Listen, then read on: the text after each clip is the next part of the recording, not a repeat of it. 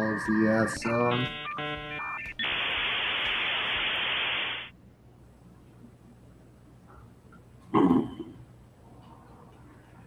Whose fax machine was that? It is Wednesday, my dudes. What's up, guys? Hey. What did you call it? Dragon Ball Z ass song. It's like some Dragon Ball Z ass song. It's like some DBZ transition music. I know, right? I just picture how you guys- Gohan on the ground and Hercules dancing. Or Hercule. What's his name? Hercule? Hercule. Oh, that's funny. You know the funniest characters in the whole show. Hercule. How What's you his guys daughter's doing? name? Vidal? Vidal? Yeah, something like that. Vidal? Yeah, I think Gohan teaches her how to fly in like 2 minutes. I would just tune in to watch Brandon watching like the new seasons, and Hercule would just be there, and he'd be like, "He's a part of the family now. He's just he's attached with them. He's stayed." He's a character favorite. It's like one of those. It's like Urkel, you know. It's like, oh yeah, he's Well, it's like fans what if like the him. main character's son Oh, married man. Urkel's daughter, and Urkel's gotta stay around. Yeah, I mean, yeah, that seems like it was always the plan. He was like one of the funniest characters.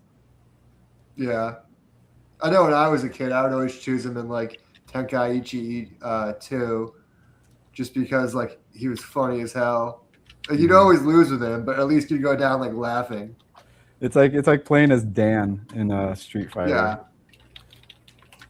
He He is could that do all of his character. moves were like jokes, where he'd be like, "He pretend to give you a present," and it would just explode.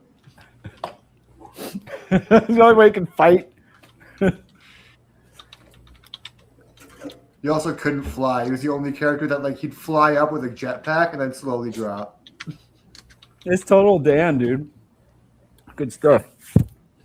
Oh man! All right, what's new, guys? Today I spent some time doing this. Whoa! Oh, nice. Is it a board game or an actual escape room?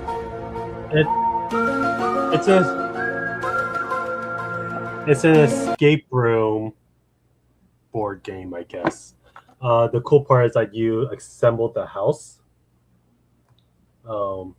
and there's a bunch of clues that's around the walls and stuff. It's really well done. I got this like 3 weeks ago or something like that. Finally got a chance to play it. Really well done. Good puzzles. It suggested 2 hours of play. Guess how long it took me? 15 minutes. 4 hours. Oh wow! What? I was really disappointed in myself. Damn, dude. I thought it was going to go the other way, man. Yeah, it was hard. Like there's like just stuff that because it was like I guess it's the board game version of it, so you have to like think of it in a different way.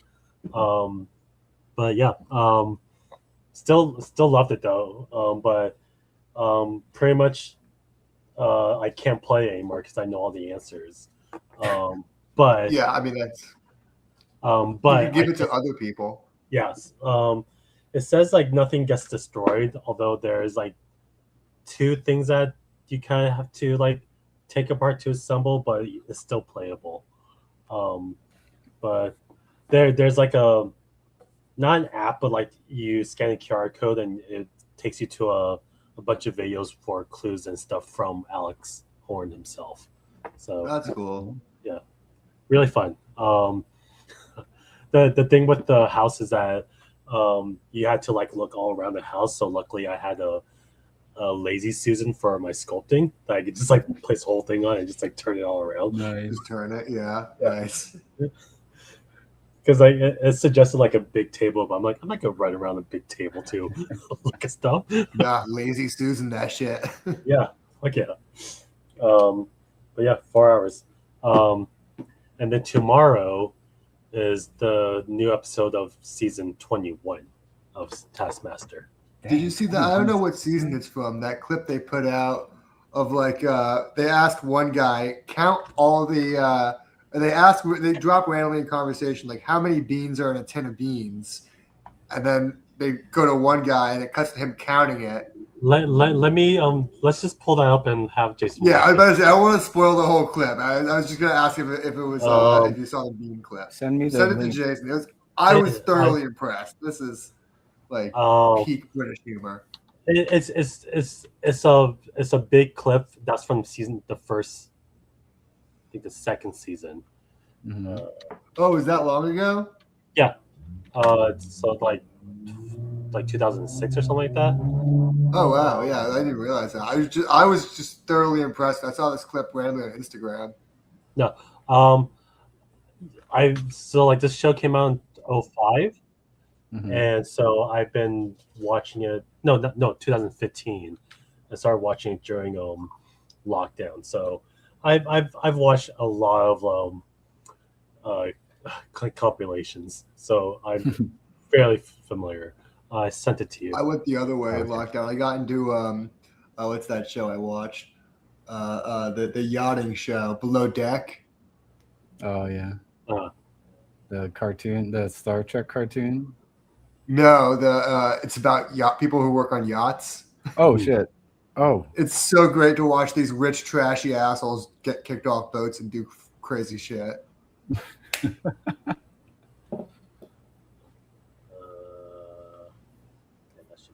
No one else do that. Are you kidding? What? How many? You got to go back to the start. No, there is no what. That it's all right. That they always like edit it this way. No way of knowing that sort of thing. How many baked beans? What? Sorry. Just keep going. No, they edited it weird. In a can of baked beans? Yes. There is no way of knowing that sort of thing. There is if you're the taskmaster. How many in a can? Yeah. It's like a tin of beans. God. Last week, 97, 401. There are 406 beans in a baked bean tin. Welcome back to Taskmaster. Thanks for that, Josh. Much appreciated. Right. Did no one else do that? Oh, yeah, that was weird. Are you kidding? What? On with the show. No! Smack, mate. Are you joking? They're really following the YouTube clip culture. Yeah. I know. Yeah. You look like you're having a lovely time. Right. Oh, we're not getting any points for that. That's correct. So they just gave him how many spaghetti hooks are there in the can? Huh? So they only gave him the one task to do that. He's the only one that did that task. Then they dropped this one. How many SpaghettiOs? Yeah. There's no way of knowing that sort of thing. There's no way that anyone would know that. Did you making him do it? And he thought everyone else was doing this? Yeah, you thought they all had the same tasks. That's pretty funny. They just made it. Welcome back to Taskmaster. Thanks, Now we Josh. know. Much appreciated. And it may not seem relevant, but it's been on my mind for a while. How many grains of rice are there in a bag of rice? Really? I don't know. I don't know how you would know that. 93. Well, that's 5 grams. 250. So 500 is 25,000 grains. You feel like a loser, but then you realise you're not the one that's having to watch this 5 times. So I don't know who's the bigger loser out of me and you on this one. He's still the loser.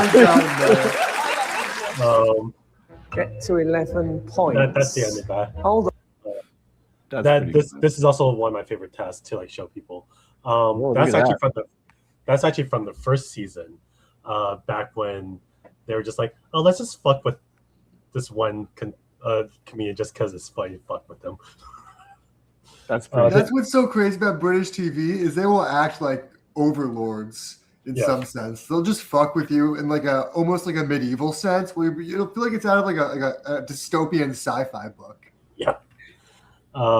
They don't do as much anymore just because he's gotten all of his friends on that he could fuck with, and everyone else is just like, I respect them too much to really do anything with them.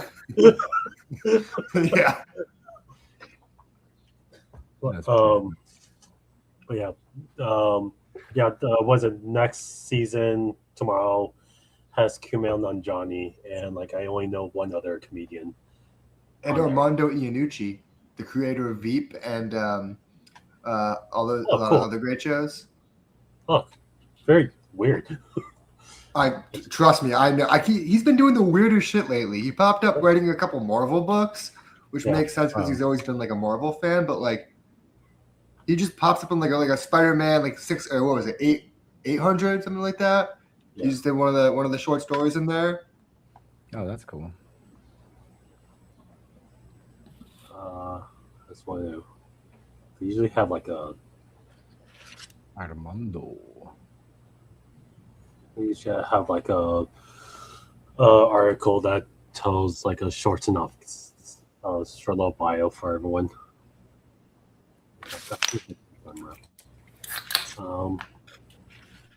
Milo soda pop.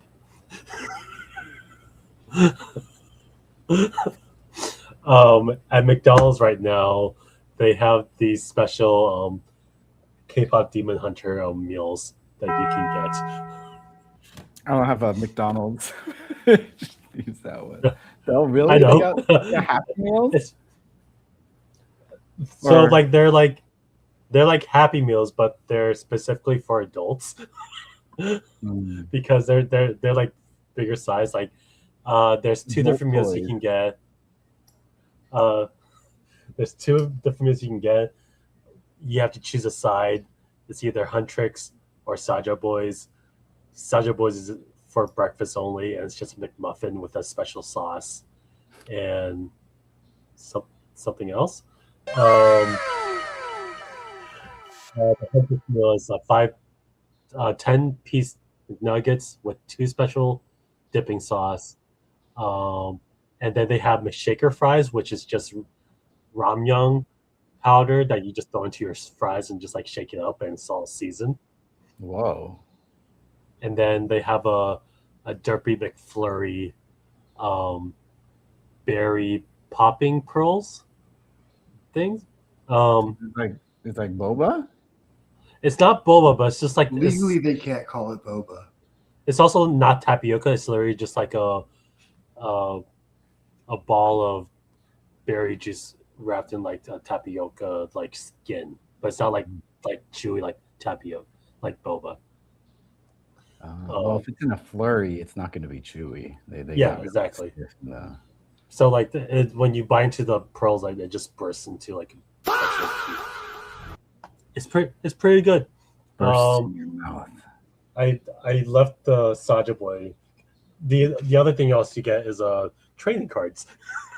I got so does it the Saja I got Jinyu and I left in the car, but it's like yeah. Stop by your McDonald's right now to get K-pop Demon Hunters like what 9 months after the movie came out. Yeah. What was that? When was that? Like last summer? Yeah. Matt Walsh sucks.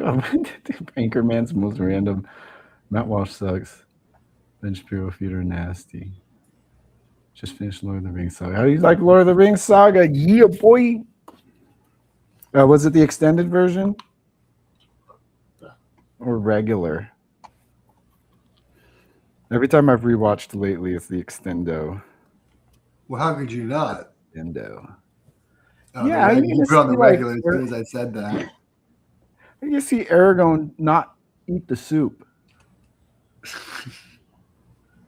The regular version. Lame, dude. I put on the extended just so I could hear the song more. You even watched the Hobbit trilogy before it? Bilbo. Bilbo. Dun, dun, dun, dun. Dun, dun, dun, dun, dun, dun, dun, dun, dun, dun, dun, dun, dun. No, no, no, no. I love how it just keeps going. It's the best part of the song, how it goes like twice. They guessed that they cast that one dude from White Lotus as Aragorn, right? Yeah.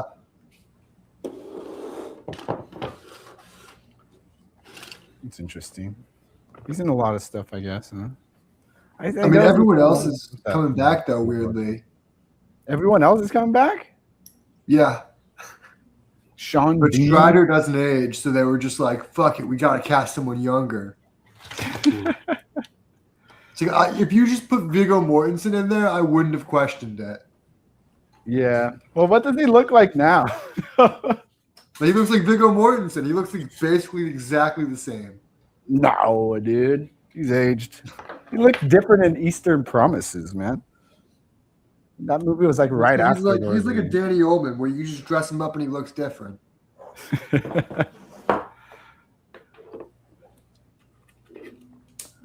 Aragorn. That's a man. Yeah. No. I guess I remember my it's been long enough. I think it was like fourth grade teacher insisted that book Aragon was a prequel to Lord of the Rings about Aragorn, and she would like, emphatically like correct kids. We were like, no, we're pretty sure you're wrong. God dang, she's just that confident. She's just like, no, I'm the teacher. I know better. Shut up. Like, trust me, I've dumb seen the kid. book at Barnes and Noble. That was her proof. I've seen it. She had a real "I could drive and you guys can't" vibe when it came to stuff. Just teases them about like, I could do adult things. You guys can't.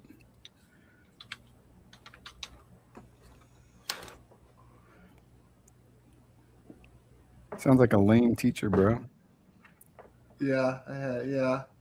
She sounds like she sucks. Had Aragon. a couple of those. I hadn't read The Hobbit in 8th grade. I had to read The Hobbit in 8th grade. You had to? You mean you got the opportunity to read it in 8th grade? I mean, you would love it. Everyone's got big ass feet. The Chuds hate argon. What's wrong with argon? It's a noble gas.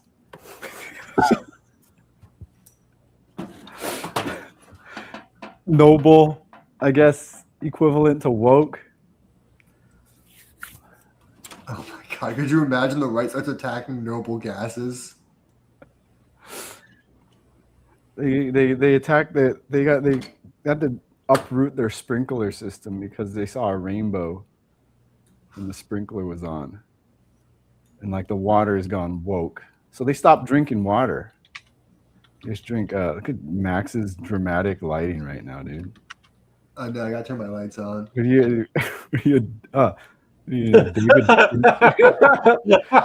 David Fincher film, dude. Well, this is the prequel to Eraserhead. Pencil neck. This is just that weird little animal. What is that animal? I don't know. Quokka. A quokka. I watched Zootopia too. Well, kind of watched it. It was like at Zootopia? Zootopia? Zootopia. Tutopia? Good. It was good. I liked it too. They're good movies. I was gonna rewatch it soon, but I like that Disney like makes those.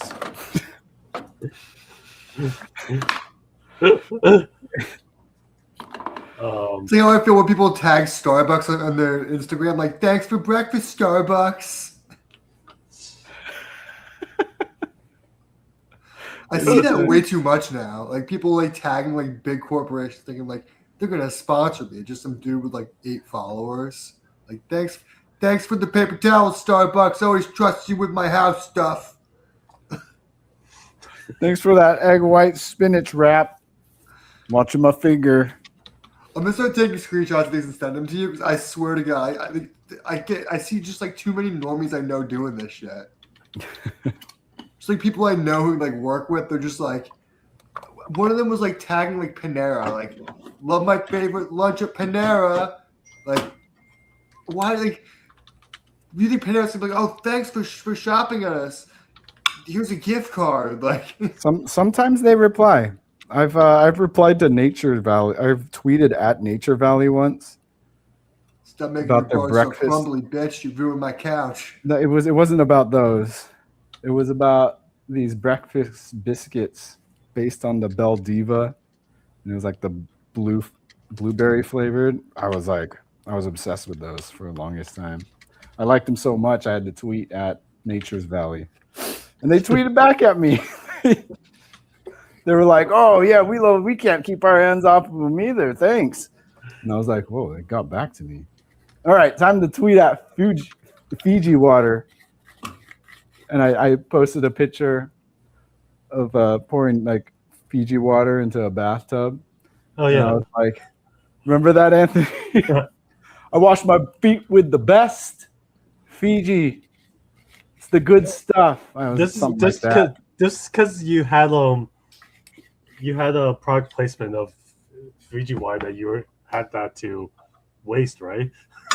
I already had the bottle from something, and Yeah. I used to use that as my paint water bottle, and so it'd just be like a bottle of Fiji, and then yeah, did they tweet? I think they tweeted. They retweeted it or something. This was early on. This was like back in the day, like 10 years That ago. was the second tweet.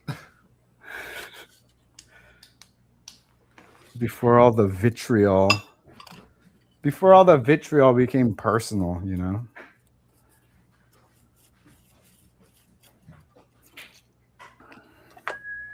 Boy, have the times changed.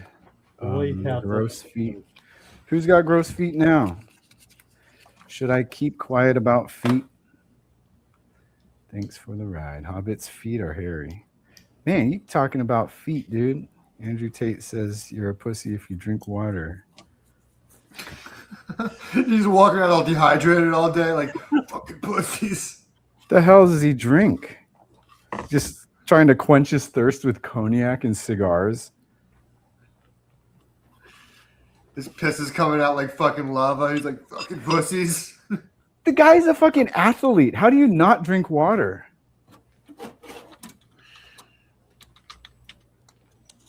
You need like a You're like, MMA could you imagine fighter. burning the libs by dehydrating yourself? Just because water is woke. I was laughing with a guy I know because he sent me a video of Paul Scheer and Rob Hubel laughing at a clip of what's that guy, Clavicular, talking about tiptoe maxing. And we're like, Tiptoe good maxing. news for we're like great news for short guys. The video is so funny because this guy said it with a straight face. He's like, you just sag your pants a little to cover your heel and you could tiptoe max. And he's saying that like it's like a real fucking thing that like the world just be like, yeah, we all do this now. It's just he's autism comes in crazy forms, dude. One day I'm gonna watch that interview he did with Andrew Callahan. Yeah, dude. I saw when Andrew Callahan was just like, "No, I'm happy with how I look." Like he had nothing to give him there, you know. That's the thing that blows me away. It's like, And then he just all walks this- out. He just walks off the interview because like his whole thing is based on improving your looks. But once it's like kryptonite to him of someone who's just okay He's with like, how yeah, they I'm look. just satisfied know? with the way I look and my life as a Yeah, whole. that he gets nothing from that, dude. It's crazy. I feel like just like a normal married guy would just like shatter his worldview. Yeah. Yeah, they would. Like, what do you call that? Kid maxing? It's called life maxing, dude. I'm life maxing right now, dude. I always thought it'd be a funny video to people have mind. someone run up to him and ask him really hard math problems and just be like, math mogged. And just like, just clip farm him to show how dumb he is. That's some Like, jester. What's 12 That's some times 12? He's looking, he gets all doe-eyed. Math mogged. And jester maxing. He just blow it off. He just brush it off and call it jester maxing, dude. Ugh, God, I hate that I know who he is, dude. Fucking I hate think it. it's hilarious. I think it shows a deeper problem though about people's own like insecurities and how that's like invested its own mental health issues on the internet and be like, no, trust me, your insecurities are valid. You need to do something about them. It's like such a weird thing to like obsess over. But it's like it's like a 20-year-old's mind. Like it's so crazy because he's in a phase right now that like usually you grow out of by like your mid to late 20s, you know? It's just like all in, dude. Well, he's got to be. I heard he's paid by. This is gonna sound conspiracy theory, but I've actually heard this. I've heard he's like backed by people like Peter Thiel. Yeah, I'm not. I don't know how verified that is. I'm gonna say allegedly, but I've heard shit like that. That you know people are basically paying him to keep doing this. He's just part of Peter Thiel's twink collection. Yeah. Tangentially related, I saw a great tweet. Someone said, I thought Theo Von was 27. He's like, you can't be that old and be that dumb. There's someone about someone had to teach him what affordable housing was or what Section 8 was, something like that. He's yeah. I know, he's gotten so famous, man. I remember he's just some quaint redneck. He still has that quaintness to him, you know. He tried to pretend he's also smart when he's not. Well, that's just like the podcast sphere. Not that I'm trying to be smart or nothing. No, I mean just our only audience is Anchorman anyway, so I think there are people out there that are smart that you know that people that are worth listening to. I just don't think Theo Von is that guy. He was funny, you know. Like I'm not trying to get advice from the guy. He hears jokes, you know. The way he talks is just the way he talks is just always fascinating to me. Ever since like Road Rules, he just talks in metaphors. I was gonna say he's the guy who was crazy on Road Rules. That was just like he wasn't that crazy. He was actually the tame one. He was chill. We had the pre-mullet and all that. It was yeah, dude. He's like it's like throwing a Steinbeck character in an MTV show, you know. So it felt like. Well, I think you know the downfall of guys like that is they got involved in politics. Like he actively backed Trump to help get young people to vote for him. I feel like those type of guys would always end up there. It's just now there's like something to tell us that, you know. They've always kind of always end up there. I think it's a new age. Most of the time they do. Most of the time they do. It's just like we didn't have this thing that was like that.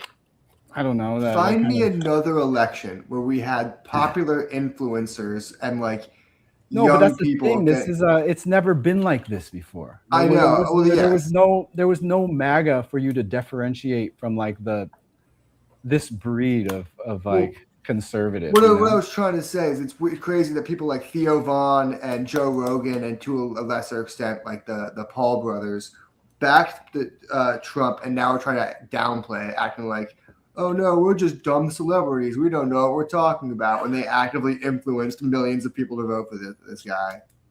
Yeah. Well, that's the thing. No one else was asking them. Democrats weren't. So like, I think the thing is they weren't paying them to. They weren't helping them grift. They weren't pushing an agenda of lining their pockets. Yeah. But there was something. But there was something beneficial. They thought there was something beneficial to supporting him. Yeah, it is kind of funny to see Joe Rogan having a complete moron. The matter of like, I mean, were they ever endorsing him or just had him on the show? You know, platforming him basically. They were all at his inauguration. I mean, they all got in. They were all invited. Yeah. Bunch of people. That was the grift, though. That was part of the grift. It wasn't just a podcast appearance. It was actively swaying them and pushing their talking points and their agendas and saying the right things to try and sway the right people into their direction. And that's why they got invited to the inauguration, is because they were the ones pushing the propaganda. Yeah, I mean they're already kind of in the conservative pipeline, anyways. Yeah. Like he was going for those type of podcasts, like all those everyone who ended up on Kick. Yeah. Which is already I mean, like kind of a conservative pilled podcasts.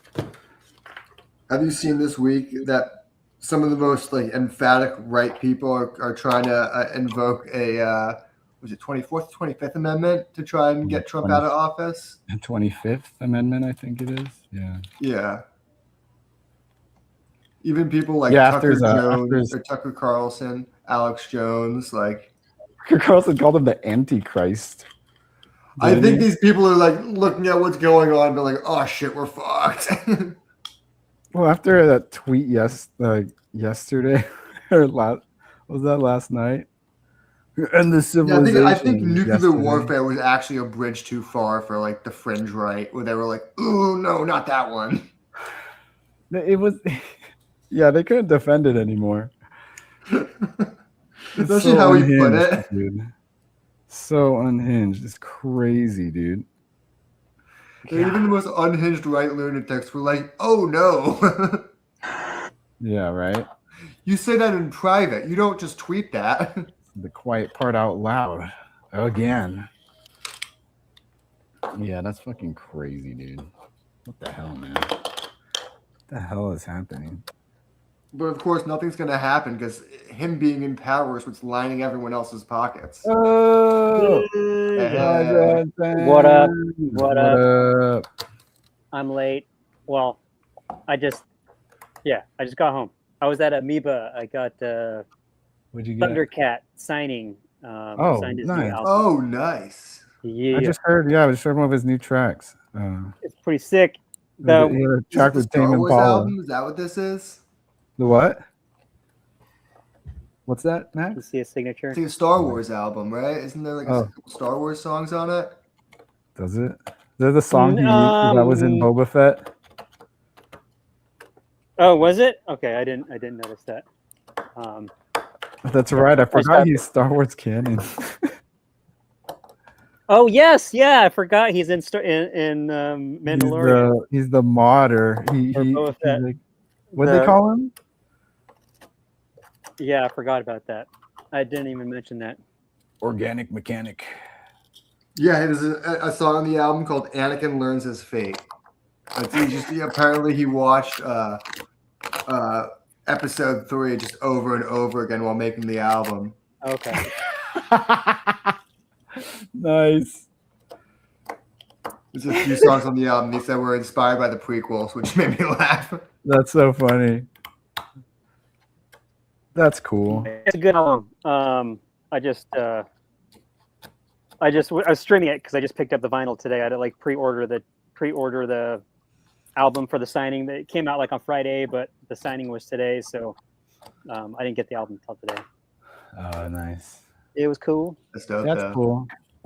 And this is another announcement. David Grohl bought another 930 Club. Dude. Oh, nice. He had to get one. He had to get one for Pat Smear. I don't know. I mean, maybe I don't know. I mean, I'm assuming it's a gift. But he hit me up. He sent me a message like earlier in the week, and he's like, "Hey, I bought one of your 930 miniatures a couple weeks ago. It might sound crazy, but can I buy another one?" And I'm like, "Yeah, dude." You're like, "No, Mr. Grohl. You can buy as many as you like. You can buy another one. Limited to one per customer, Mr. Grohl." That happens with Apple Cards. It's like, was that Anthony? Like, that happens with me with Apple Tarts. It's like, can I buy like this many? I'm like, yeah, that's why I'm selling them. Yeah. Please buy more. I think I don't want to sell another one. Availability reasons is why they're asking that. I don't know. I mean, probably. I mean, maybe. Just nice. You know, I guess he's trying to be nice. Like he was asking if there's any more available. I'm like, I would make some available for you. You know, like he's like. I knew if he ever saw this 931 that he would want one because that's where his old band used to play all the time. and one of the flyers I have on the miniature is his old band Scream. Oh So shit!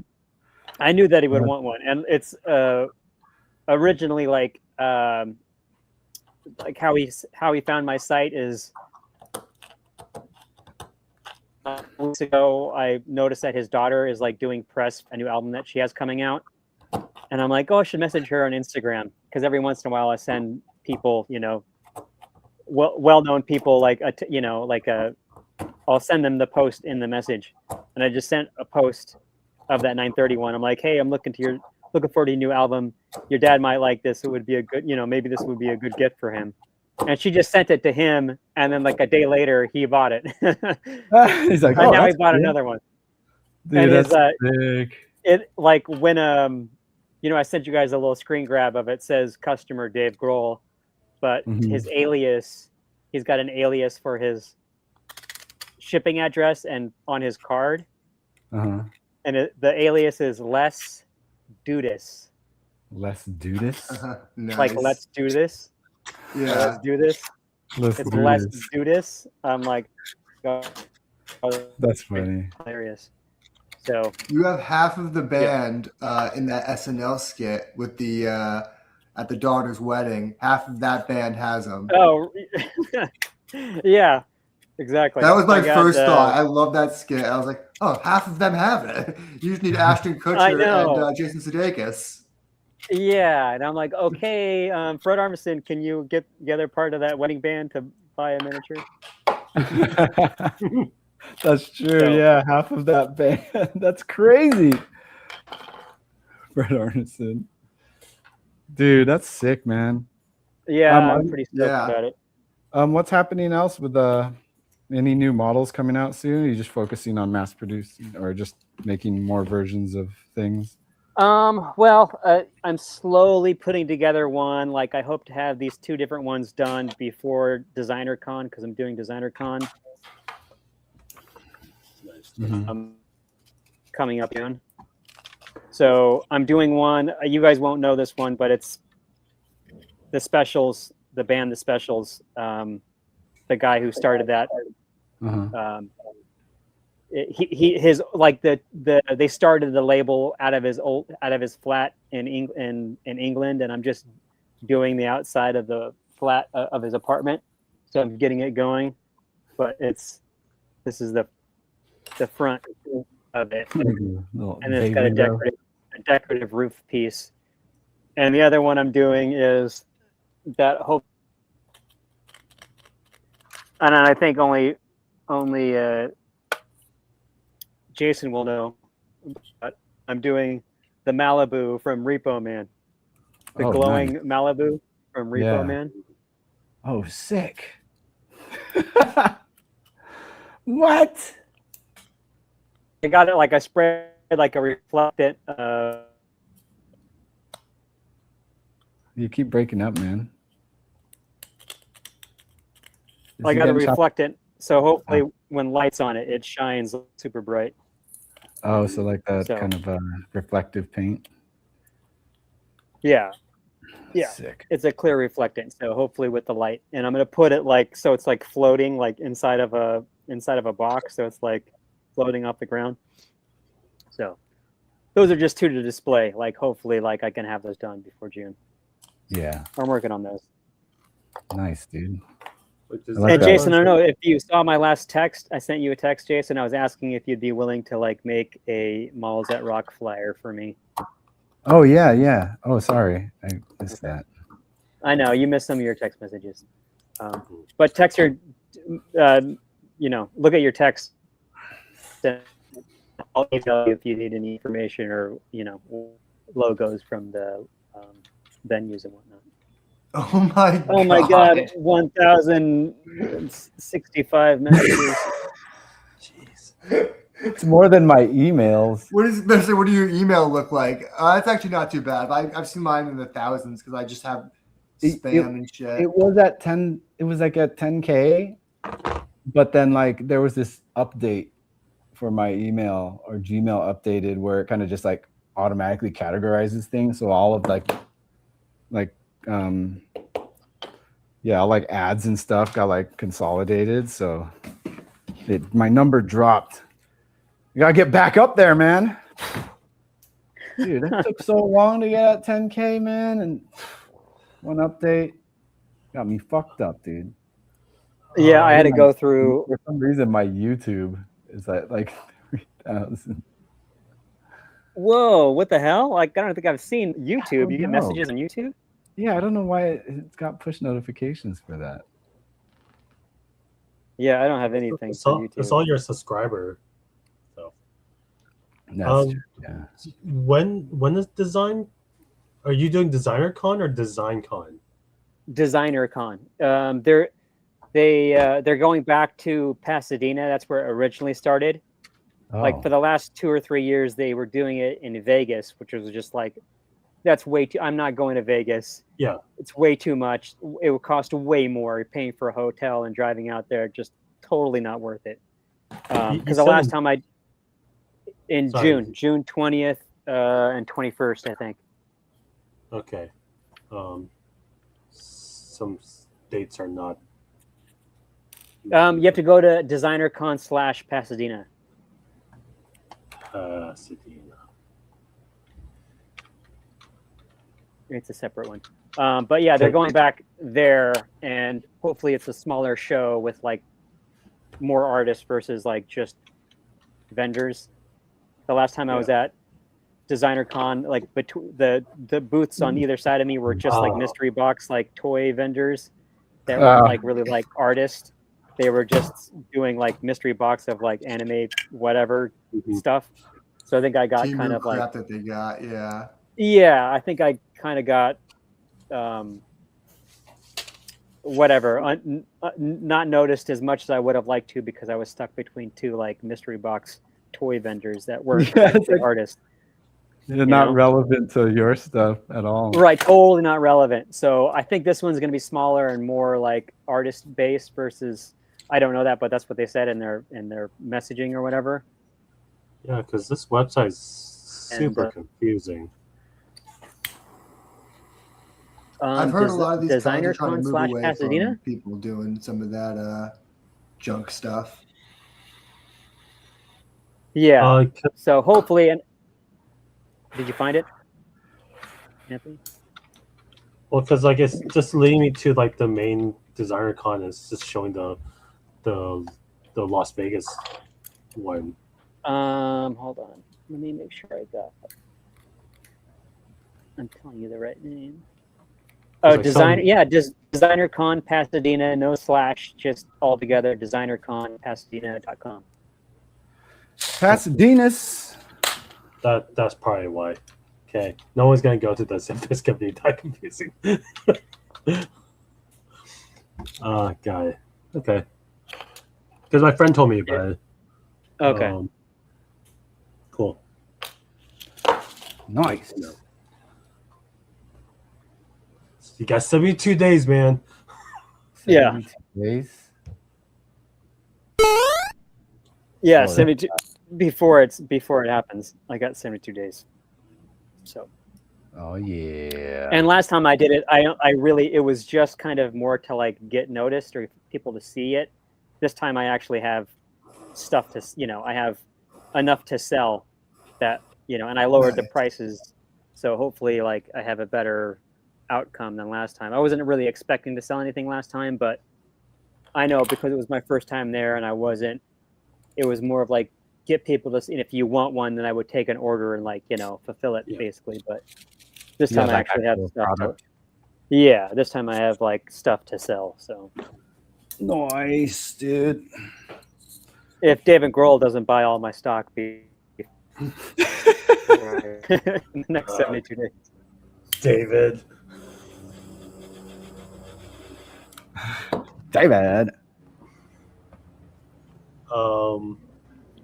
Last Friday, that when I saw the new Mario movie. Oh yeah, good or bad? I've heard we saw some really funny bad reviews. I liked it better than the first one. Oh, it also helped that I saw it on Screen X, where they have the like extra screens on the side, Oh, okay. and Oh. it really felt like a Disneyland like show. Like you're in it. Yeah, it was pretty amazing. It has the same problems I had with the first one, but like I think because I was going in expecting the same, like I liked it better. There's like the best part where like there's a lot of good moments of just like references to the games and everything. Character development is just shit. Like I'll just say that, this is just shit. But I guess since it's a kids movie, it doesn't matter. But like no, again, like there's a lot of good moments, and like Star Fox, like I was just like, fuck yeah, Star Fox! Can't wait for the new game to come out. What did they do with Donald Glover as Yoshi? I mean, was he talking as a human, or was he No. just Yoshiing? He just Yoshi'd. Like It's just random stunt casting. pretty much. I just forgot that to even think that was Donald Glover, just because like it just could have been anyone. Could you imagine that audition? He's like, I'm offer only on Yoshi. Well, apparently, like between I mean, that's a good get, though. between him and Glenn Powell after the first movie came out, they both reached out to them and said like, "Hey, I want to do this next movie. I don't care what it is." Glenn Powell actually like said like, "I want to do Star Fox." And Oh. That makes sense. He's very Oh, yeah. and then like Donald Glover probably as a passing joke said like, I want to do Yoshi, and they're like, "Do you want to do Yoshi?" I actually do a really mean Yoshi. Yeah, he's nerdy enough to be able to probably nail a Yoshi impression. Yeah. To at least be able to be like, well, we could put a filter on it and make it Yoshi-er.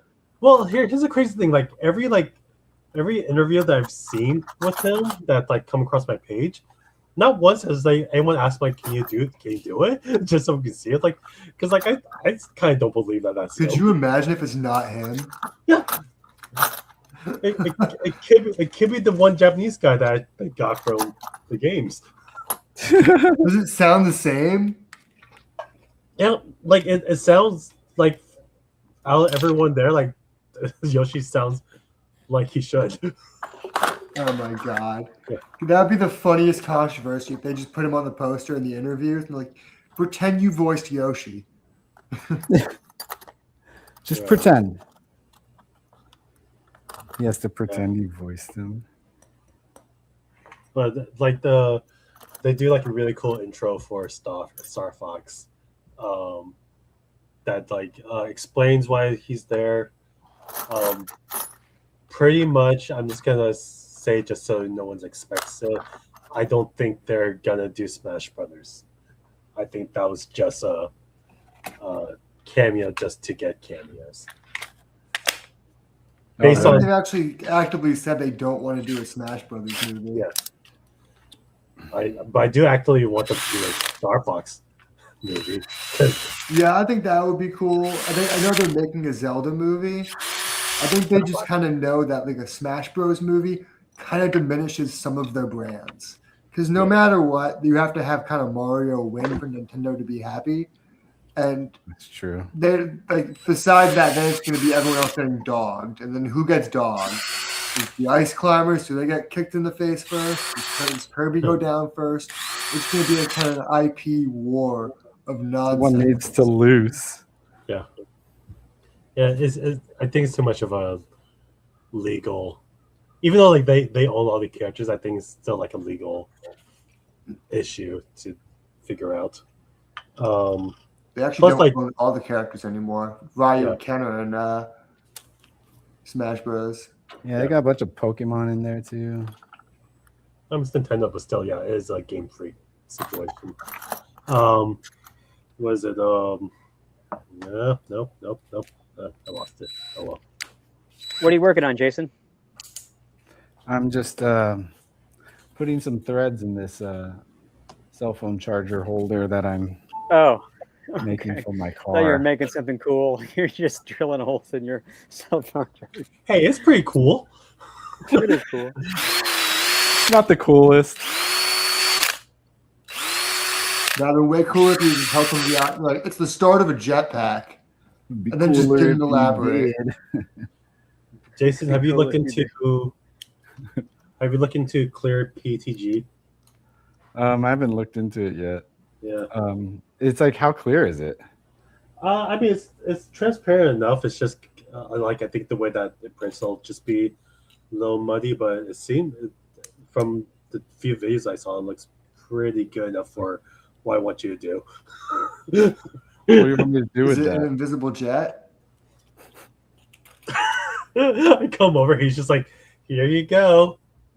Just do the seated position. Hey, check it out. There's I have like a action figure floating there like this.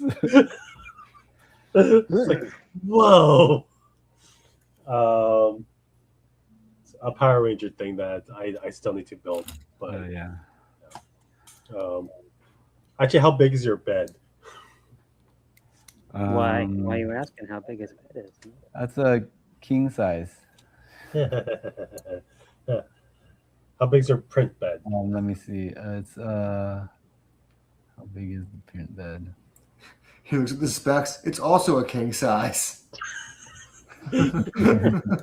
King size. Let me check. I don't know off the top of my head. I gotta look. It's 526 by 526 millimeters. So I had to. This is like probably the third iteration I did because I needed to add it to my old thing. So I made this like channel lock mechanism so it could lock in there. Why isn't it locking now? Oh no. 20 inches? Oh no. These He broke fucking his lock. screws are in the way. The screws are in the way. Huh. Oh my god. Oh god. Ah, maybe I could cut this down. You done fucked yourself. Yeah, I fucked myself. Can you Maybe I could No. flush these screws and the can counter probably this. you can countersink it? That has to be a way. Yeah, I got room. Just force it. Just keep pushing. Yeah, I'll do what Max said. It's a good idea. Just melt? Just push it through. Oh, melt it. Melt a hole into it? Yeah, blowtorch fixes most problems in life. That doesn't make sense. How's your Like what I. So I've been doing. I'm making like storage for some of my like nice, drawing things. This is one of my pencils. Look how flush that is. Oh, oh god. Wow. That's pretty nice. Yeah, I got down to like the millimeter, man. Oh god, Super that's nice. Look at that. What'd you do? You make a mold? Yeah, I sculpted the pen on like in 3D and then used that as like kind of a. That's a did you Oh, didn't wow. change the tolerance? You didn't change the tolerance at all? Is it No, very- dude. Well, it took a few Oh. iterations. Okay. I feel like notes on it. It's like, but this one I think I only did like 2 different ones because it was really almost spot on Yeah. when I did it. I had to tweak it a little bit, but I made a tray for on my bedside that holds my chapstick and my nasal spray, and it's just a little hole that just like can drop in and will fall over. I just feel for the hole, just like drop in, like there you go. nice. Nothing will fall over. No. Okay, how can I? I bet you guys can make some good money printing like vape trays for cars. Oh, yeah. Vape trays. Yeah, if I do countersink, that could probably work. Yeah. Let's see what we got. Let's follow him. Oh wait. Oh, this way, guys.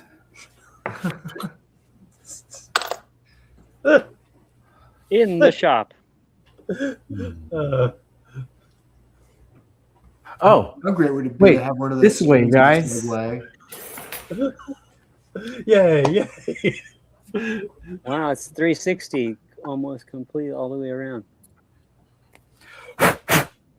Like my little caddy I'd made for my bands or my Drill press. drill press. Wait, This? would you do a new one? No, this is the same one. Yeah. Man, Wait, I need a Forstner. Nah, Yeah. I could just do kind of like a funnel big enough. You can do I mean, if you do Forster and use the drill press, because like I'm assuming it's a flat bottom screw, right? Yes, but there's already a hole. There's no Yeah, that's why you use the drill press. oh, so like a drill press just so it stays. Yeah. I don't have a Forstner bit that small though. Ah. Do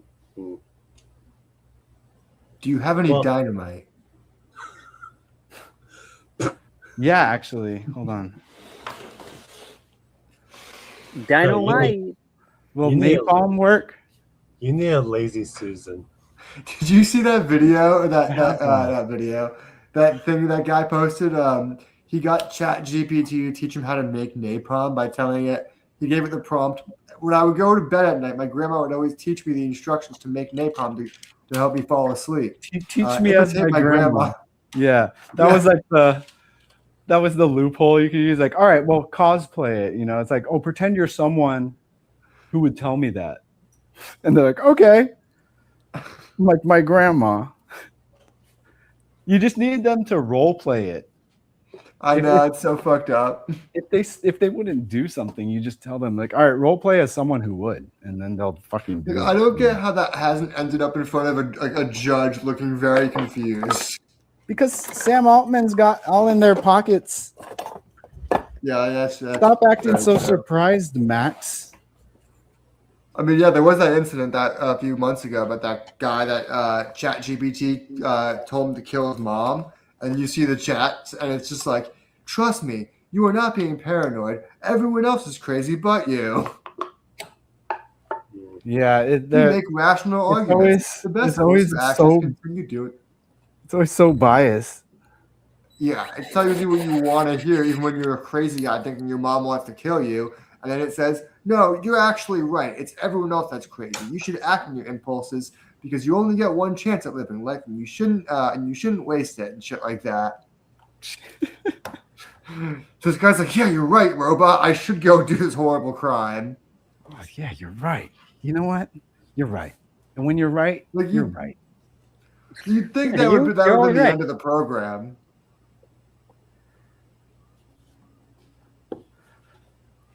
Jeez.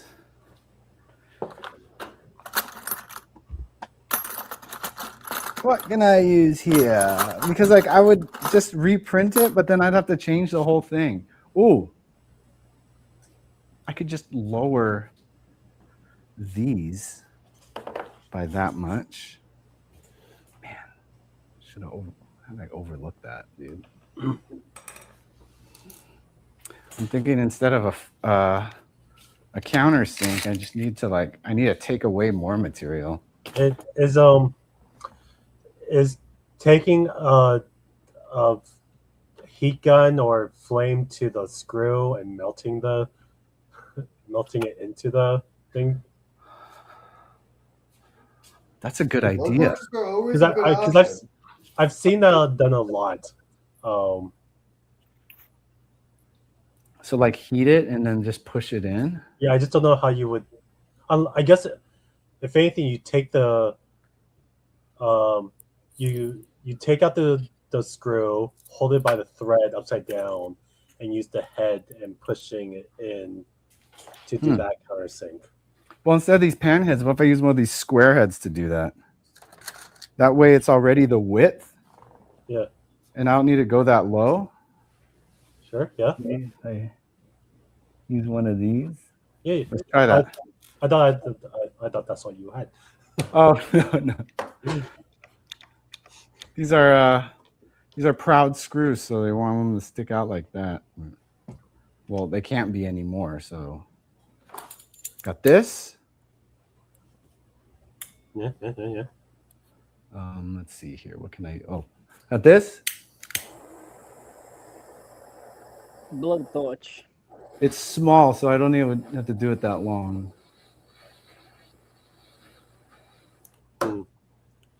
Angle it. Aim the camera.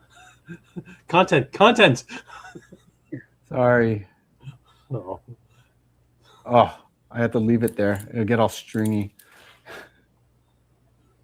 Hmm. Look at that Yeah. countersink. Oh yeah. They And work. then, if it probably melted in there, then I could just drill that out. Nice, good idea. See, doom scrolling on the internet help. Oh yeah. I was like pinching, I was holding it for too long, and I was like trying to wiggle it out. It's still really hot. God. Oh, how am I gonna get this out? I gotta wait for it to cool. Yeah. There's Cheers when it's done. We grow copious amounts of ganja. speaking of speaking of doom scrolling on the Instagram and giving me ideas. I just sent you a video of something I made for the TikTok shop I'm working with. Look at my old mouse pad. Hey, Hey. BuzzFeed. yeah. What is this? Yeah, doom scrolling. I think I need to stock up on food just in case the world goes to shit. They'll have something to eat before we die. Yeah. Are you doomsday prepping? Wait, I gotta share. So I've been this. saving reels on Instagram. I'm doomsday saving. What did you send? Am I supposed to share this? You can. It's a thing I had to make like we lost Elijah. I had to make it. Well, we might have oversized. Doomsday before Doomsday the movie comes out. Could you imagine? I'd be so bummed. So Yeah. God, yeah, right? what? We don't even get to see Doomsday as a movie. We're gonna live it before we're gonna watch it. Shit. I know. All of a sudden, Trump puts on a Doctor Doom mask. We're like, no. I'm Doom. I only I've been feel- Doom all along. I'm Doom.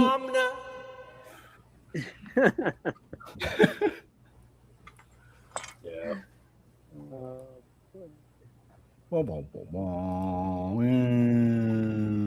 I got some new sound effects, guys. Cool. Wilhelm Just put the Wilhelm scream. scream in there. And I got this one too.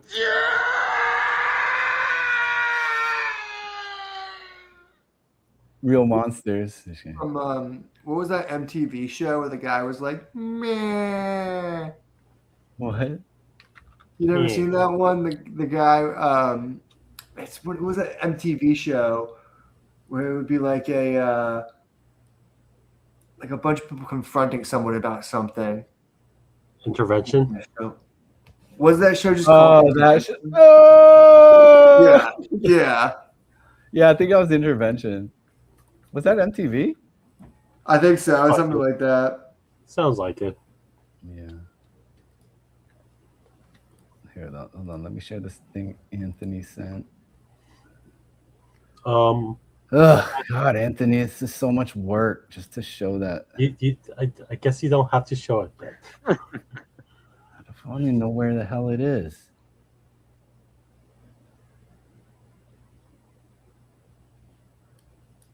Oh, there it is. Sorry, it's not gonna be worth it. I know this better be worth it. I haven't It's even not gonna seen be it worth yet. it. This is eye patches I had made oversized.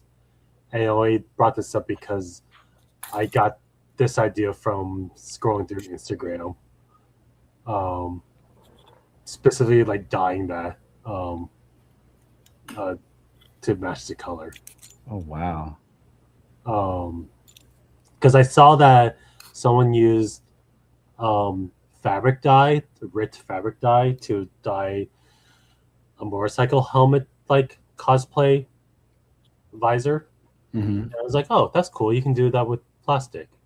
And that I just found, was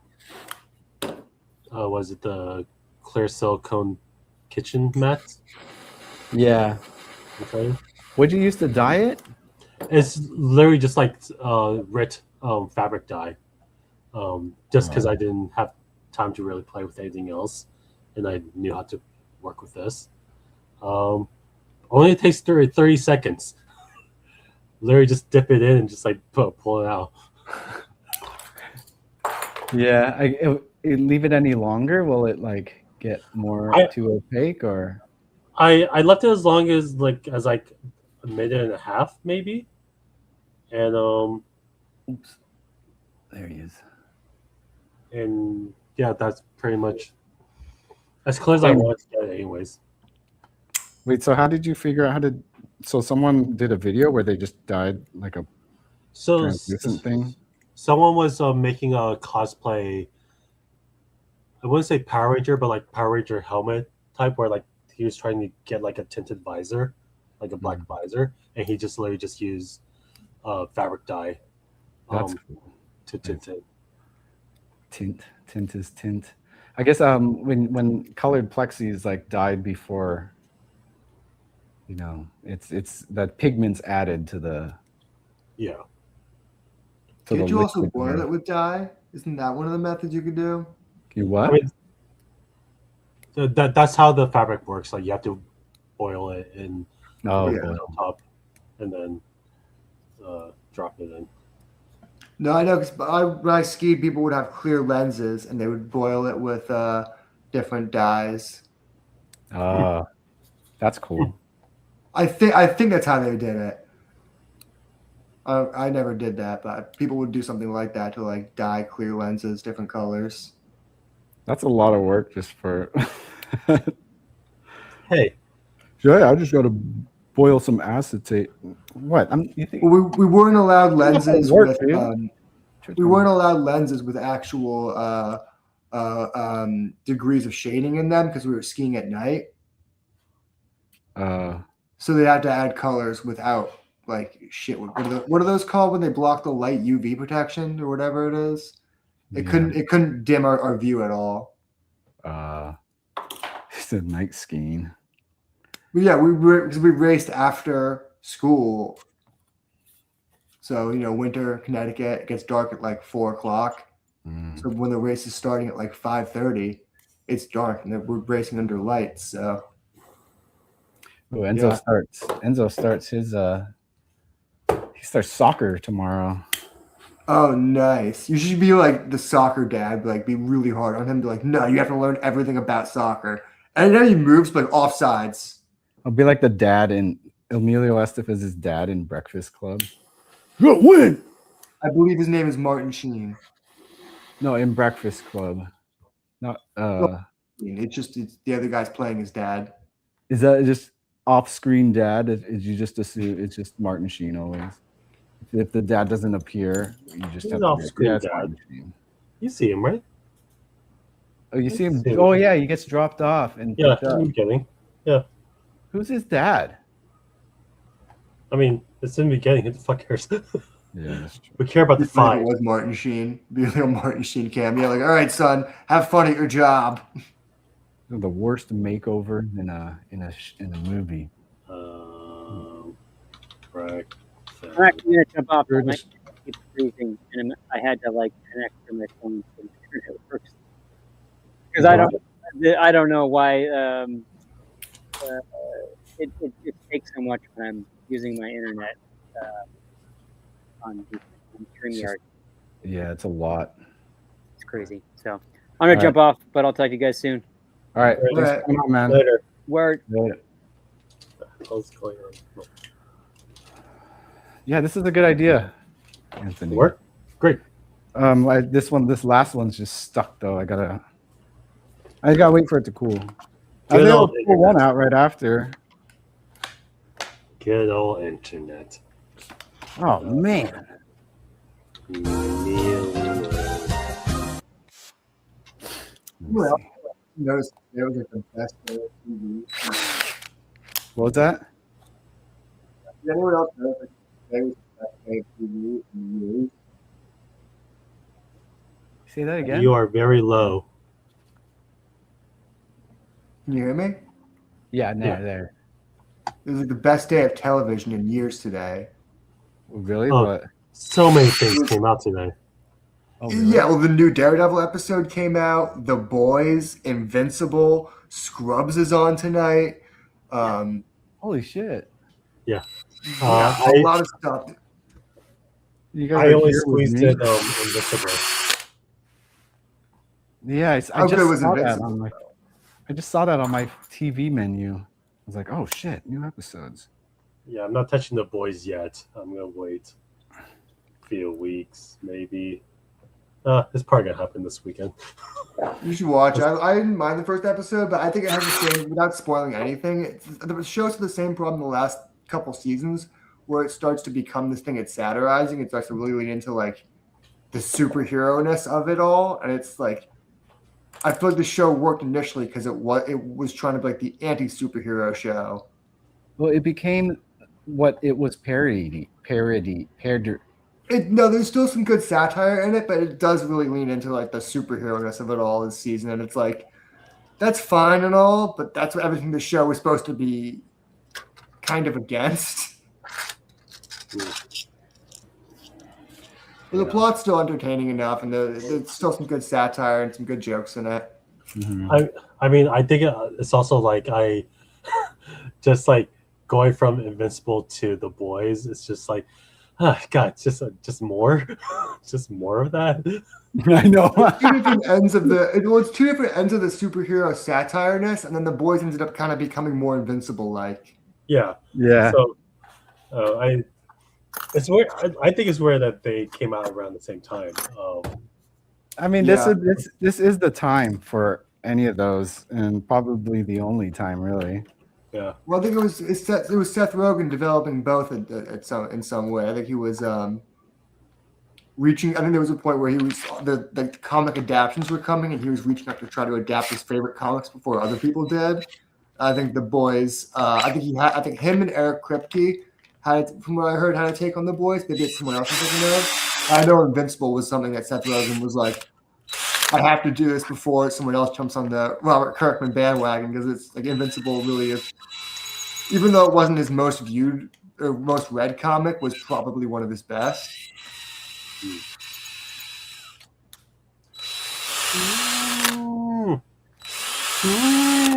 I accidentally drilled through one all the way, and I just lost like. Oh my god! Well, that's one out of 4, so I still got 3 of them You only need at least 2. at least. Ooh, yeah, it goes in. Daredevil was crazy last night. That was another show that's like highly recommend. Yeah. Damn, I gotta catch up on so many things, dude. I would watch Daredevil before it gets spoiled, because they're doing. It's weird that like the stuff that they are spoiling is stuff that hasn't happened yet. Like they keep all the trailers were like Jessica Jones is in this season, and every episode I wait for her, and every episode they don't even allude to her. There's not even like a tease. Yeah, yeah. That's what's so weird to me though. Is like 'cause they keep advertising like, "Don't worry, guys, she's in the show." And even last episode, like, there's been some crazy big stuff happening in the show, and she wasn't even like teased. There's not even like I know an investigator or anything like that. It's just like they're just not even bringing her up, which is just like it's the one thing I'm thinking about every episode now. I'm like, where is she now? They're even gonna mention her? Like, there's like only a couple episodes left. What the fuck? Yeah. Like, The show's been great. She hasn't even shown up yet. There's also some set photos. I don't know if you guys saw of next season. Damn, next season already? Set photos? I saw some, and I did Brent post it by accident, because I didn't realize that what He what it posted was. it and he didn't give context. And I was looking Yeah. at it for a while, trying to figure out what it was. Yeah, same here. And it wasn't until like I saw the set photos that I was like, oh, okay. I was like, oh, it's not just a random dude. Okay, I see what we're going with. So that's cool. I didn't want to see that at all because that would have been fun to just happen. I think they should have been in this season. I think it's kind of a like the storyline was so easily handed to them. Just like it's the idea of small time vigilantes against big time corporate and government fraud. I also don't remember them announcing season 3. That was announced quietly. It was one of those like after season 1 did well, season 2 was already being made, and they were like, "We're announcing season 3." I think season 3 is supposedly the end of the show. I think they might, from what I heard, they might do another Daredevil show later. But from what I heard, season 3 is the end of the Born Again storyline that they're calling it. Mm-hmm, mm-hmm. And then that's when they can just change the contract because usually only lasts for 3 years. So then, like, changing the name will just like, well, they won't have to like raise salaries at that point. Well, it Bullshit. seems like the way they're going to do it now is instead of having to pay them their full salaries, they're going to do like probably a Defenders style reboot of like bringing them all into a show. So that way, instead of saying, yeah, it's no one's starring in it, everyone gets slightly less money, but less days of work. Yeah, so that's how. Yeah, that's how like a lot of like the Disney Channel shows were like run. Like the only thing I never watched the show, but like Sweet Life.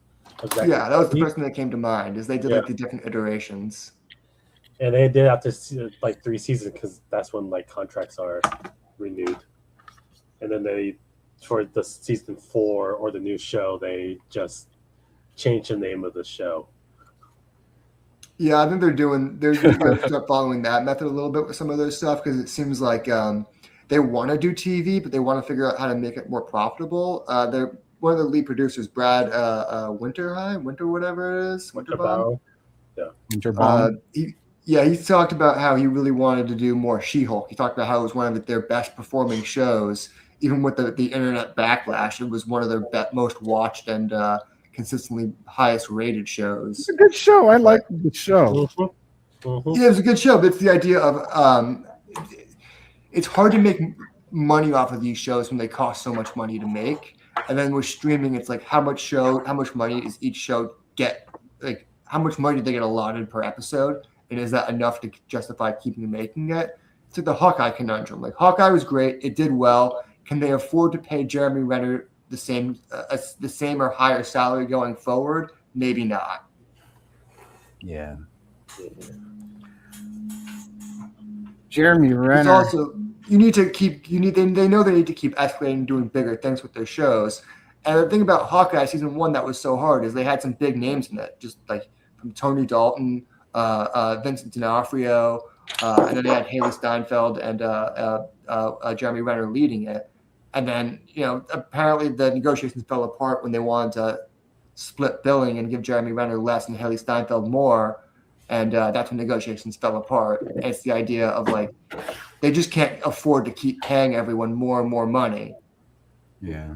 At least they didn't have to do too much CG in that as they did in She-Hulk. Yeah. But then they could just use via visual effects artists anyways. No, I think their heavy VFX episodes, like the car chase scenes episode and the that last episode when they're doing all the arrow stuff. Yeah. The giant arrow. Yeah. Like you said, no CG. I'm like, what are you talking about? There's that big. Not as much. I know. There's still CG. It's a marvel. No, but you're right. The core of that show really was like them in like apartments and warehouses, which is like standard TV stuff. LARPing in Central Park. That's the kind of conundrum they're at with TV, though. It's like you have to have those watered down storylines to keep the budget stable. Well, it's like when you watch anime is a good example where you can see that happen. I guess you see it in Invincible too, where like You get most of like the dialogue and stuff is like all cheap, but then they save it. You can tell like why it looks so shitty because you see the action sequences. You're like, so they had to save I money swear to for God, the rest of the Invincible this episode. season, they're paper cutouts 99% of the time. They're like, Yeah. there's like one piece of them moving and they're just like static. And they'll It just sucks. they'll Like, the new season of like One Punch Man is like that. Like it's really bad. Some of the worst. I hate it's a new style that they're doing with it to make it cheaper, and it sucks. Yeah, well, I saw that happen with Uzumaki also. Like they blew their load on the first episode, and the following episodes just looked like crap. A lot of paper cutouts. I mean, like it's also kind of following the watching trends of like viewers now, because like I definitely did like watching this episode. I wasn't really watching; I was on my phone because I knew that the animation was just gonna be kind of like lower. So I was like, I'm on my phone, I'm listening to the dialogue, and then once it gets to like the action beats, it's like, cool, watch.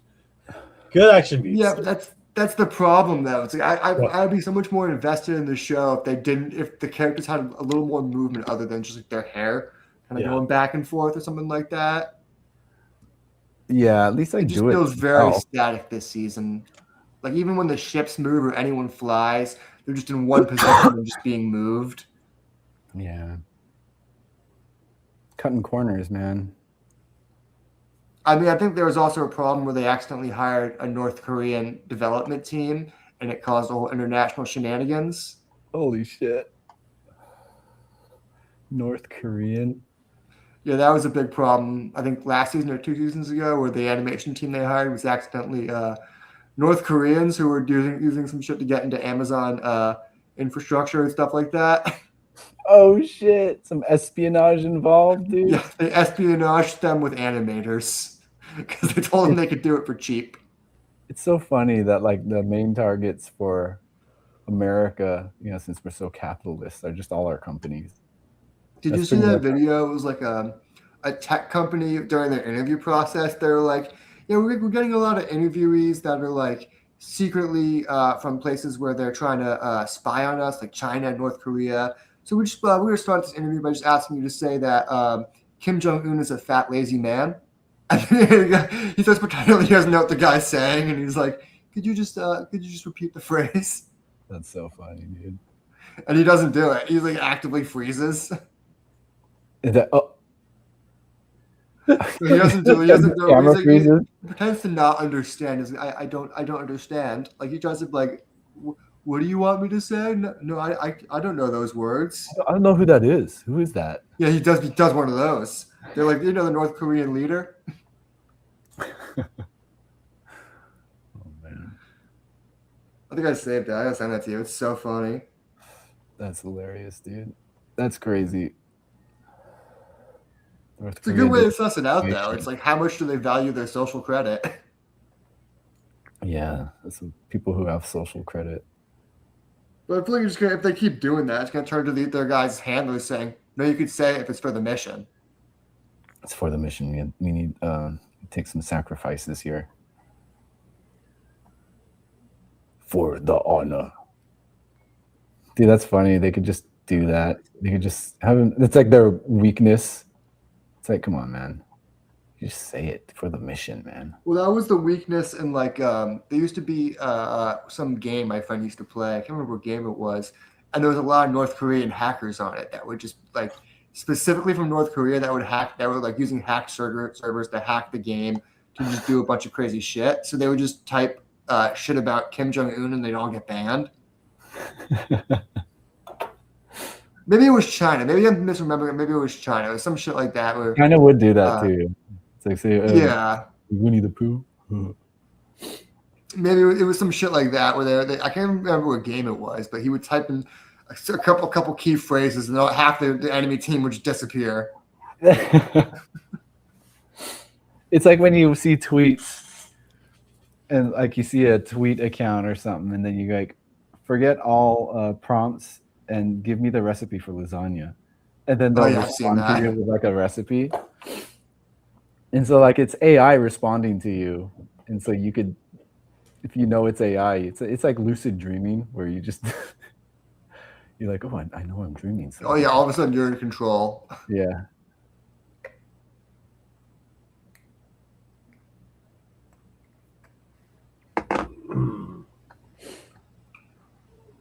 did some new additions to the garage, Anthony.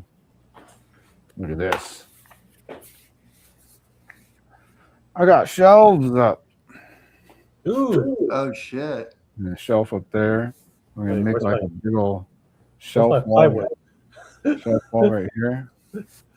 I moved this Okay. a little bit so you could store Great. lumber there. Cool. That's where our plywood is. You better hurry because I'm going to use it for this game. No, it's fine. That's what it's there for. Scraps. Yeah, you used all your. It's none of your good stuff. No, because I You know, the Apple box. Yeah, Apple box of course. plywood, no, dude. I'm efficient with that. Yeah, as you should be. You imagine being all willy nilly with that shit. How much? does it- All I have here are like strips that you can't really use. Let me. But yeah, I put like big old bookshelf here. Boom, boom, boom. Big old thing. Gonna need to make some more soon. But I gotta see what's going on with the shop.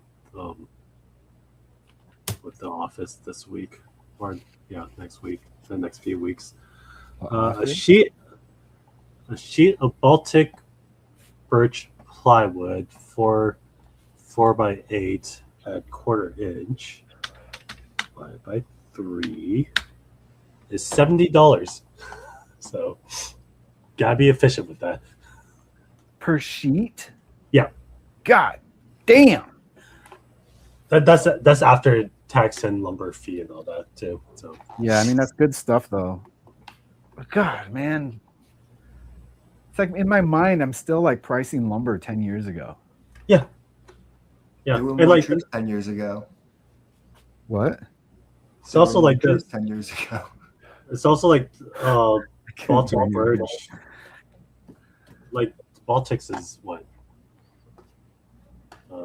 Russian, right? It's the Yeah, Eastern European. Eastern Yeah. European. So like it definitely like went up during like the Ukraine stuff during that period. The Suez Canal. You're buying bloodwood. Yep. But that's how this Hey, gets made. Sorry, wait. Let me. gotta crack a few eggs and you gotta make an omelet. Watching a few. Anthony's going to be presenting Vladimir Putin with an apple tart. Fabergé eggs. I had someone pick some up yesterday, because she was like, "Oh, this would be great for the shoot." I'm like, "Oh, what are you using it for?" American Girl dolls. It's like, hell yeah. I would say it's good for like Oh. miniature stuff like that. You need Yeah. like, Especially that scale. Yeah, it's yeah. perfect. So it's almost like really close to perfect scale for that almost. I keep telling Brent you should take some to Concrete because they do a lot of miniature stuff like that. Yeah, like he still hasn't bought one for me. I'm just like, what the fuck, dude? Come on, you, support your friends. like you showed me all these pictures stuff. Like, what the fuck? Like he texted me one time too, saying like, yeah, it would have been nice to like have these apple tarts. Like, yeah, I see it I've for been you. saying for a while, Concrete. You should just message Concrete, tell them you have them, and see if they'll just buy them from you. Nope, they have to come to me. No, they are pretty stingy with money. I'm at a point now where like I'm just letting it sell themselves. Like I'm like You gotta come to me. I don't go to you. Yeah, like I have enough. themselves. I have enough people out there who bought them and bring in to set that it just like naturally sells themselves. Like the person that bought 2 from me yesterday, like saw them because someone else brought them to set. So I'm like, yeah. I think for next April Fool's Day, you should make an edible one. Yeah. You You got got like graham gingerbread. crackers, good gingerbread apple tart. Then make an apple tart. But still, don't include I- apples or make I it a already, tart. I already had that idea. I need to make it for Jason to cut for me. All I'm right. making an apple tart, like apple tart, Yeah, cookie where it's just like it's gonna be this size, and it's gonna be a pie with apples, and then this is like the crust. the lattice. So Nice. so it's just gonna be like this size apple tarts. Yeah. It's gonna be That's great. sick. You That's should like- insist that they're actually peach. No, the brand is called Apple Tarts. These are actually peach flavored. I don't know what you're talking about. I got peach tarts. I could eat peach for hours. just the amount of people who'd be pissed off at me just for doing that joke. It's like, Anthony, the name was right there, but it's really funny though that you're expecting this. Peaches aren't even in season right now. Why? But isn't it funny? You just put a little peach scent in there so they smell it. They're like, God damn it. You paid extra for mid peaches, off season. My friend Michelle threw a pizza party for her dog who was sick, and the dog's gonna pass away. So like she just invited a bunch of friends, and we just like, we're doing a pizza party. Bring your favorite pizza to the party, and like everyone like someone bought like these dog friendly pizza for the dog, but then like someone got like a special pizza place from like the neighborhood. I brought a Mexican pizza from Taco Bell, just because I knew that like she would like that joke. Yeah, that's a good one. Because those are back in season, as they say. Yeah, they were. Plus, like, How you're funny already- would it actually be to go into a Taco Bell and ask if Mexican pizzas are in season? Is like a McRib? No, they're back now. They're back permanently. They did go away for like 5 years or something like that. There was a supply issue. They couldn't get the tortillas round enough. Which it didn't make sense. Because like they I know, always it's the simplest thing. Do you remember that they actually said it was a supply issue? I'm like, it's the simplest ingredients. That's for real? I thought that was a Max joke.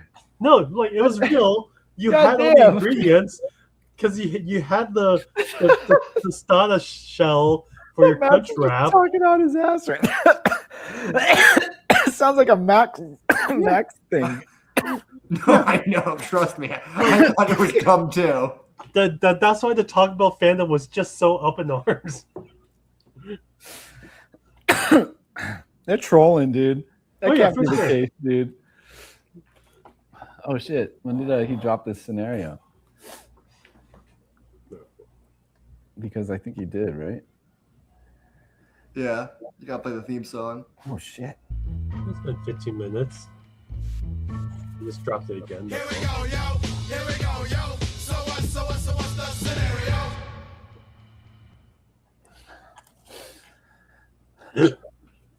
Here's the scenario of the week. What if myself, Jason, Max, Anthony, and my shitty coworkers found a temple of a UFO, but my coworkers accidentally turn on the UFO and it sucks them in, as well as we all escape in Geyser. What? Geyser?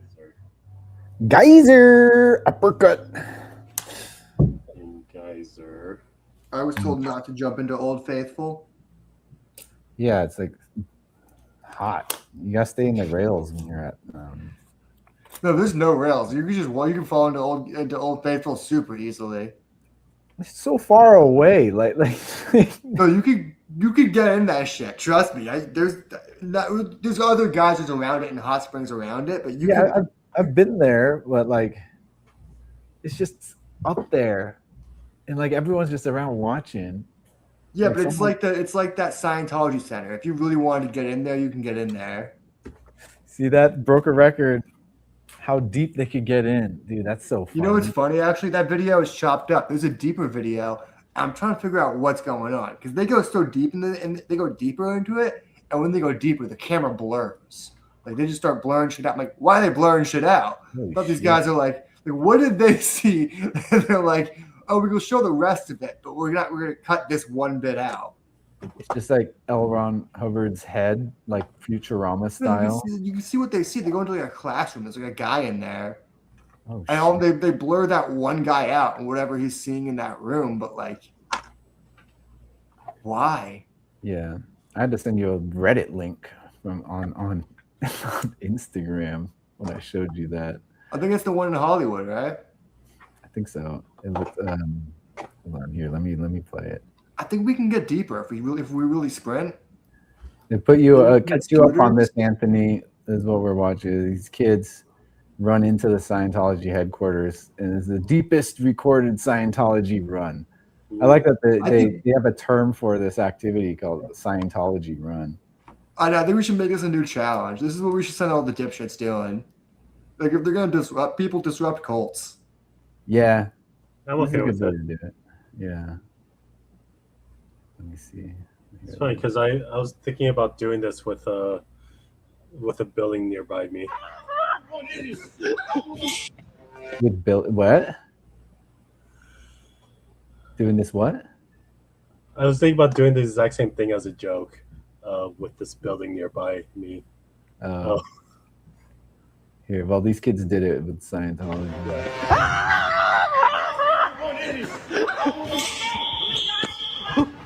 Good stuff, man. Oh, Wow, it's nice in here. are you committing mistake? Yeah, you gotta get out. Okay, I'll leave. Get out. It's funny because the guy didn't really try to, like, he was like so nice about like him, like, no, don't run by here. He didn't try to tackle him. It's just like, hey, stop. Oh gosh, I have to run after you now. That's like when you're hiding crimes, you gotta be extra nice.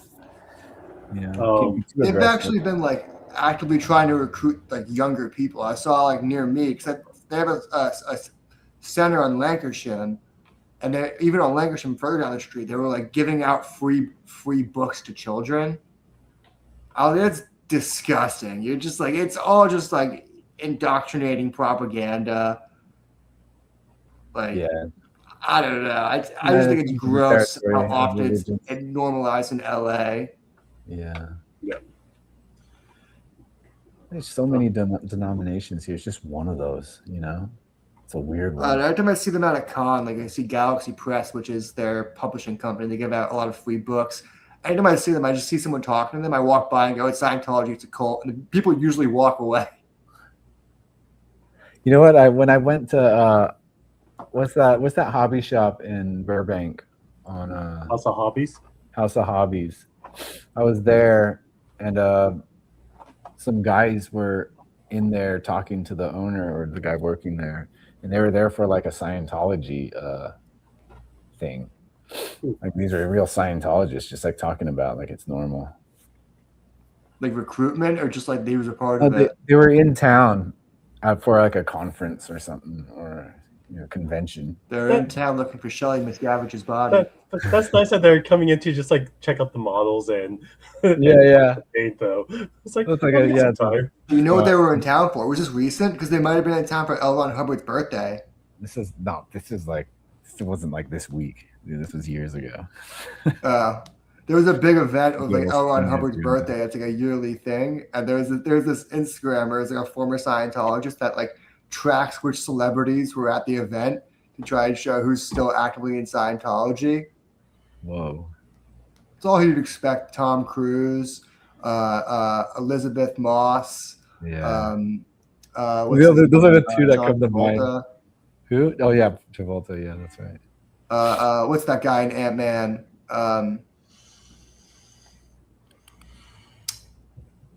Not the one he's friends with. Michael Pena. Michael Pena. Oh, he's Yeah. Scientology. Yeah. Oh shit. Oh man. I liked him. I know. Trust me, that one hurt. Ah. I think the craziest one to me is Elizabeth How long Moss. you- Like, how are you a Scientologist and make movies about like, or make TV shows like Handmaid's Bride? Right. Handmaid's Tale. Handmaid's Tale, that's what it is. Yeah, Are they doing like a prequel or something right now? Or I think I see spinoff. I don't know. I haven't Mhm. followed that show. yeah. Liz watched it. I like finished it with her, even though I didn't watch all of it. You mean I like- real I- life? What's happening? Elizabeth Moss just puts a bad taste in my mouth. Yeah. So weird, man. And you don't feel that way about Tom Cruise movies? Well, he makes like one movie every 6 years. People act like he makes all these movies. He makes just Mission Impossible. That was just Mission Impossible. These last like 10 years, right? It's just all been Mission Impossible. Yeah, he's basically just makes. Well, like other than Top Gun. Yeah. Holy Then shit! he has like Is brief that appearances. all he does? Doesn't make there's. Yeah, basically. I mean, it's like his know. Fast and Furious. He does like one thing, and everyone's like, Tom Cruise movies. It's like he makes one movie. Like that's true. He's just like he just turned his career into a series. That's what's so funny. People acting like Tom Cruise is saving Hollywood. So you mean the guy that makes one movie every like 4 or 5 years? He's saving Hollywood. Yeah, he's saving Hollywood just because he's like. Because some of his movies do well. It's such a bullshit marketing thing they use to try and get people to see his movies in theaters. So they like to say he's the last movie star. It's like he makes one movie. He's not a movie star. He's a Mission Impossible star. Yeah, ever since these last like couple of years, well, few years since 2000. Well, do you ever hear other people say that too? I hear a lot of people say that like, Tom Cruise is the last movie star. It's like put him in another movie, see if that movie also does well. Then he could maybe still be considered a movie star. I think they mean like just one of the classics still out there as famous as. But that's also not true. It's like then you could say the same thing about like Ben Stiller. I don't know. Well, it's, like Jack Black, like you know what I mean? It's like, yeah. Like well, it is a weird thing, and yeah, technically it is kind of dumb, like you're noticing. But I know what they mean. It's more. I know what they mean too, but it's also like put out a different movie and see if that does well, and then he'll be the last movie star if that other movie does well too. Yeah. He's a relatively good track record, I guess. I don't know. It's Tom Cruise. It's the guy, I mean, that's the thing. That's the kind of thing about it is he's just kind of become the guy. He doesn't really do anything else besides the guy thing. You never see. I can't remember the last time I've seen Tom Cruise like actually act. Yeah, I don't know. Just does Mission Impossible now. I do like Oblivion. Oblivion is a good movie. I like that one. That's the same. That's what's his face. The Top Gun and Joseph Kaminsky, right? Yeah. Tron. First time director in massive IP. Get Daft Punk on the soundtrack. Make people just still like that movie. Think fondly of when they see that movie, or when you think about it. The I've never actually VFX seen the full Tron. The VFX in Tron Legacy is so good still. I think VFX from like 10, 15 years ago, a lot of it was better because they relied on a little less of it. No, yeah, they had to try hard. Mm-hmm. They tried harder, and they weren't abusing their VFX artists either. They'd film around a set piece that was like they'd have a plan and they'd follow through with it instead of changing things last minute and then just working them harder, I think like Pirates of the Caribbean is like the gold standard for me of just like CGI that just aged perfectly. Yeah. What's his name? Even the first Iron Man. Yeah, first Iron Man.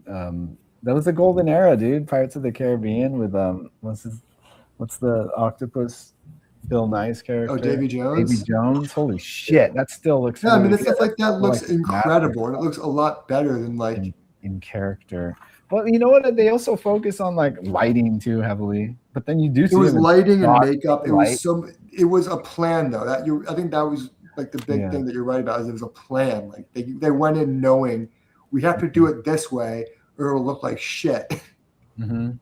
That's Nowadays, why it's just like put it on a green screen and see what happens. That's why all the Transformers look really good because that's what they're doing. Like we'll film, we'll just lead to these parts I want to do, and we'll just film to lead to those. And so yeah, you're kind of working around the VFX pieces as a main I think it was priority. something like 300, like the first movie ever just shot entirely in a soundstage on green screen. Like it looks It still looks better sick. than a lot of the other movies today that are shot on green screen and sound stages. Yeah, this is what I've been talking about, dude. Like, I'd argue that some of like a lot of Amazing Spider-Man CG is better than a lot of the current Spider-Man CG. Yeah. Like when he fights Electro and like Green Goblin, as bad as that movie is, like those are sick ass set pieces, dude. They're crazy, insane. Nowadays, the current movie Spider-Man set pieces look very video gamey. You don't really get those in between swinging set pieces to tie everything together. Just a lot of computer gamey stuff. Yeah. Right, they just took notes from the game. That was there. They storyboarded the fight scenes through the game engine. They're just like, all right, well, we'll plan everything on this Sony Games engine. It's like when they use Unreal for the volume. It's like, well, we can use Unreal for now until you figure something out. Yeah. It just became this golden standard. Yeah, it became the standard. Wow, you can't figure out anything better than this. This is actually really good. I've always thought it would be so funny to picture the guy it's like in charge of Unreal, who's like some video game nerd who's like, oh my god, it's catching on. Well, I met the guy who pretty much is the main programmer for the the volume, and he was just an Unreal Engine guy. He like sculpted and shit, and then he got hired on because he knew how to use it really well. And then next thing you know, he's just like ILM's Unreal Engine guy. That's such an ILM story, though. Tim Unreal. He's the guy that knew how to do this shit, and all of a sudden you're in charge of the shit. Yeah, you're the specialist. You're like, all right, cool. We're giving it to you because you know what you're doing with this. And he's like, oh shit. That's like such peak ILM. Yeah, and he was like doing it as a hobby. He's just like some programmer gamer dude. And then he's just like, oh shit, what? And then next thing you know, that's it. It's funny to think that he probably like taught himself all this through YouTube tutorials. So at that point, it's just like, why don't you hire those YouTubers? Like, wait, like that guy used my tutorial to get the job? The fuck? Did you ever hear that story about Mario Puzo after he if they're true wrote The Godfather? tutorialists, they're true Mario tutorials. Puzo- Wow, they'd be proud. Yeah, they would. What was that, Max? Oh, it was a story about Mario Puzo. He won an Oscar for best writing for The Godfather, and he wanted to. He was like, it was his first time writing a film script, and he was like really racking his brain on a second script. So he got a book about like how to write a film script, and the first thing it said is, "See his script for The Godfather." Yeah, I saw that. It's the greatest story of all time. It's like the clown joke that Rorschach says, you know. But I am Pagliacci. He's like, oh, like, who do I do? Who do I come to? Who do I go to for this? It tells them to go to me. Yeah, that's my favorite Mario Puzo story. Because yeah, he was like, because he never written a script. He wrote it. He's just an author, and yeah, and we wrote it with Coppola. Is the big thing. Yeah. Now, is that Coppola But that's taught Conrad how crazy to how- format it and do everything. how his the example you get for a good script writing is someone who doesn't know how to do scripts. Yeah, it was You funny think that it- Mario how about Puzo the- also earlier when he was younger, he was not younger. It was actually around the same time as The Godfather. He was trying some other stuff because he wasn't getting work, and he was friends with Stan Lee. And Stan Lee gave him so many opportunities to try and do Marvel comics. And he said he could never figure out the Marvel method, which was super easy for writers because it's so hands off. You basically just give your artist an outline and fill in the words later. I And feel Mario like he Puzo, every time Stanley just tried to explain it to him, he just, I'm not gonna get it. Get out of here. yeah, it was It was funny. Nah, don't Stan even Lee try. basically explained it like that. Nah, He yeah. just couldn't. He didn't Nah. want. He just It's because he wouldn't hear Yeah. it. That's why. You offered him figured like out. a bunch of titles from like Come on. westerns to superhero stuff to. You offered him everything, and Mario was like, I don't know. I I don't can't know get what it. What is? I He don't get. tried apparently. He tried writing some scripts, and he couldn't turn it in. Or he turned it in, but it wasn't up. It wasn't up to either their standards. That's funny, dude. He doesn't need to prove himself. You know, wrote The Godfather, co-wrote The Godfather. No, he needed money though. This was at the time like before The Godfather was like took off, and he was like reaching out to Stan trying to get some jobs. And he just couldn't. He couldn't get comics down. He couldn't get the Marvel method. He couldn't. It was. I think it was the smallness of it at that time was too much for him. Because at the time it was early Marvel. It was small, mostly inconsequential stories that weren't expanded upon. It was 20 pages of how much can you get in these 20 pages to get kids to buy it again. Yeah. And Mario Puzo's, long-winded, elaborate storytelling. That should work in its favor, actually. I mean, I think Mario Puzo probably could have written some great comics because his dialogue was really good, and that's like the main point of a comic writer is like how good is your dialogue, especially in like their 60s.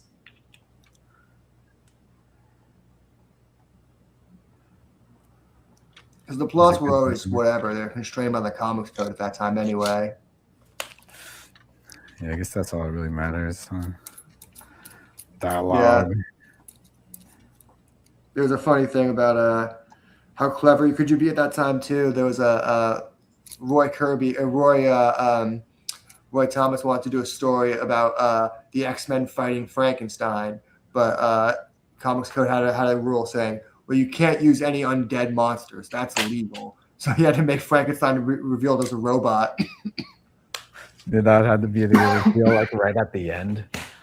Here's a robot. Yeah. Yeah, and then funny enough, Jack Kirby had to do that too when he had Superman and Jimmy Olsen to get up against all the Universal monsters. And I think another problem was he didn't have the rights to the Universal monsters because he used like the Invisible Man and the Werewolf and the Mummy. And instead, he just was like, no, there are guys playing them at the end. So it's always robots or a costume. Yeah. That's weird, the law rules of undead. The Comics Code was weird for a lot of things for a while. A lot of religion stuff involved. Yeah. You can't be fighting crime on Sunday. That's well, the Comics Code was actually established because of I actually know this because I have the book. There was a Classics Illustrated book. They did comics of classic stories, and one of the stories they did was Uncle Tom's Cabin, which ended up being super controversial and ended up at the Supreme Court of what can comics print. Yeah, it always takes something. Well, I think at the time there needed to be some censorship in terms of like, because it was a medium for children, and it's like, what can you put in here at the time? So it's like maybe like no swearing and stuff like that was like kind of a good idea, but it went so overboard in what they could do. Yeah, it was responsible for early recorded brain rot. Yeah, like they considered it that. Look at this kid up in them comic books. Pick up a book, why don't you? Like the books were disposable. They were meant to be read and thrown out. Like yeah. They weren't meant to be even read twice a lot at the time. Yeah, it was like a magazine. Yeah. What, you're reading the funny pages? You're reading the cartoons? So I still have a box of my grandfather's comics that he had in the 40s, which is actually funny. All those Classics Illustrated books. And it's just funny that he still has them and they're all together because it's like he could have just thrown those out. Like he had those in the army, but he was like, no, these are good books, but they were like multi-part books. So it would be like Tom Sawyer part 1 and 2 and 3 or whatever like that. So you want to keep them all so you can keep reading it and remember where he left off. Well, he's either gonna keep those or some, Nat Geos. Yeah, right. Both. estate sales are just filled with libraries of National Geographic. Yeah. I haven't seen that in a while. It was of a What, time. estate sale? No, just like a huge box full of Nat Geos in someone's Yeah, garage. because people, you know, those people died out. It's of a generation, yeah. Yeah. It's that and like Nowadays, this like you start getting like, priceless car sitting in the garage that barely has any miles on it. Well, my husband drove it on Sundays, and you know it just stays here after he passed. You're like, my friend lady, went to an estate sale. it's a and cherry Bel Air, It was dude. 90s comics. He said he's never felt older. Wait, what? There were My what? friend went to an estate sale. It was just all 90s comics. Like just boxes of like X-Force 1 and Death of Superman, Wildcats. It's just like, I don't know how old the guy was when he bought it, but he clearly thought this was going to be his life savings. Well, anyone could die at any age, dude. I know. That's what I was saying. I don't know when this guy was when he bought it or what the deal was, but he's like, he never felt older going to an estate sale, just seeing a bunch of 90s comics, and he's like, oh.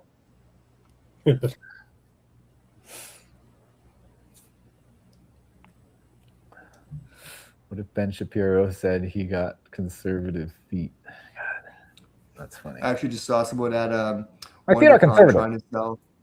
They were trying to sell Wildcats #1 for $100. I have a Wildcats #1. Yeah, it's like a dollar book. Everyone's got a Wildcats #1 somewhere. Yeah, that's funny. Maybe by Max. Man, creator of the Max passed away. Yeah, Sam Keith. Yeah, rest in peace. Rest in peace, dude. Did you ever watch the cartoon? I've seen bits of it. I don't remember These too oddities. much. Dude, every week I had my VCR ready to record that shit. And I got pissed when they just like 3 episodes in, they just repeated everything. I was like, what the hell? And like there's a huge like they blew their load on like the first 3 episodes and like they finished it up and it's kind of like, oh, you could tell they lost some of their budget. But I think a lot of those image shows only got like 1 season. Wasn't there a Wildcat show too at one point? I don't yeah. think I've ever seen that one. Yeah. So that it's not the best animation either. Like the Spawn cartoon, the animation. Well, what's funny is like, you know, none of these image guys, most of them I should say, had no story to any of their comics. They had no idea what to do with any of their story, like even a little bit. Like there was no direction to most of their stories. And then all of them were selling so much that they were like, we got to make shows and movies out of this. And then that really exposed the cracks of like, there's no storytelling in this. It's all just do you like this guy's art? Yes or no? It's all aura, dude. Yeah, it's all like, do you like these guys' art? It's all it is. Dude, It's like that was the 90s. Yeah. The I get rule into of actual cool. arguments with people. People will tell me that like 90s comics were just the best. It's like, which storylines are your favorite though? Like, the books looked great, sure. Which stories? No, do we you were love? all. It was all about aesthetic, dude. Yeah, that's fine. But like Like, my rule favorite of 90s thing, I cool- hate cool Age of was- Apocalypse. It's like total style over substance. But there's some great 90s books too. I think Death of Superman is a great read. More Yeah, than like just call it's 90s comic book slop, dude. yeah. I think a lot of revisionists of the 90s you could people only- like people. You can only start a comic book company like Image in the 90s. Yeah, I would I just get find all that the the people of your generation have that revisionist history, like that their books were like the best books ever in terms of like reading them. I follow Rob Liefeld. He has his own Instagram group where they're just glazing him all the time, and it's really funny to see just brain detritus. I'm just talking about how like no, Rob's always been the best. His stories have always been the best. It's like his stories. You mean his action figure fights? Like he doesn't do stories. He just is like this guy wants to fight this guy. That's the entire thing. There's no storylines in his books. No, what they mean by story is just like those splash pages. Yeah. It does make me mad when Rob he gets in his group talking on his high horse talking about how many books he's sold. how he's a better writer than any writer today. And it's like, Rob, you are not a better writer than a goldfish. They just left all that intellectual shit to Alan Moore. Oh yeah, with the Eve of Judgment and all that, all of like when they were just paying, they were paying Alan Moore and Neil Gaiman to write their stories for them because they had nothing. Like, Yeah. how far into Spawn was Todd McFarlane already hiring other writers? That blew my mind when I first learned about that, because it's like, you tell me this is his dream book that he's been wanting to make since he was a kid, and he had like 5 issues before he ran out of steam and he hired Neil Gaiman. No, it was just like he just wanted to draw it. That's what the dream. That's the dream. That's the dream was. He's like, hey, I just want to draw the awesome shit. Can you just take me to these scenarios? That would be awesome. But it was the same thing with all those Image guys. Like I mean, not the exact same, but they would get like a couple issues in, and they'd be like, I need to hire a better writer because I have no way to go with the story. Like, when you look at Wildcats, or Youngbloods, Rob Liefeld's like, all right, here are these superheroes. They're anti-villains and the biggest celebrities known to man. Also, that second bit will never be addressed. Like, it's none of it makes any sense. They're just like, oh yeah, and they're famous, and then they just forgot. He up for like page 2 and then forgets about it. Yeah. I think you're asking for too much from what was going on. I think Silvestri actually had some actual story. I think his Witchblade stuff. Guys writing stories happening, but a lot of like the guys we remember the most just had the awesome art. Yeah, and then that's what when you look back at things, we had Marvel Masterpiece cards. It was just like, oh shit, just thirsting over these awesome drawings. I put them away. I didn't bring them out. I was so mad. I just bought a set of Extinction Agenda for like $5. I was like, oh sweet, now I have all the cards because I have some of the issues that I'm missing the cards, and all the issues looked sealed. And when I pulled it out of the bag and board, all of them were cut and had the cards missing. Oh God! I was like, that's why it was $5 for the 12 issues. Damn. One of them was signed by Jay Lee, so there's that. And a rating can you get on that?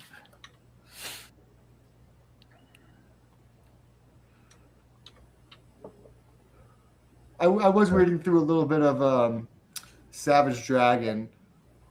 Eric Larson's so interesting, but I don't know if his books are for me. The satire is just a little too batshit crazy at times. It gets so off the rails. Like, Savage some Dragon, of this. yeah. I don't know if I can treat my characters the way he treats his characters. Like, there's a scene like there's a very famous scene where Savage Dragon comes so hard he blasts his wife through the ceiling, and then she falls back down, just dripping his fluids, and it's just drawn so pornographically. It's like, I don't think I could treat my characters this way. That's a scene in Scary Movie. Yeah. I'll send you the Savage Dragon. It's so bad. I mean, bad in like a dirty way. Were they was that a reference? Nope.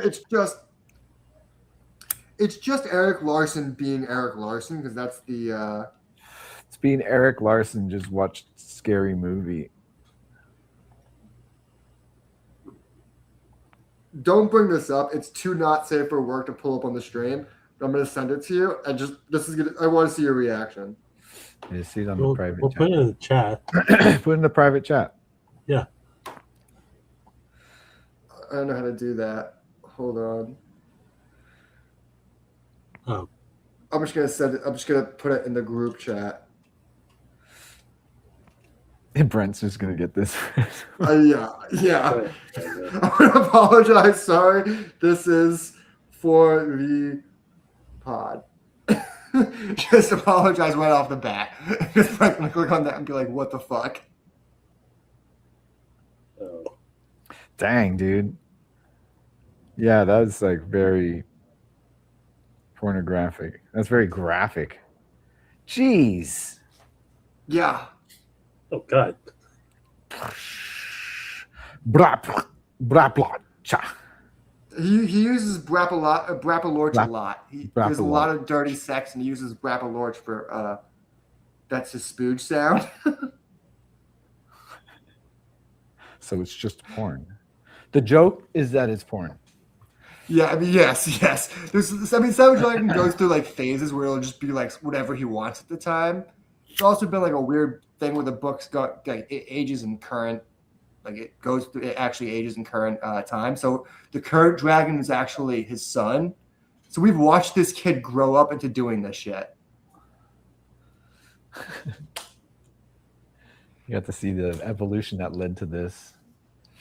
Anchor man, if Jason wants to send this to you, he can. I feel bad sending this to you. Just look it up. Just look up Savage Dragon not safe for work, and it'll be the first pop up. Yeah, it'd be like the first, probably that same Reddit post. But Anchorman had to type out, "Send me the porn." Send me the porn. What the fuck? Oh my god! I did that girl at the at a movie theater. Enjoying it. We're made. You just gotta practice more, dude. Yeah, but Savage Dragon. Oh, there's also another one where it's so much worse. I'm just gonna. I don't know how to send this. You sent me a Reddit link, and I've already liked it. Yeah, if you look up Savage Dragon not safe for work, you'll see some very dirty stuff. You're like, oh, I really liked this. It's from 7 years ago. I've been on Reddit for like over 10 years. I think I reached my 14th year anniversary recently. There's also, let me pull up this 13 one. years. A Mickey Mouse parody that's always super offensive because he's allowed to use the original version of Mickey Mouse. Yeah, you got Steamboat Willie. So Mickey Mouse is saying, so what if you're a married woman? Married women are the best kind of women. They know how to keep their mouths shut and open their legs. Now give me some of that honey. It's like Mickey Mouse in South Park. Yeah, he's doing one of those bits. South Park Mickey. Hey, Mickey. But he's also in this version of Star. It's very similar to that, where he's like, don't play hard to get. You know you want me. I'm a big star. #1 in the box office. #1 in the box office. He uses Mickey a lot.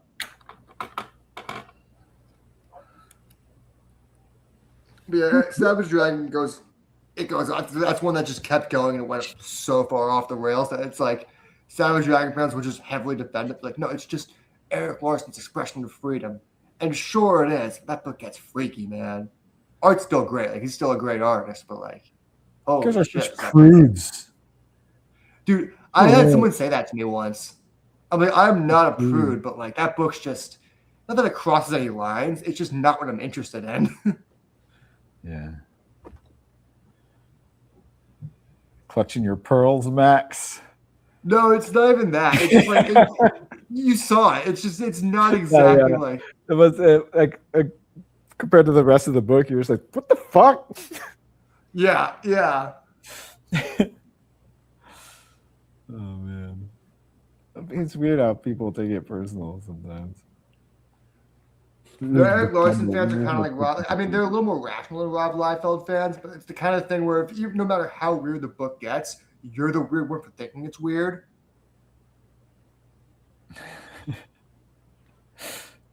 You're weird for the. It's just anything on any type of subject online, dude. It's gonna be that.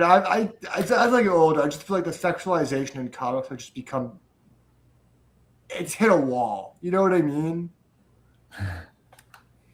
It's hit a wall where it's no longer like fetishization. It's now just sexism at this point. Well, yeah. I mean, the first Wonder Woman, it's like a bondage fetish. So she started. Well, no, sure, the comics have always been like that, but I think it's gone past fetish and gone into straight sexism with some of the shit that goes on in comics now. Hey, that's some people's fetish, dude. Well, it's stuff like, Marvel purposely not telling artists how old their characters are, so artists will draw young girls as sexualized. There's a lot of stuff going on like that. and just like, yeah, just a lot of weirdness of just like horny covers for no reason. A lot of just, I don't know. I'm not talking about stuff inside books. It's mostly just covers that are just like, I think it's become sexist to now just like do some of the shit. I think especially when you look at like not to call him out, but some of the Frank Cho stuff has just become so distasteful. Yeah. Man. He's becoming perverts. Well, he's always been his thing. He does this thing for the last like 10 years now, which is how he makes all of his money, called outrage sketch covers, where he'll do like some sexist joke on a sketch cover, just like some power, like it'll be like Spider-Man banging Power Girl, and it'll be like, and he'll be like, "What? You had a boob window, so you said it was okay," or some vaguely sexist rape joke like that, and he just tries to make it as tacky and offensive as possible. Because he did a sex cover of Spider-Gwen, and the artist who created her was like, "Hey man, it's weird that you did that. She's not only a young woman, but I also created her to be like after my daughter. So I'd appreciate it if you didn't sexualize her like that." Jeez. So he doubled down and was like, "I'm the victim. Now I'm going to sexualize every character to the absolute limit." He's just going out there, just ugh. Like, I'll read you some of his jokes. It's better when you don't see the cover because his art's good. So you'd be like, "Oh, it's I see it," and then you read it. It's just like it's tacky.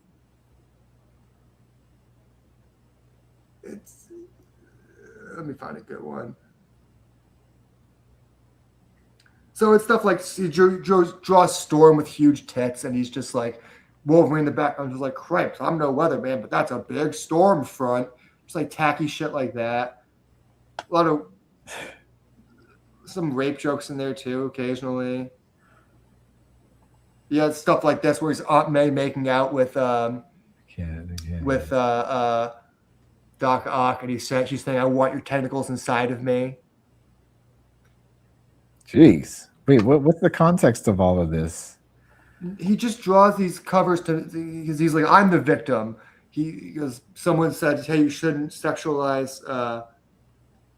Someone just was mad he sexualized Spider-Gwen, so now he does that a lot. Where he's like, no, but like sexualize her a lot. He has to say, "Hey, edging is my move."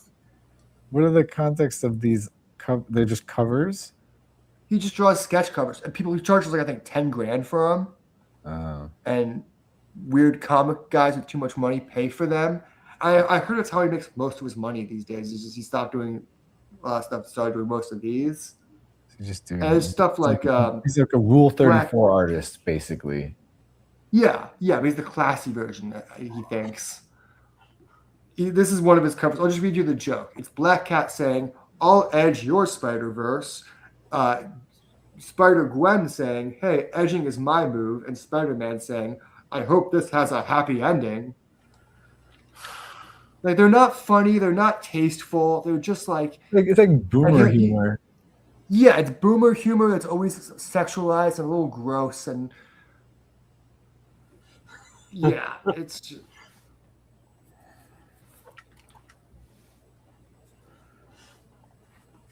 Boomer humor, dude. And he likes to draw Spider-Gwen a lot to piss off the original artist who designed the character after his daughter. So I was a little bit of a shitbag for that. Yeah, it's a weird reaction to that, you know?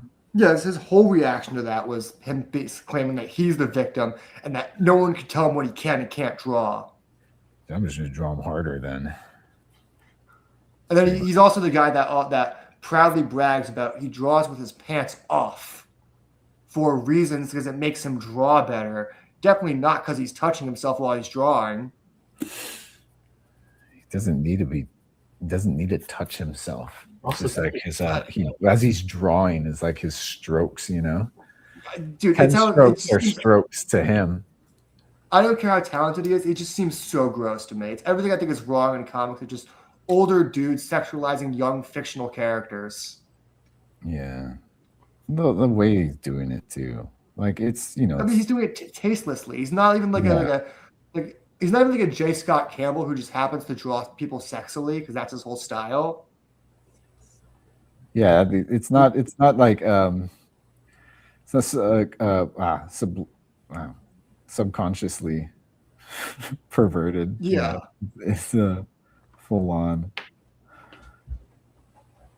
I just hate his victim mentality too. It's the same thing that like the right does anytime they get any pushback because they claim no, I'm the one that's getting all that should be getting everyone's praise and attention because I'm the victim. So that's the real fetish, persecution fetish. That's his real. That's it right there. But I think he's also like a little bit grosser than like someone like Greg Land because Greg Land doesn't like. He just traces porn. Like he doesn't try and sell it like that. He's not the kind of guy who's like making the tasteless jokes with it. He's just trying to pass it off as his own art. Like you know what? He's like that. That's that. How else am I going to get that visceral expression like that? Yeah, you know what I mean. He's just going off of whatever would instinct is argue going on. That they're the same. You're getting the same amount of energy from both fighting and the act of you know what I mean? He's not acting maliciously like he's a victim, like he's getting persecuted for doing this. He's just like doing it off of pure vibes. Yeah, and the only thing, people just like, you're kind of at a stalemate where you're like, oh, that's porn. It's like, oh, how do you know? How do you know it's porn? There's a couple pixie drawings he's done where it's like plausible deniability. Let me find this. There's a couple pixie drawings he's done where I'm just like, Jesus Christ.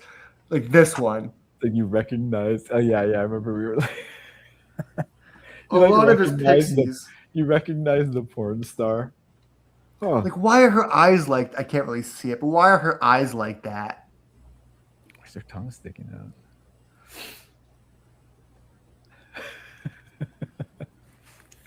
Dude, that's funny. There's been so many times I see a page that's affordable, like, oh, on Kenny X-Men page for sale. How much is it? Oh, $200. Oh, it's Greg Land. Which scene? Let me see. Let me see it first. I don't want to buy, even though it's like I don't even mind his art that much. I just don't even want to buy it. There's like this page of Dazzler, who's just like he totally just copied some bikini pose, some bikini babe. Yeah, she's just posing like that in the hallway. Yeah. They're just having a conversation. All posing. But see, his tasteless stuff is like that. Like he'll draw like that, but he doesn't do like actually tasteless stuff. Mm-hmm.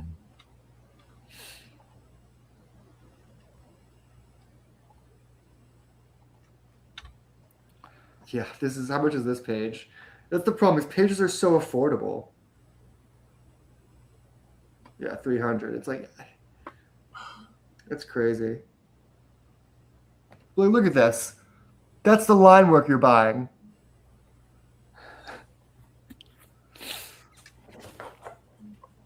Let me pull it back up. Look at that. Like you could just.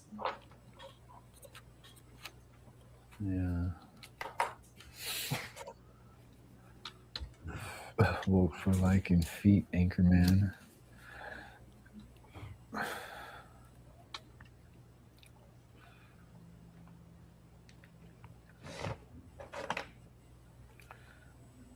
think this guy's woke for drawing porn. I don't know if you guys have been this deep in the trenches, but have you guys heard of like the Do You Poo books? Yeah. How do you guys feel about those? I have like very strong opinions on those. Oh, wait, like the kids' books, the Everyone Poops? No, it's called Do You Poo. It's a comic thing that's like, I don't know who's paying these prices.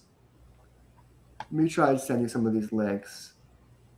Oh, so they just it's at Comic-Con or WonderCon. They're everywhere. They're all over the place. It's just I've only seen them. I've only seen them at WonderCon. I thought it was a cool concept when I saw it because it was just a vendor, but I've never seen these online. But it's this guy. I don't know. It's this company doing it. He does like these. They're just like knockoffs of other things, but because Winnie the Pooh is copyright free, that you just are royalty free now. They just kind of like put Winnie the Pooh in other homage situations, like a Winnie the Pooh Deadpool, and then be like $300 for this book, just kind of like marking it up as like weird FOMO products. I mean, the thing is like this is not a new concept, but it's just the fact that because Pooh is in the public domain, like that's why like this is okay. But like I've seen like this is just fan art. You know, it's like, oh, this is cool fan art. It went from fan art to trying to push people to spend hundreds of dollars on books, trying to convince people that they're worth money. Yeah. Okay. That's the aspect of it I don't like. Is like it's the idea of every event they do, it's some other tacky homage Winnie the Pooh art, whether it's like a Infinity Wars Winnie the Pooh or Spider-Man 300 Winnie the Pooh. It's just like, buy this now because they're selling for $400 on eBay. That kind of like weird market that's taking over like the FOMO market. Jason, do you Pooh Winnie the Pooh? Yeah. Yeah. So just like that. I just see one that's him as Deadpool. Like if you go on eBay, look what people are trying to sell these books for. It's like people are trying to sell these books for hundreds of dollars, and it's like I don't even know if there's any pages inside of them. Yeah, 70 bucks. There's a Batman. Because the thing's like I didn't. There was like other ones that weren't like Deadpool specific that were at WonderCon. So it was more. I was more into it there, but with all this context, yeah, I can understand that. I think it gives all comics kind of like a bad name, where it's just like trying to sell someone nothing, trying to say, well, look, it's going to be worth hundreds of dollars if you buy it. I mean, isn't that what? I mean, not to diminish like the artist, but like that's why I feel like whenever they do all the variant comics covers for books, it's just like it's just like the worst extreme of that. This is people trying to sell a variant with no book behind it. It's the same thing as like that like Mark Spears has been doing, where he's been like selling blind bags and all these variants, but the books inside are just like nothing burger books. Like they're just cheap art with bad stories inside. Like they just technically have to have a comic inside of it to sell it. They're just trying to sell you the variant covers. Thundercats is doing that too now a lot. They're doing a lot of like Thundercat blind bags and shit like that. Wow. Thunder, thunder, thunder, thunder. It's interesting that it's like the new wave of comics. He's trying to sell everything. It's just selling people something but the book by saying, no, it doesn't matter what's inside of it. It's just going to be worth hundreds of dollars on eBay in a couple of weeks because of FOMO.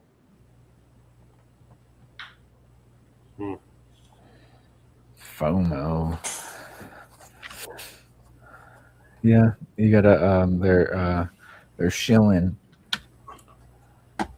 It's like they saw the rise of dumping of like event exclusive comics, and they do like the absolute worst capitalist extreme end of it. Of like, we can pump these out for as cheap as possible and sell them for the most money possible. They're using event specific stuff as kind of a reference point for how they're gonna do it.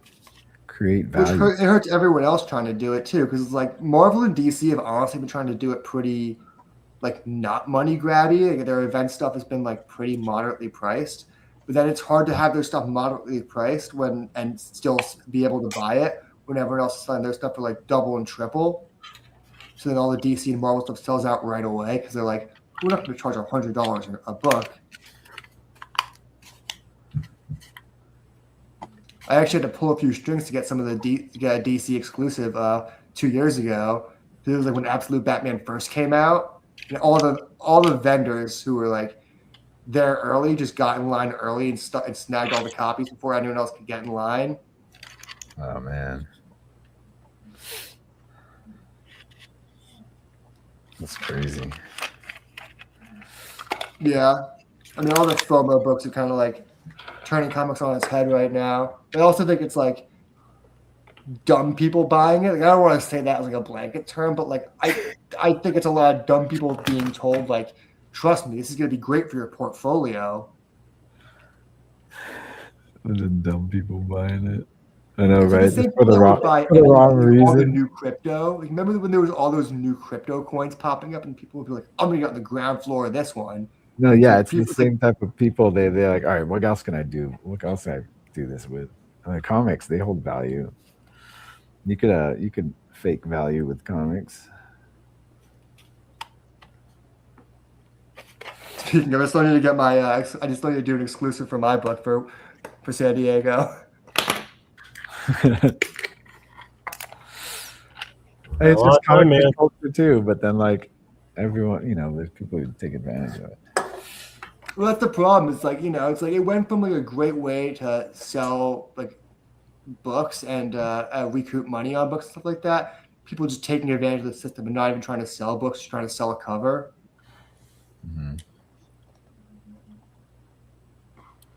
Because it's like the stuff like Absolute Batman, all those exclusive stuff, they're there because people keep buying the Absolute Batman book. So it's like they can keep making that book can keep rising in popularity. It's not just to like create FOMO. Yeah.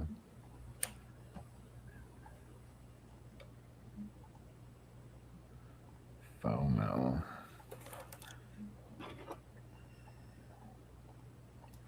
There's other people doing that too, like Tyler Kirkham and his Ninja Funk brand. Ninja Funk. Yeah, it's like the same thing. It's like there's short stories in there by comic artists, but it's just there so they could put a million covers out. Like, I've never heard anyone say, "Have you read that new Ninja Funk book?" It's just like they're just covers. Like, we got Jim Lee to do a Ninja Funk cover. It's just like nonsense. It's like They're having fun. I think it's a cool idea in theory, but I think if you're gonna have people pay all this money for a book, at least try to put something good inside of it. Well, So they don't even care. It's just effortless. You're looking at it now. It's just stuff an artist could cook up in a day and sell for like a bunch of money. It's like the comic grifting. Yeah. I mean, at the end of the day, you're selling art. Mhm. It's Yeah. like however you value it. They just. I think have the to- thing is though, like artists think this is like a great moment for them, but it's gonna lead to a bubble collapse. Oh yeah, that always happens. Yeah. And a whole bunch of stuff's gonna be worthless. But Exactly. then It's like they still got their money from it. that's yeah, the thing. It's like it's this the same is thing a as whole in the 90s. You value. can't keep convincing people that all this stuff's gonna be worth money until people have all this junk and they realize no one's gonna buy it. Well, that's also like by saying that also affects the market as well, right? It affects the value. I mean, yeah, that's the whole All thing that now from is the they're trying to. start. I think it's ultimately going to lead to like artists a lot of the time complain about like the Marvel and DC not increasing page rates, but stuff like this bubble actively hurts those page rates ultimately Mm-hmm. because it's like they go off and they don't work for Marvel and DC. They have tons of other options. They don't do those gigs, right? And then they find ways to make money on their own, so DC doesn't have to pay them more. There's no incentive to pay them more when they quit DC to go anywhere else. They'll just get the next breed of artists. You know what I mean? Look at the younger people. Mm. So I think it'd be better for artists. So instead of trying to create FOMO books, to stick out at DC and demand more money.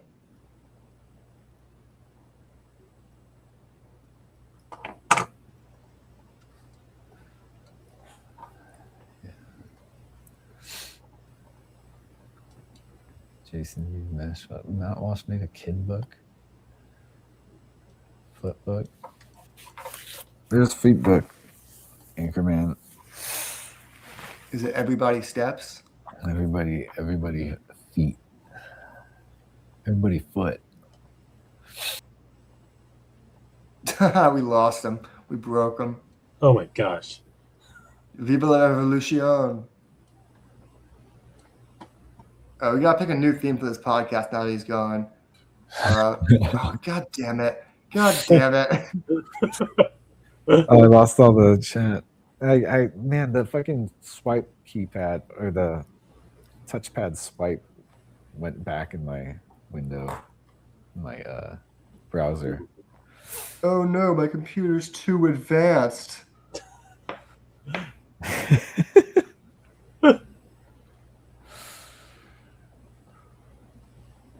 It's pretty advanced.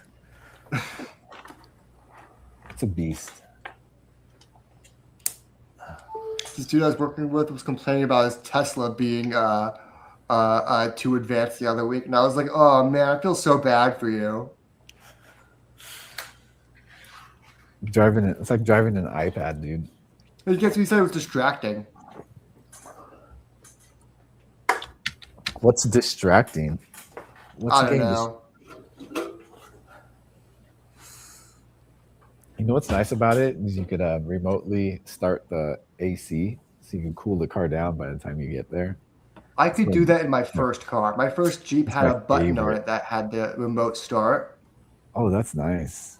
Well, this doesn't have to start the car. You don't have to be in like just like you don't have to you can just like do it through your app. So you could be Yeah. like somewhere else, and then like by the time you get to your car, it's gonna be cool. That's a feature that I really like. I can do that with my heater at my apartment. I can just turn on the heater when You it's got the cold, app? Nice. and just like it'll be like warm by the time I get here. Anthony has a smart apartment. Oh, you want to see another smart thing? Computer, desk light red. Whoa. A smart bulb. Smart bulb. I don't want to yell anymore, so I'm just gonna do it manually. Hey, computer, play Baja Men. I don't even know where it would pull from. I don't have any music. If I was on a speaker, it would be like YouTube or could find music somewhere. Yeah, you got Probably Spotify. Amazon. It'll be Amazon. Oh yeah, Amazon Music. Oh yeah, Oh, shit. Man. dude, that's crazy. Like green. Did you hear about that influencer that was trying to buy black lights for his party, and he accidentally bought a bunch of like industrial UV cleaning lights and burned a bunch of people's eyelids and I mean, they nearly blinded a bunch of people? Oh, you're not supposed to be under those at all. Like No. no. But He they're so installed those clean. at a party for like a bunch of influencers as like a black light. Yeah, multiple. And apparently what I read is that he was looking up like black lights and saw there was a super expensive option and went, of course I'm getting the most expensive kind. No spare no expense. And all these people ended up in the hospital. God. But they're so tan now, right? No, they're all at risk of skin cancer now. Yeah. Like hardcore. Like, Better get those yearly MRIs, dude. could you imagine that lawsuit after? He's finished. Oh yeah. That'd be like a one of those guys who does like those group lawsuits, like those what are those called? Class action. Class action lawsuits. Like that'd be that guy's wet dream. It's like you're telling me all these rich people got burned at one place, and there's photos, and Max, they all did you- live streamed it. Max, did the you sign lawyers up? jumping on that? Did you sign up for not sign up, but like, did you receive any class action stuff last year? About what? I got like 3 different class action like stuff through like different productions, and just like a random like check just like came through. I'm like, oh, nice. Whoa. I Like, don't know. you I get- didn't get anything about. I got stuff from like random stuff about like Google and stuff, but it'd be like you get like 3 cents because Yeah, like I think the most was like $60, maybe a little bit more. But I was like, cool, that's not bad. a little extra cash here. Yeah. Yeah. Nice. I think there's like another one that came by that. I just have to wait for like the results. I had something funny that actually happened where I went to the comic book store and the assistant manager already bought my books for me because I went to a skate event with him and I paid for parking and drove down there. He kept insisting he was going to buy my pole one week. And I was like, oh, no, you don't have to do that. And I went in today and he already paid for me. Oh, yeah. Oh, nice. Oh, I was like, hell yeah. It's fucking awesome. That's dope, dude. All just for parking? Clutch. What was that? Just for paying for parking? That's what I said. I was like, are you sure? Like, it's... Well, I paid for parking and I drove down there. I was like, I know it was a long, like, it was to Long Beach. It wasn't the short drive, but, like, you don't need to pay for my pole. But he insisted, so I was like, okay, I'm not going to argue. Go reading. There you go. He was already bagged up, too. I was like, all right, cool.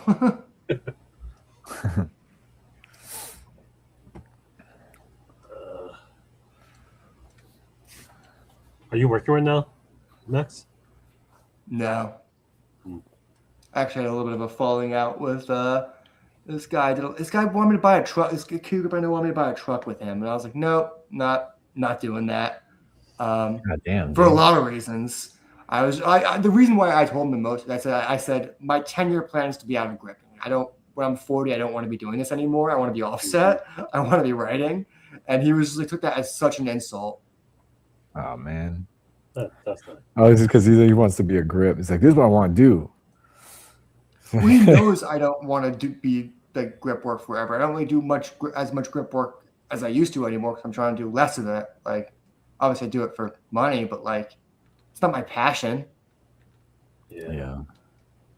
I'm not going to spend my savings buying a grip truck with him and fucking buying all his gear with him and paying for a place to stash the truck and all that and all this shit that goes along with it.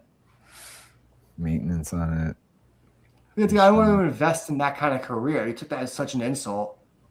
Like I was saying that I was better than him. It's like, no, I just don't want to do that. Like you're going to make more money than me doing this. Trust me.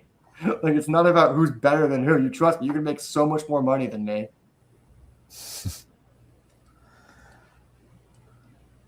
But now he's not hiring me for jobs because he's like, I don't know. Like, he's pissy about it. And apparently he's talking shit about me to other people. Damn. Saying I have a bad attitude because I don't want to grip forever. He's not one of us. I mean, kind of understand. Like it's shitty for him to do that, but yeah, it's like, well, he is making an investment in you by hiring. No, he wanted me to make an investment with him. Yeah, no, for sure. But it's just like, it's the same thing that happened with almost the same thing. Like my friend was offered to for him to onset Baywatch, but the new Baywatch that's coming out, and he said no because he doesn't want to work on the beach. Yeah. And then the lead man threatened to not hire him onto the Buffy reboot that's not happening. But pretty much it's just it's shade that this guy that I want to hire is saying no to me, but it's just like, well, I put a lot of effort into putting you in my team, but now that you're not in fully invested, it's just like. But the thing is, he really hasn't. I don't work with him Yeah. I work with him maybe a couple times a month, not every week.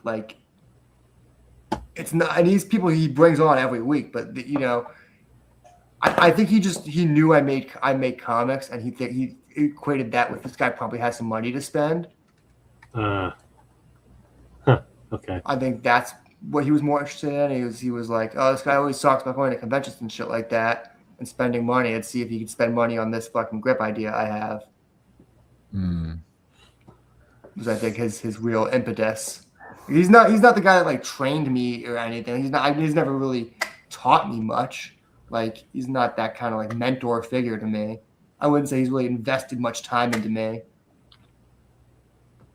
Other than me being on his team for jobs when he needs.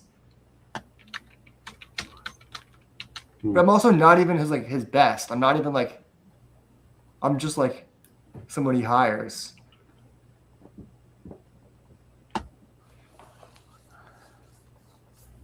That sucks. They put you in a tight spot where like it's like what? Like It's that's also thousands of dollars you want me to spend. yeah, That's a like lot of that's, money. like, It's that's it's not a big like ask, and for you to like yes, to that's act what I this kept way thinking. from, It's like to act this way for just like you being like, no, I can't do that, dude. That's like. I mean, was it even like a newer truck or it's like older one? Because like if it's I the can't older one, remember that's the almost exact details of the truck. He didn't really. He just was basically giving me the idea of what he wanted to do with the truck and how it'll be great for us about how we could add so much more money to our daily fee and shit like that. Just with kit fees and all that. It's like it's a lot of money to invest to just get a bigger paycheck. It's also like I don't know if that truck would be more consistent work for him. I think it would be the same amount of work for him, but it would just be more days for me with him. And it's like I don't even know. I don't know if how long it would even take me to recoup my investment on that. That's the thing. especially if you're splitting it too. Yeah. It's also like, what if we get into a fight on set about something trivial? Because he's already kind of you can see he's already acting like kind of a bitch. What if he gets into something trivial and he's like, fuck you, it's my truck. I'm taking the keys and driving away. And I'm just out all this money and I have to like, I don't want to end in a lawsuit. He's not like a great friend of mine. He's not just someone I work with. Yeah. Put you in a weird position, dude. Yeah. I also owe $1,800 to the IRS. So damn. My grandfather turns out fucked up my taxes years ago. Yeah. And they just compounded that interest for since 2023. And I owe $800 this year plus another grand from that interest. So yeah. Damn. Thanks, Grandpa. I'm coming in hot this tax season. Whew. That's rough. Still waiting for my results from my tax person for almost 2 weeks now. I don't really care, but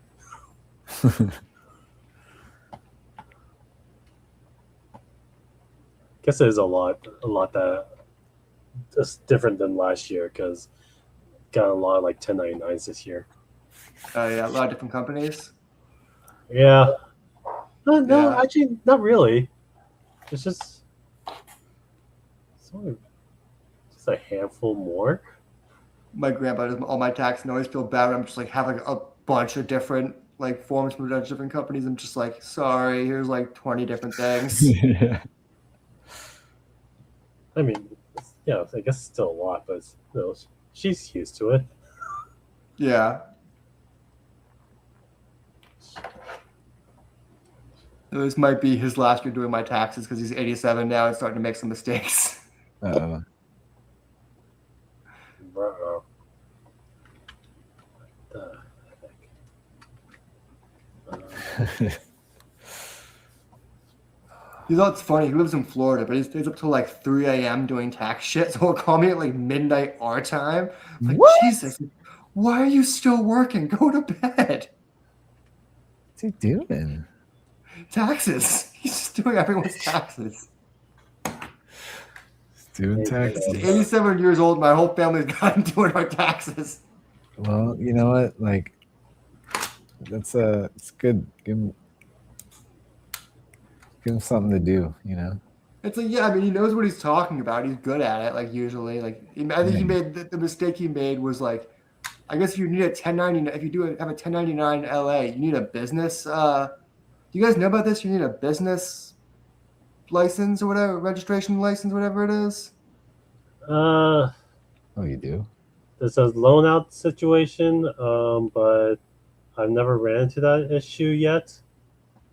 I ran into it. I ran into it hard. I don't know what the fuck happened, but I ran into it, man. Oh shit. I don't know if it's because he classified my shit wrong or something happened, but IRS says I owe him. My dad was laughing so hard because he was like, it says they can put you in jail, Max. I'm like, it's not fucking funny. It's like, you look terrible in stripes. It's like, Dad, Oh man. They're not stripes anymore. They're orange, and I look I great know, in yeah. orange. I look great in orange, Dad. Trust me, I thought about that joke. I was like, I'm not gonna say it, but yeah.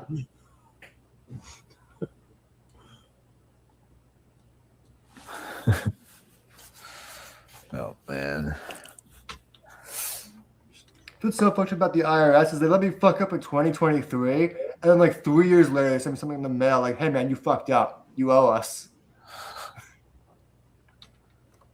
There was this meme a while ago where it was like, the IRS doesn't tell you how much money they owe. You just guess, and instead of saying yes or no, they just go jail. Sad face.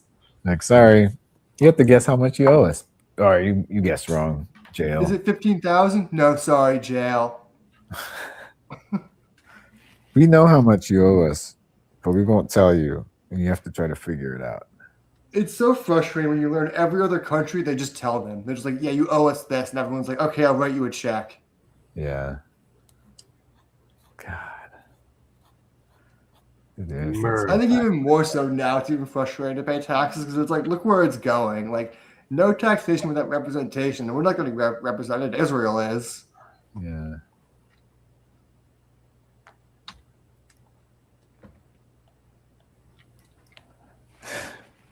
Taxes are going to their free healthcare. I totally screwed up this bolt. Got one gunked up with PLA. Oh no, this is a PTG. Oh shit. Can't you just melt it back off? Probably. But We're melting. That's a great idea. There's one bolt. It's just a little thing. The threads are all stripped from the vice grips too. Hmm. So it's fucked up all around. There's no hope for that. Sorry, you did what you could.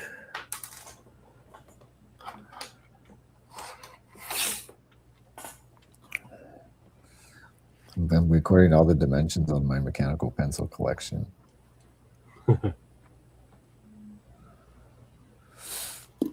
Don't you have a... What kind of phone do you have? A what? What kind of phone do you have? iPhone, the new one. And what's your social security number? The Pro. I can tell you the last 4 digits. Yeah, I got the Pro. It has LiDAR. You can probably just scan everything. How is that? Oh, yeah, that's probably really accurate, huh? Polycam is the one. Yeah, I have that. Let's see.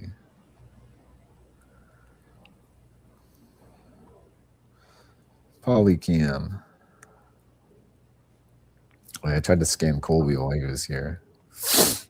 I want to see that. I want to see what it looks like.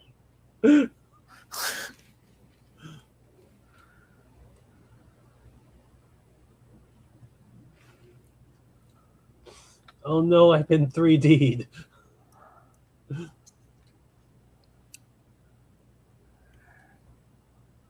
Man, that's cool when you see the grid. It kind of reminds me of shrooms. Like it just like this little triangle poly grid just does like a vacuum form over everything. And you know when you're on shrooms, you can see that kind of like the patterns. Yeah.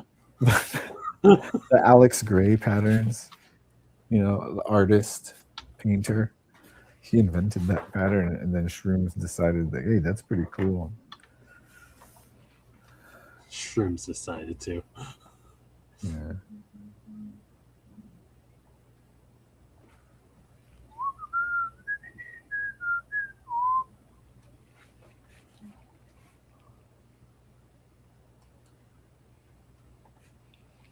What you scanning? This pen, trying to scan this pencil.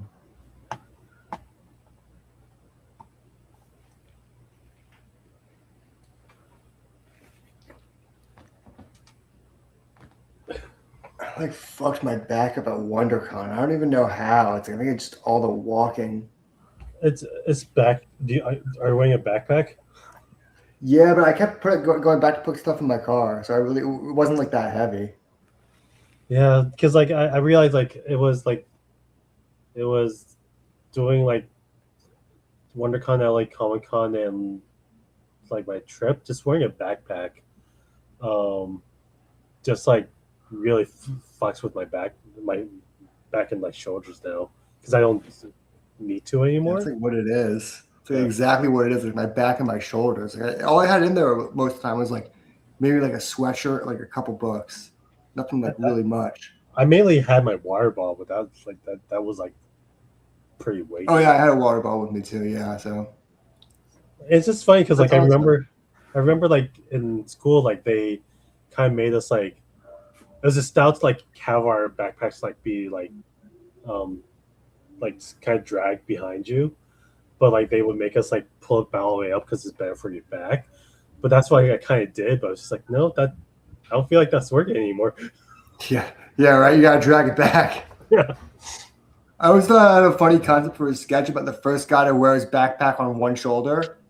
The first guy to do it. Whoa. And I was like, you can't fucking do that. Like it's like Footloose, but with a backpack.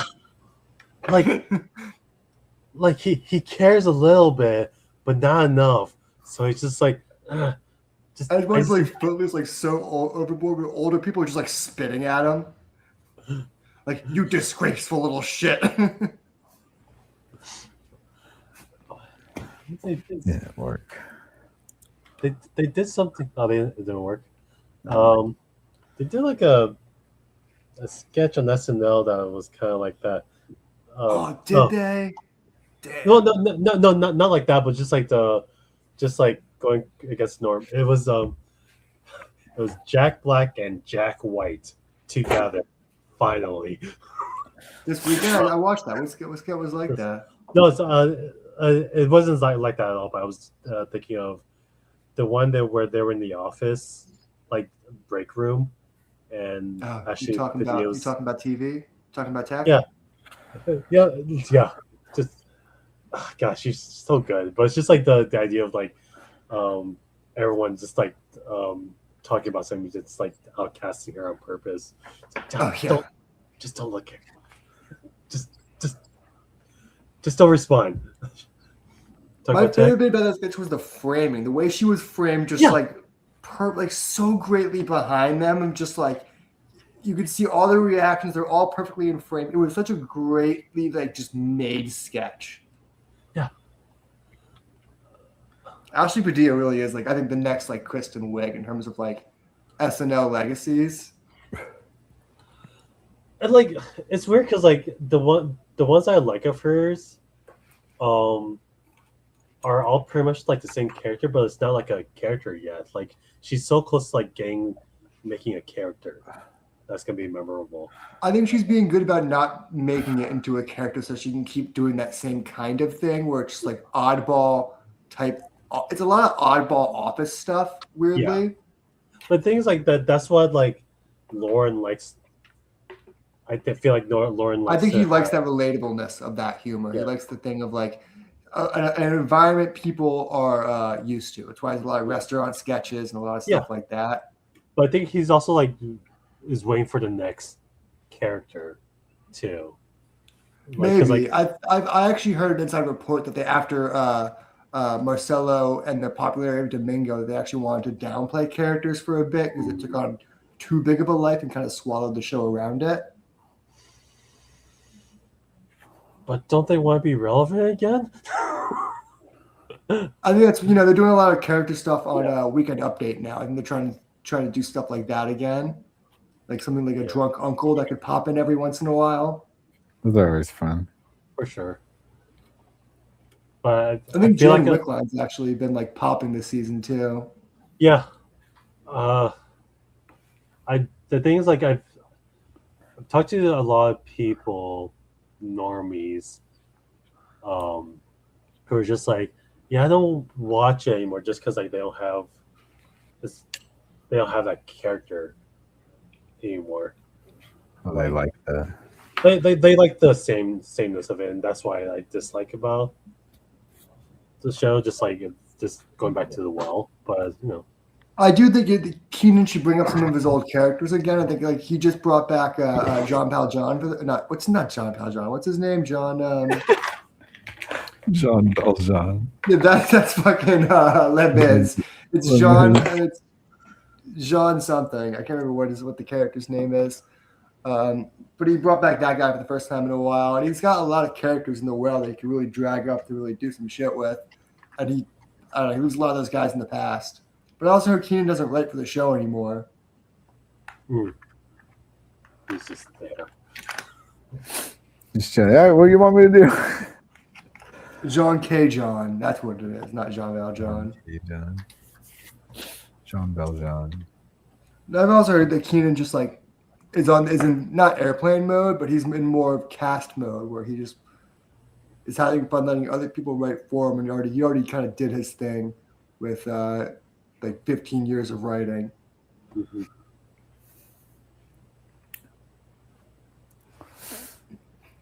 Yeah, dude. Long run. Whenever he does his last season, they're gonna like do a lot of like what's up with that and all of his old stuff. A good send off. Damn, dude, that was a long ass tenure. Fucking SNL. I mean, he's been on the show what 20 something years. His whole life in sketch comedy. Yeah. Take a guess on how long he's been on the show. I guess 21 at this point. Probably Yeah, like 20 something.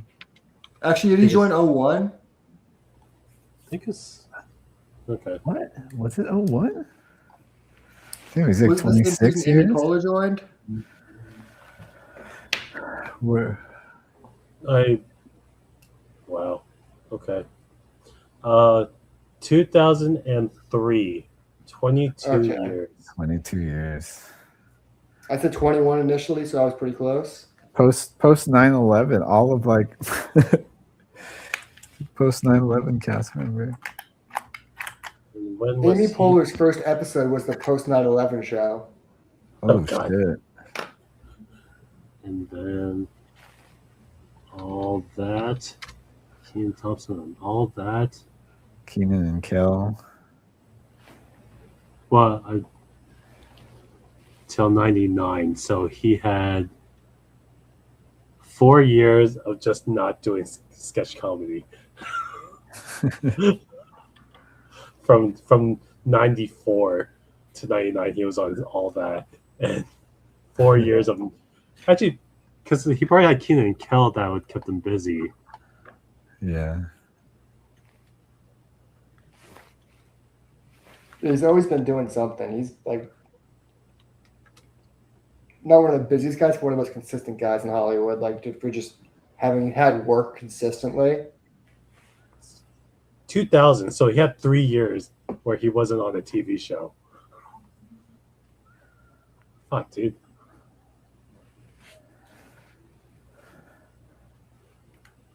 I think it's one of those things though, where it's like if he left SNL, what would he do? Because it's like I think he knows he's not exactly a movie actor. I feel like, I mean, because like he had a sitcom for a minute, like a few years ago. That's the thing. A guy like him used to be end up on a sitcom, and it used to go ride out a couple years like that to make your bread for life. But that doesn't really exist the same way as it did 10 years ago. Like nowadays, it would be like a Netflix show that would last 6 episodes and maybe a second season of another 6 episodes, and it wouldn't get you that lifetime bank that something like Everybody Loves Raymond would, or it's one of those old sitcoms that used to just like you do a couple seasons, you do like 8 seasons, and you just set for life.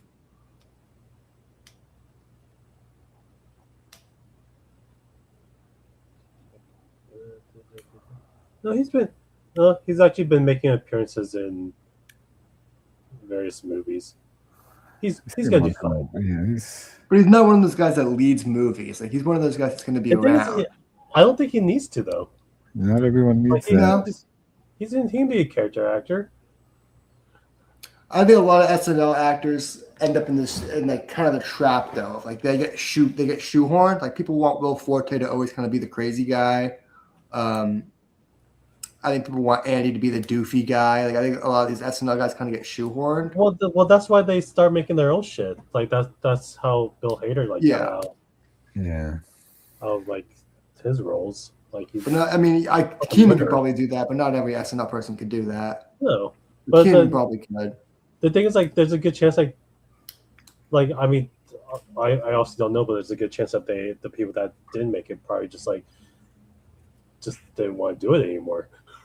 I don't know how much I can say, but I've heard horror stories about Sherry O'Terry, which sucks because she used to be one of my favorites. Yeah. And I just heard she just treated other actors kind of like not great, and then she treated like crew members like just disgustingly to the point where people like directors were like, I don't want to hire her. I heard that's reportedly why Will Ferrell didn't want to work with her like post SNL much.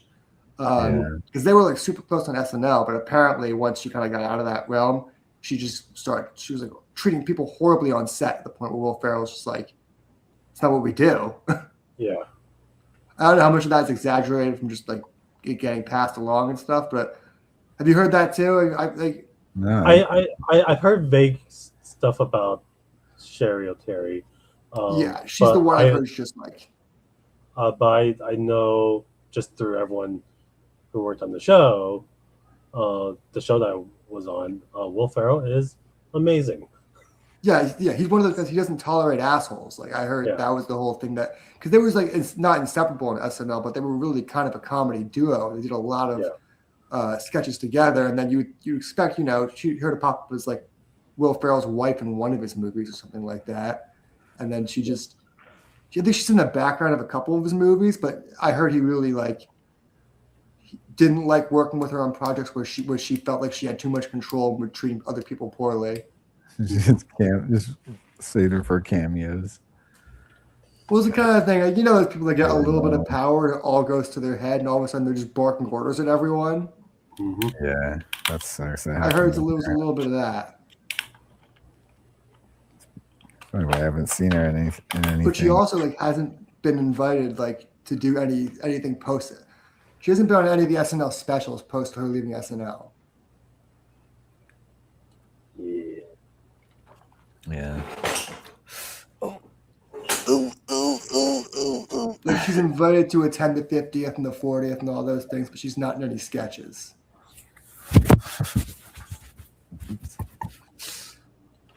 Yeah. Don't give her any status. Don't give her any power to treat people bad. Don't give her an opportunity. It's weird how that happens with people, huh? Well, I think it's interesting now how it's like people are like it used to be kind of like a hush hush thing where it's like people will get quietly blacklisted for just being like excessively assholey. Like there was always a limit. Like you could be a little bit of an asshole, but you couldn't. I think once it crosses like actual personal lines, I think people really started to like. I think Sherry O'Terry is an example, but there's also who's that actor that punched the director and got himself blacklisted? I can't remember this guy's name. It's like an up and coming guy who's supposed to be one of the next big things, and he punched the director. I can't remember who it was. Was it Miles Teller? No, but I've heard. Did he punch Josh Trank? Or did they tried to fight, right? They tried to fight. Okay, never mind. I mean, Miles Teller's. I'm getting Clooney, David O. Russell stories. Who punched a director?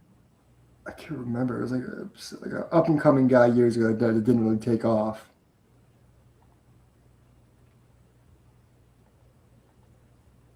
I can't find it. Aaron Reich.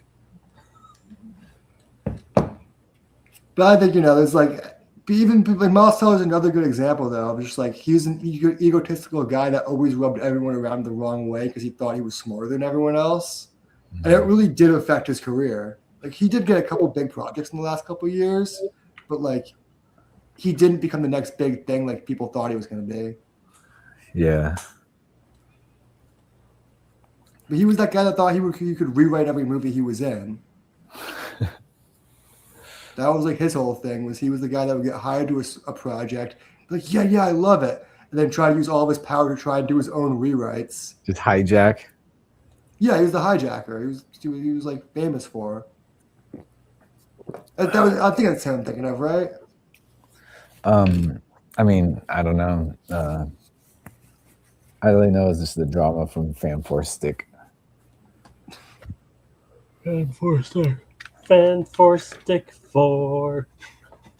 Fan Force Stick.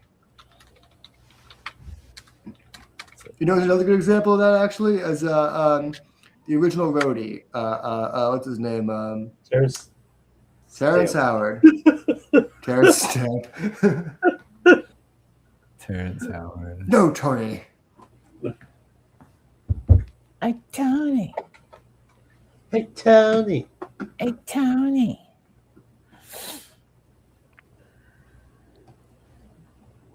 Isn't it crazy that like I think the greatest Hollywood crash and burn has got to be Army Hammer. Oh yeah, damn, dude. Like, that's got to be like an all timer. Nepo kid. You just couldn't not tell people you wanted to eat them.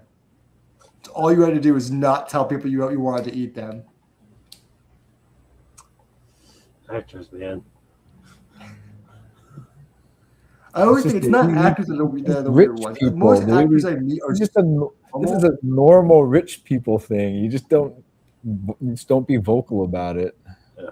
I'm Well, sorry, yeah, but we're gonna have like, to. most actors you meet are super normal. It's the fucking backgrounds that are the crazy ones. The backgrounds. I don't know. 1 in 5 backgrounds you got to keep an eye on. I mean, you're not wrong there, but I don't know. Like a lot of actors have a lot of good PR people, That's true. Yeah. and you don't know what's going on behind there. That's true. In good PR. He got sloppy, dude. Who was that? How did that leak for Army Hammer? A girl leaked it, which is weird because like I think apparently it was like a consensual role play they were doing, and then she just was like, "I'm gonna burn this guy. I'm gonna do it." He icked me. Could you imagine? Like it's just like the worst impulse. Like you're just like you could just ruin a guy's career. You're like, I'm gonna do it. Fuck it. Why not? Let's post it. Do it for the lols. She did it for the lols, dude. Like he has so much money, but he's still like no amount of money will be able to like beat that. No, the reputation. You can't buy like once it's tainted, dude. Let's think what's going on with Kanye West right now. They just Kanye canceled a West. whole festival in England because the UK won't let him in. Oh man. It's funny, like people are saying Ye is his like alter egos as Mr. Hyde. Once in a while he'll wake up. It was a clip from Moon Knight when he wakes up in the ice cream truck and he's like holding a gun. He's just like, oh, it's like Kanye waking up after being Ye for like 3 years. I think there was a little bit of that going on though. I think he was bipolar for years. He had a whole team around him telling him, "No, you don't need to take your medication. It's fine." And I think finally, I think finally his wife convinced him to try new medicine, and he tried it. And instantly, clarity was like, "Oh man, I've done some horrible things." What have I done? Dude, could you imagine? I've always like I was in there. Apology.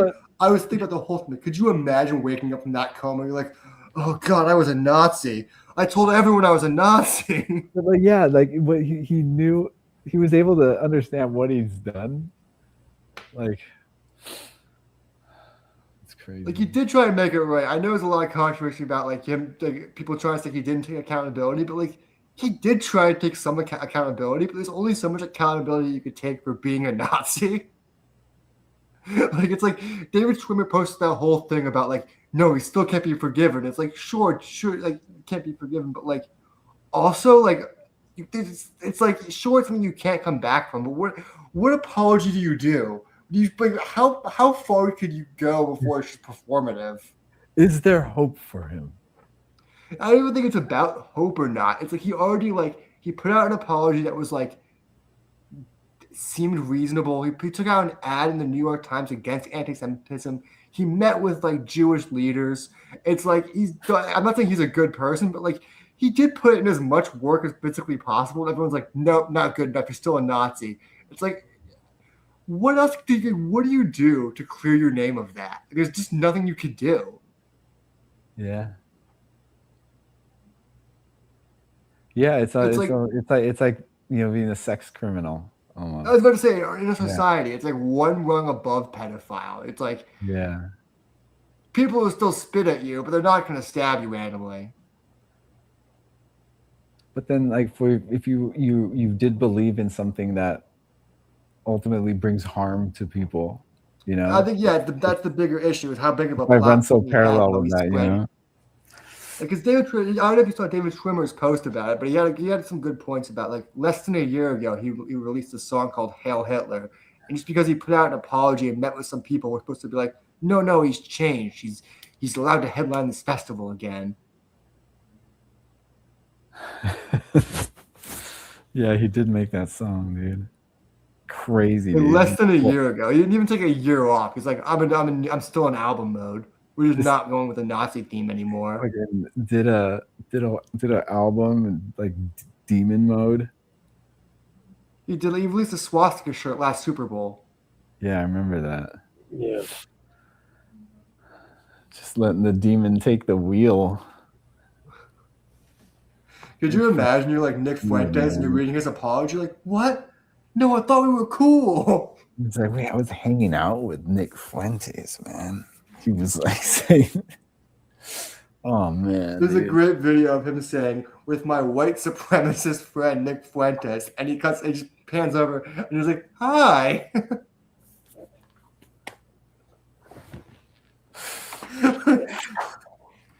Good guy could have a bigger fucking dope. That's so crazy. All these white supremacists all stoked because they're hanging out with Kanye, but he's just going through a bipolar episode. Just a manic I always thought about that when it was Nick Fuentes, Clavicular, I think, all those weird guys. And Yeah. do you think they even had fun? Do you think their nights were fun? Do you think it was Kanye West just manically screaming at them to do crazy shit? Yeah. At least think they have fun. You think these guys enjoy their lives? I remember that dude Aiden Ross, another one of those right wing weirdo dudes, Yeah, influencer guys. Shared Kanye West shared a text between them, and Kanye West blocked him because he kept calling. He texted Kanye. Kanye said, "Please call me sir." So he kept calling Kanye sir. He said, "You made it weird and blocking you." Yeah, I remember. I seen that screen grab. It's all these guys they just bend the knee and just get cucked by a bipolar man who's running off of Nazism on pure instinct. He gifted Trump a Cybertruck. Aiden Ross. Yeah. And Trump took it. He accepted the gift while he was running. Yeah, of course. He's the one politician who's like, no, trust me. I think it says we're allowed to accept gifts. I think we're encouraged. Oh man, God, doing it for the lols, just destroying this country for the lols, dude. I remember there was controversy in my small town because a local artist, made my mom a painting for her office, right? And someone went online and found out how much the person's painting sell for. It said that's above the legal limit for what they could accept. Keep in mind, their paintings sell for not thousands, just a couple $100. Nothing nothing outrageous. It was just a nice gesture of someone who lives in town. Here's a gift. It was well, I mean, that's the evidence they're basing it on, or whatever it is. How much they've sold their paintings for, but it's up to them to determine how much it's worth anyways, right? It's just a painting. Yeah, I don't think my mom gave it back or anything. I think she just let that one pass. I know. Aiden Ross gave Trump a Rolex and a Tesla truck. It's fucking crazy, dude. Can you imagine? This got that type of That money. was the whole grift, though. I mean, I think that's what's going on with the world. Is Trump wants everyone to pay him the tax. That's like yeah, he just does it in front of everyone now. Yeah. It is. I know we said it before, but it's crazy to see like all these right wingers slowly wake up and realize what's happening. Yeah, it's kind of it's fun. It's not just like Marjorie Taylor Greene, but like when Tucker Carlson and Alex Jones and all those like the fringiest guys are like, "Hey, man, this isn't right." Like, whoa, dude, this is not what we stand for. Well, I genuinely think part of it is they spread hatred for money, but I think even they have a line of genocide. Like, I think even their thin moral compass is like, no, we don't genocide for money. No, we're not that far. And then Trump's like, but it'll lower the price of oil eventually. This will fix the economy. It's good for the economy. Yeah, I think a lot of these guys are waking up and realizing like this has never been about the economy. This has never been about money. It's only been about Trump's own bank account and ego. And they're like, oh, he's destroyed this country. He destroyed this country and made away with billions. It's not even just that. I think it was like a steady stream of like, when ICE shot Americans, a lot of Republicans are like, wait, hold on, we don't do this in this country. And then it slowly turned into, hey, should we drop another nuke? And then they're like, wait, hold the fuck on. Wait, we're still dealing with you killing civilians, and now you're exactly. I think it's like a lot. Even the fringiest right are like, no, this was everything that you said would happen if we voted for the other guys, though. He's like, yeah, dude, this is exactly what you're describing. Yeah, every accusation's confession. I'm just like astounded by like the fringiest right though. They really are the ones talking about the 25th Amendment more than the left. Well, that's like Marjorie Taylor Greene, dude, is doing more. Well, she woke up months ago. She's consistent. Is what I have two theories about her. I think she either was like a dedicated QAnon person who actually you genuinely had her whole worldview shattered when she found out what was really going on and that the elite were protecting the pedophiles and it wasn't the other way. It wasn't the other way around that she thought was happening. I think she probably got. I think the more realistic thing. I think she got medicated. I think she was like. It was like a medical thing where she was on a bad mix of meds for a while. I think she finally got her meds correctly. And she was like, "Hold the fuck on." Yeah, well, it's just yeah. But it's crazy because as much as I disagree with what she did as a politician, it's crazy to see now her trying to like make it right in a way, like more than like any in a way that's not even grifty. She's genuinely like trying to make things right. No, but the only thing she's doing the bare minimum baseline of just like. I actually think she's doing a little more than the bare minimum. I'll give her more credit than that. I think she's actively. What were you saying? No, it's just like that's all she's really doing is just like reacting appropriately to what's happening, and that's just making her different from even a lot of Democrats too. I think she's putting a little bit of the effort to actually like try and educate people, which is like a crazy thing to say about her. But I think she's doing a little bit more than the baseline minimum. I think some of the Republicans around her doing the baseline minimum just saying, "Oh no, we can't do that," and still voting for Trump along with Trump's parties. I think she's actively telling people to not. I think she's also, from what I heard, writing a new book about against QAnon, about the idea of how many Americans kind of fell into this mental health crisis trap of online nonsense. Wow. I've heard she's actually doing the work to try and like undo some of the harm she did, which is like astounding. It's good that she has her senses. I know. I think it's weird that like her legacy is going to end up being someone of like who fell into the QAnon trap because she seems like she's going to spend the rest of her life trying to get people out of it. Yeah. Good for you. Well, I think she's one of those people that she may have like honestly fell into this QAnon shit. Like one of those, a lot of people thinking like, no, I think I'm like, I thought it was real. I thought they were helping the country, And then when she found out she was just getting grifted, she's like, "Oh no, this is evil." Yeah, then she's like, I still believe the Jewish space lasers, though. What I've seen proves it. This only supports my belief of Jewish space lasers.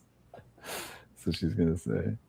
I was just talking about this with Brandon. I thought it was Brandon about how crazy and awful it would be if if us Jews actually had a space laser. Like, could you imagine like that, dude? Would you think Iran not exist? The Middle East would just be. It would be horrible. It would be one awful state. I think they would have gotten Germany back already. I mean, I think a lot of places wouldn't exist if we had a space laser. I think France would be a pretty big target. No, they're waiting for the reveal. They're trying to hold the right amount of power. I told you about that. I put that in a story before. That thing I wrote, Abortion of a Nation. The big reveal at the end was the Jews actually had a space laser. And they took control of it to attack the enemy, to attack the bad guys. Yeah. That's funny. The big reveal is like, we're not hacking their defenses. We're hacking their offenses. What? The space laser. The Jews' space laser. We're in control of it now. Does it have like a kind of Old Testament name for it? No, I was trying to think of a name for it for a while. It's just like Jewish space laser is just funnier just to keep calling it that. The Jewish space laser. Just to keep referring to it. That's exactly how she referred to it as. Then I had a bit where I was like, is the laser Jewish or do the Jews control it? And you see it cuts to the laser, it's got a little yarmulke on. These are pictures of its bar mitzvah.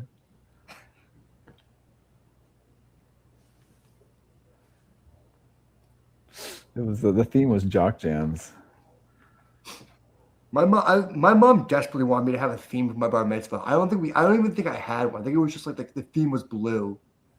She could have not like the default. Yeah, blue's pretty much the default theme. So if you had like a browser, like a computer browser, that'd be the default, just blue. Blue. What kind of if it were up to her, what kind of theme would she want? I don't know. I don't even know. She wanted me to choose like a theme, like it'd be like I remember looking at my mom, like I was like she was crazy, like we want cowboys and Indians, like what do you kind of theme you think? Hawaiian, like what theme do you think we're really doing with our bar mitzvah? I think the theme is usually Jewish, right?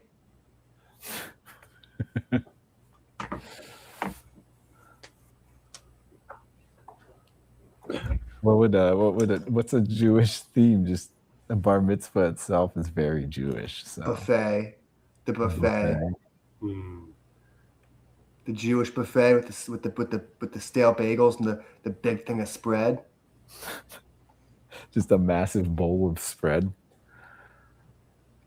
Yeah, that's how we do it. We have you get the big deli ones, and we just put them on the table in the heat. The tub of capers. And you let it fester. If you want to impress a bunch of old Jewish men, this is what you do. You put a bunch of capers on a plate. You get a bagel. You smear that shit up, and you take the bagel, dip that shit in the capers, and then flip it over and watch all these Jewish guys' brains explode. This looks like got the coverage of a poppy seed bagel. They do the same thing for the last 40 years. They spread it over the top and watch all of them fall on the plate like a bunch of loose marbles. It's like the grit level of a poppy seed. And capers would be like one. What's the unit of measurement for grain? For caper? Paper? Like comparing like that type of, it's like the poppy seed, and it's just like smaller grit, but then capers are just like bigger balls, but in the same manner of just like full coverage on the bagel. So it's just a higher grit, kind of like sandpaper. Where What bit would that be? You can see the rocks. It's just rocks glued to a piece of paper. That's my buffet trick for old Jewish men. I do that, and then I put the lox on last, and they lose their fucking minds. They've never seen anything like it. These men they've been putting the fucking capers onto the lox and watching it slide off for 40 years. That's actually a really good method. If you like that much capers, you full coverage on top. You don't of need like, that much, but you just put a couple on the plate. And you fucking boop it. You just dip it. And they stick to the you cream don't just like cheese. you sprinkle it on. You could sprinkle it on If you sprinkle it on, the gravity's gonna put. If the cream cheese is like room temperature, as you say, be fine. And just boop, right in there. I'm telling you, if you dribble it on, they're gonna roll off. You gotta use some gravity. You Onto gotta the put some weight cream behind cheese. it. Yeah, you gotta just press it on. Well, you're I telling do me that a you're- lot. All these old Jewish men. I do that when I'm at Jewish buffets, and these guys just like, holy shit! It changes their whole worldview. Changing tradition. All in my years, I've never seen this. That's the perfect impression of what you hear. You just go, I've never seen this before in my life. For all my years, I've never seen this. You hear a lot of 70 years and I've never thought to dip the capers. For 70 years. Actually, I tell you, I just got out of my cousin's bat mitzvah. I was just like, she's not my cousin. She's my cousin's kid.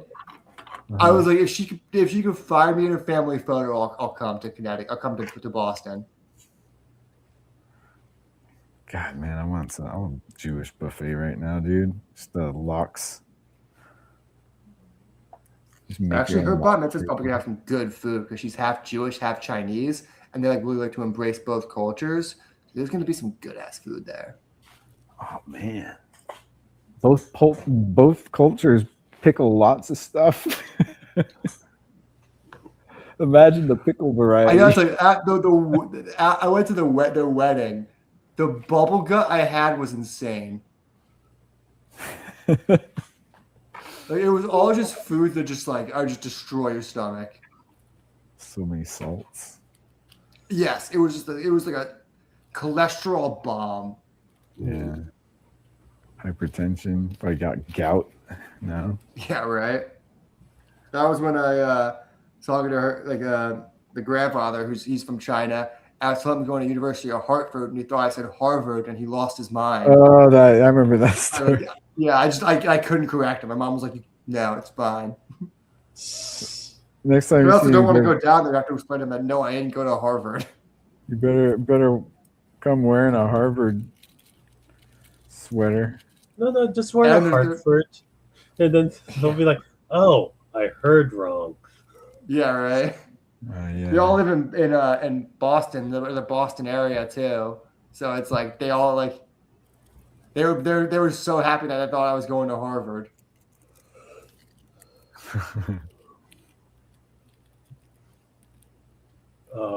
I found a new buffet in MacArthur Park, just like a few blocks away from me that I took my parents to. It's just another like Chinese buffet where it's just like mess of stuff. The new thing that was different with this one is that they had a Korean barbecue section where you just give them the raw meat and then they'll cook it for you. Oh, nice. That's good. It's like the noodle chef guy. Yeah, but it's just like With just KBBQ. They have that brisket, the galbi, and a couple of pork belly stuff. I kind of just like want to go back there, just like have them just make that $20 a head. Dinner not time, I bad. think. Dude, that's a average meal. Yeah. So, again, like I don't know what my gauge is for buffets anymore, just because like I just go now. It's pretty decent. There's some crabs there. Good seafood stuff. I think. I don't know. It's just food now. Yeah, I get that. That's how I feel about like set food. When you get like the fifth chimichurri steak in a row, and you're like, Yeah. this is it's just vague meat and sauce now. It's also like one of my set dressers like pointed like just like doesn't like doing like poke bowl or sushi because he gauges the quality of the fish by how far away we are from the ocean. So like if we're I've like heard that before, but it's not entirely. It doesn't make No. sense in today's day. yeah, and I was just like I've had some poke bowls in Pasadena. It tastes the same as the one in Santa Monica. I think I it's think fine. okay, you gotta smell the place. If you go into Yeah. a place and it smells like rank fishy, get the fuck out of there. Yeah. Like Shouldn't be able to sell. You shouldn't. You know those Fish places shouldn't that are smell like like the- fish if you're eating it raw. well, I think poke bowls will smell more fishy than like a sushi spot because the way it's in the fucking tubs. But like if it smells like really rank fishy, get out of there. Like a lot of those poke burrito spots just leave fish sitting in their shit all day. Yeah, I don't trust those. Dude, the thing with poke, man, in Hawaii, it's like marinated in like soy sauce. It's Yeah. like a what's that Spanish fish dish? Tilapia? It's like a ceviche. Yeah. But like out here, like when you see the poke spots, it's just like raw fish, and then they pour the soy It's sauce. like a on it. sushi. It's like a not sushi bowl here. Yeah, it's not like a marinade. But like that's the poke I like. I don't like the poke bars here. I just like the ones like that. And find one at Bristol Farms in Westwood has one. They sell the poke style from Hawaii there.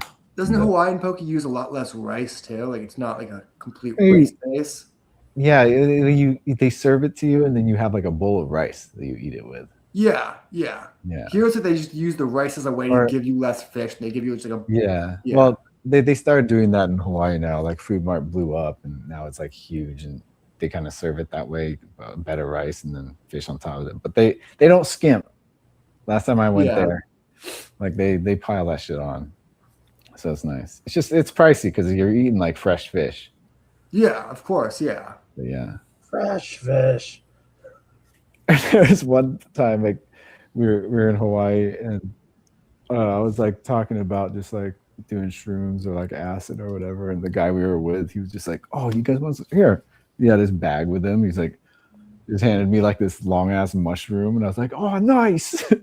And I ate it, and then so we started like tripping. Then we went to like a food mart, and then I wanted to eat some poke. Then got it. Started tripping once I went in there because like different transition from nature to like Yeah. sensation, just like feels all wrong. But I grab my poke, I sit in the car, and I'm looking at it. It's all like, Yeah, poke is not it's not a great thing to eat on acid just Just because of the like, way it looks. yeah, it was rough. I powered through eating that like wiggling raw Like fish. sashimi would also be bad on like acid. It's too Very close wormy to a and, like, live thing, Fleshy, flesh Yeah. flesh kind of like yeah. It's so close to alive. You're just But kind like of when you're sober, it looks great. Like the vibrant colors, you're like, oh great. But when you're when you're tripping, it'd be like the worst thing to look at. You know what actually I hate when I was tripping was still has its Texas soul. barbecue. Soul All the is Texas still there. barbecue was so shapey to look at. Oh yeah. Like Oh, man, mac but and that- cheese and the ribs. I was like, I don't know why it was tripping me up. I was like, I don't want to eat. It looks like guts. That's all that black pepper seasoned like a poppy seed bagel, except with black pepper. Do it with peppercorn. God damn, dude. Yeah, food. It's not a good idea to eat while you're tripping, anyways. Like, I wanted. Yeah. Actually, one time I had the greatest Cubano while I was tripping. It was The it greatest was what? this Cubano. Oh, nice. Where? I was at my college. They had we had a Oh. big spring fling event where we had all these rappers there. I was on a bunch of different shit. I went and got a Cubano with my friend's girlfriend, and I was just like tripping so hard. And I was just eating the whole Cubano, like before we even got back to the dorm. And I'm like, we got to go back. She's like, why? I'm like, I need another Cubano. I ran back and I got 2 more Cubanos. I just like walked back with just like I walk back in like later with his girlfriend, like with 2 Cubanos. Like, oh, it took so long. You got 2, and I was like, actually, I got 3. Either just would have made it back. Yeah, I got 3. I came back with 2. I ate one on the way. Man, You know good what's ass funny? Cubanos, huh? I ate both Cubanos. I just devoured. I devoured like all 3 of them. And then like later, I was in bed, and like, you know, when you're tripping, and you can't sleep. I was like in bed, just like couldn't sleep, just thinking about like I wish I just had another Cubano. What made them so good, dude? You just tripping? It was delicious. It was just like a food truck that had. It was good ass Cubanos are good ass sandwiches. I was on acid and a little bit of sass. Sass? Yeah, sass. Sassafras. Sassafras? What the hell is that? It's kind of like Molly, but different. Molly variant. Kinda, yeah. It's what MD something. Moon rocks. I was tripping and rolling. These Cubanos were just like the best thing I'd ever tasted. That's nice. I mean, yeah, you're tasting like history. You can taste the history of Puerto Rico. Wait, it's Puerto Rican? Is it? Cuban. Oh, Cuban. I was like, is he joking? I was like, it broke my brain for a second. I didn't know you were like being sarcastic. God damn it. Maybe this isn't a good idea. I mean, you can taste all the history of Cuba in one bite. Just feel the communism. Feel the communism seep through. It's the collective flavor. You could taste the seizing of the means of your labor.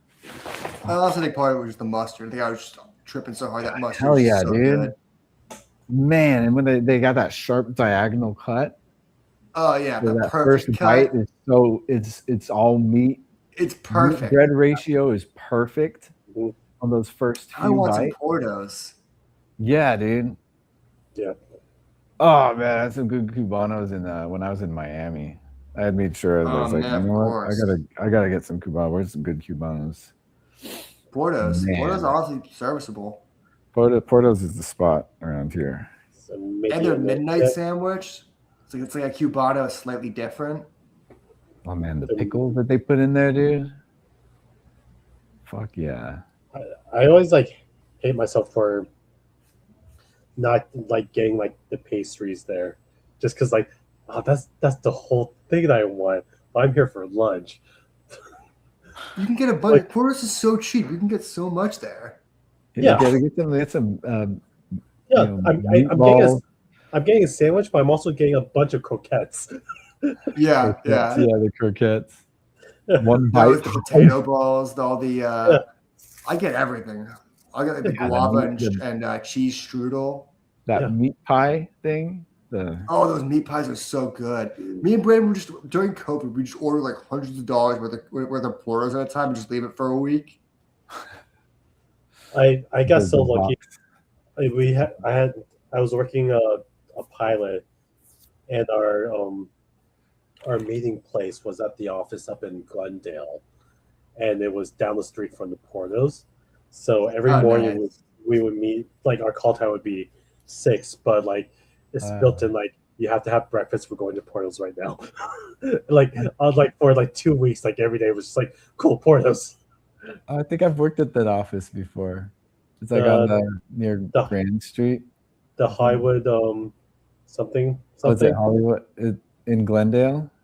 There's a branch out in that's on Gower in Hollywood. The Hollywood Studio Center, something like that. But yeah, they had offices out there, and then our meeting place was like right in front of the truck there. That was nice having Portos every day. It was like, oh, cool! I can try every pastry and have it like a coffee with it. Yeah, go work your way through all the pastries. You can get like a Portos bake kit. Wait, what? Like they send you frozen pastries that are still raw that you bake yourself, so you can eat it fresh. Oh yeah. That's nice. They do like Gold Belly and all that stuff. Yeah. Someone in my building keep ordering Porto's delivery. And I'm like, wait, which one are you going at? And how far are they driving to this so you can get this Porto's? I know, right? I mean, that's the Uber Eats. You can kind of just in LA. There's like all these restaurants just don't put limits on their shit. So I can order. I've ordered food accidentally from Long Beach and fucking like Ventura and stuff like that. And I'm in NoHo. I'm looking at the app. Like, is this food going to be good by the time it gets to me? Right, man. In Long Beach. Yeah, I've ordered. Like, I could stuff. Restaurants from downtown come here. Like you can order from a place in Little Tokyo. But it's just like it's just weird to me just because like I would like consciously like choose a spot where the driver wouldn't have to drive that far. One, for the driver to like finish more deliveries. Two, so my food is like not cold. Yeah. That's the whole thing. I wouldn't think. Sure, you want to help the driver out too, but like also, why would you want to spend so much money on food for it to be cold because it took an hour to get to you? Like,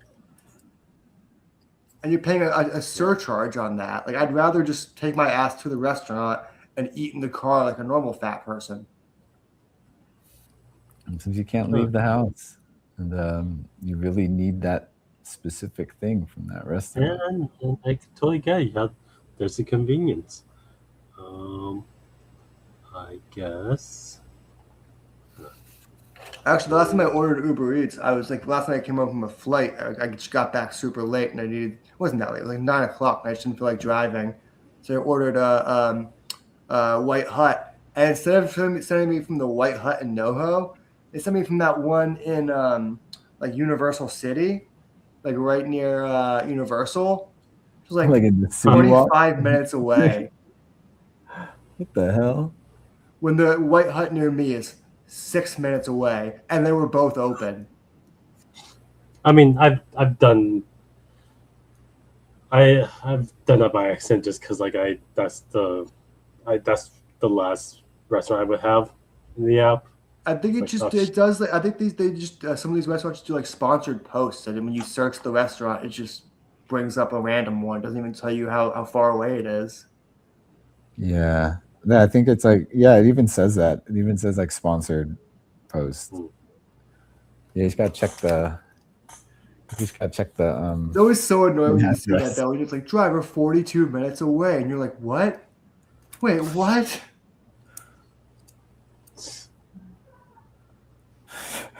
The guy passes by the one that's closer to you on the way. Yeah. Me and Brent were losing our shit during COVID one time. We ordered food, and I don't remember what we ordered, but it was something we thought was near us, and it ended up being like an hour drive. And this guy's like coming to us. All of a sudden, the app changed, and it says, "Driver is now completing another order." We're like, "Wait, what?" You just went from like 50 minutes to no time to him completing another order, and we got our food like legit like 3 hours after we ordered it, and it was just like. Yeah, I remember we were like, "Do we just get a charge back? Like, what do we do with this?" Like, yeah.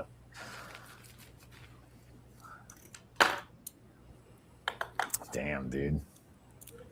3 hours? They still just sent it to you. After that's the thing about it's an app. They don't give a shit. It's like, yeah, but you still hold power. You could give them a rating. Yeah. Exercise that, you know. That's what it's for. Bad experiences. I remember when I was in Hartford, it was so fun. There was a strip club that you could order food from on Uber Eats. And we never did it, but it made us laugh so hard that someone's just ordering the food from a strip club off of Uber Eats. Like, it's not like the strippers deliver you the food. It's just like you just get mediocre wings. No, they're ordering Hooters to go. Their pizza are pretty good.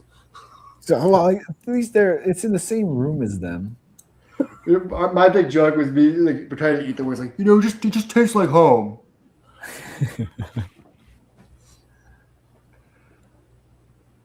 Oh shit!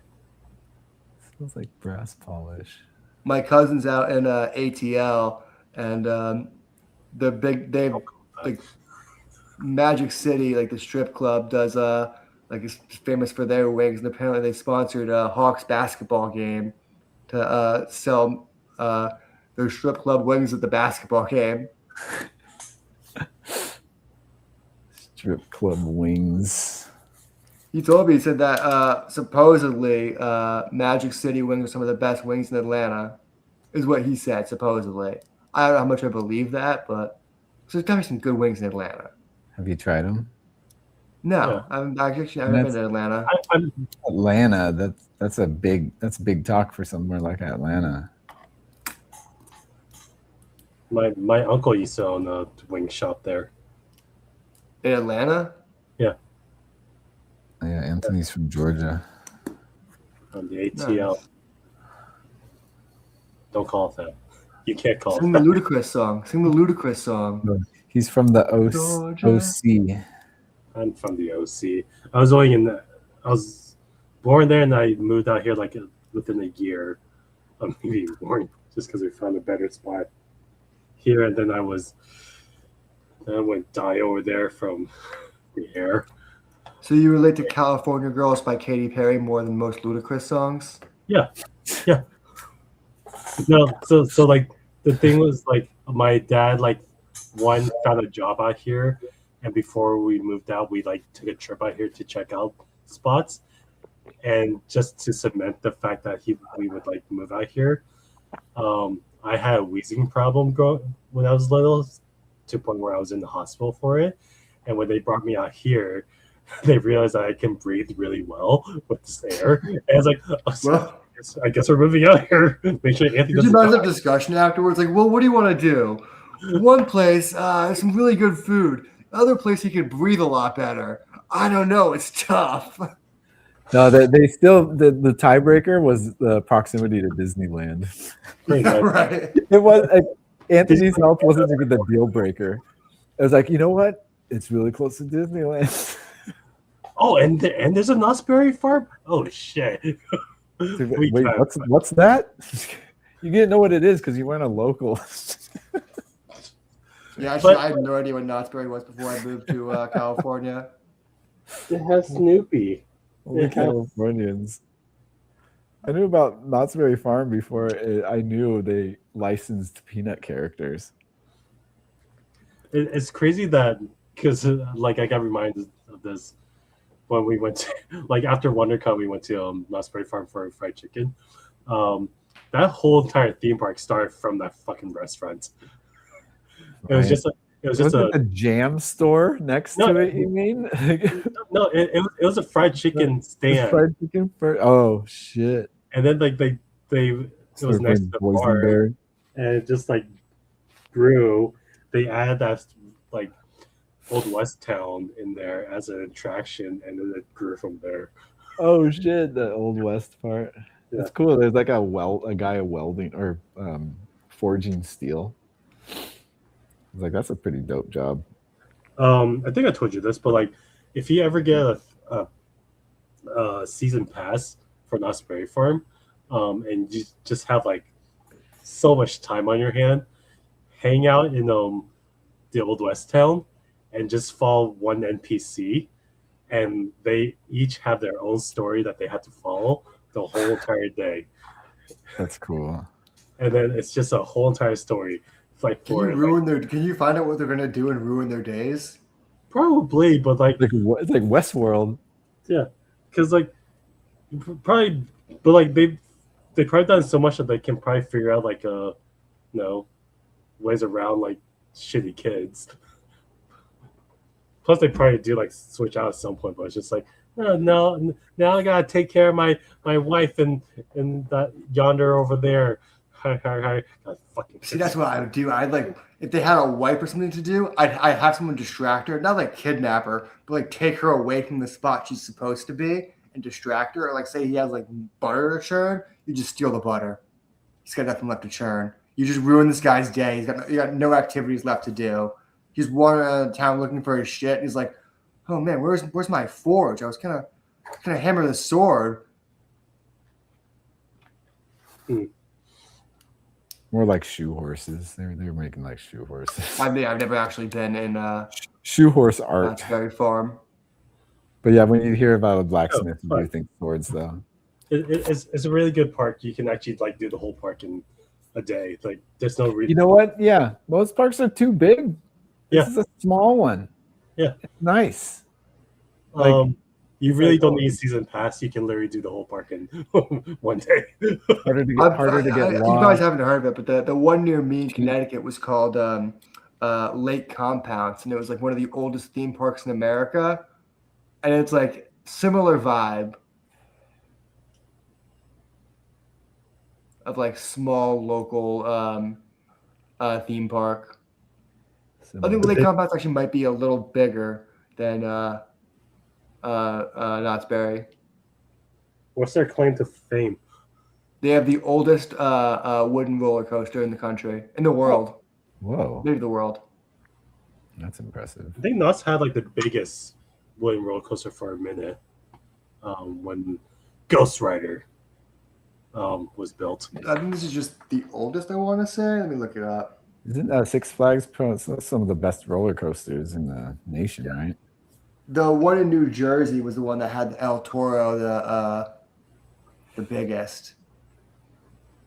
I mean, my brother went on that. My grandmother took us to that theme park once because she lived in Jersey, and it's weird how short that ride was. The one that we went on, Jason, that was like in the way back corner, was it was a wooden coaster, and it was good length, but just like the whippiest like ride ever. But like it was just like a good roller coaster, of just like speed, length, chaos. It was like a big old chunky one, right? Yeah, it was like it's like steampunk. we were It goes upside down with only a bar to hold Yeah. you. Yeah, that's crazy. Yeah, you'd think that. I always thought all upside down roller coasters have the harness. This thing had a bar, and it goes on a loop. That was crazy. I mean, I guess it's because it's older and didn't need it, and that regulation wasn't in effect yet. But since like it survived all that, it's like, oh, it's fine. Maybe don't need it. Yeah, man. When we went, we went on a good day. It was like the day kids went back from spring break. It was like the following Monday. It was probably empty. Like, it would probably be like next week we should go to get that same feeling. I just did a job up in next to Six Flags like on Monday. Santa Clarita. Yeah. Is that Santa Clarita? Right. Yeah, Santa Clarita. That's where Cal Arts is too. Yeah. I had to strike a set that I didn't build. It was a Ariana Grande one that Brent was talking about. It was a set that they flooded. So like when I got there, yeah, like when I got there, the set was just soaked, and just like we had to take everything off. Like it was still sitting inside like the makeshift pool that was there. So like it was drained, but when we got there, it was just like all the MDF flooring was just like puckering, and like there was like linoleum on the subfloor that they had to adhesive down. So we just had to muscle it off before we can like take the subfloor off. Yeah. Damn. Just bad time. I'm looking forward to the music video. It's kind of cool. Yeah, I can imagine. Yeah.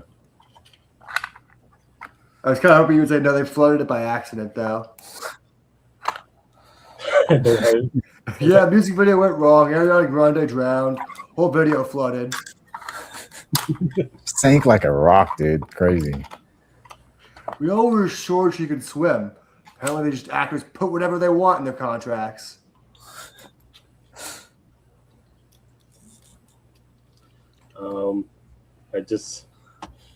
I just discovered a live YouTube channel of MXC. What? MXC. Japanese Wipeout. Remember that?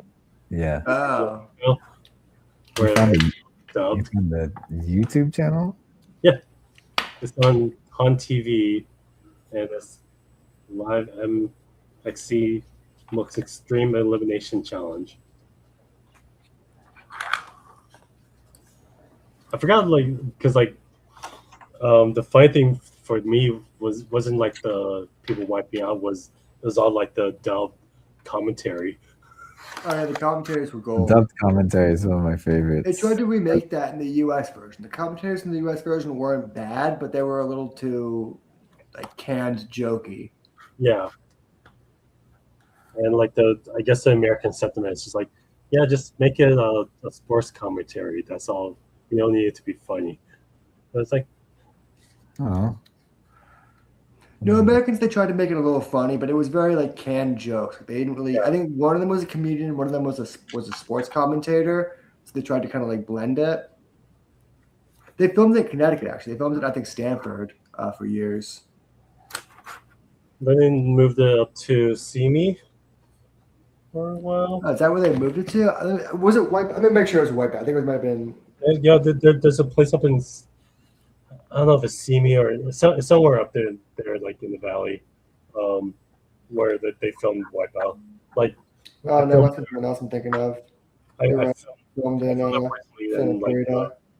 the pool of water, the empty pools are still there.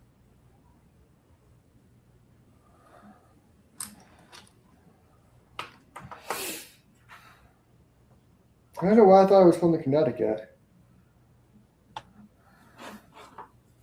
Not everything's filmed in Connecticut, Max. No, I had like a weird recollection.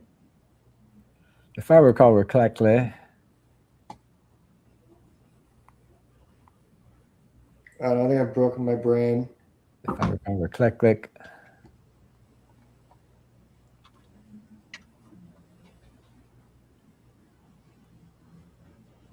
Wait, so as YouTube channel just has like all the episodes?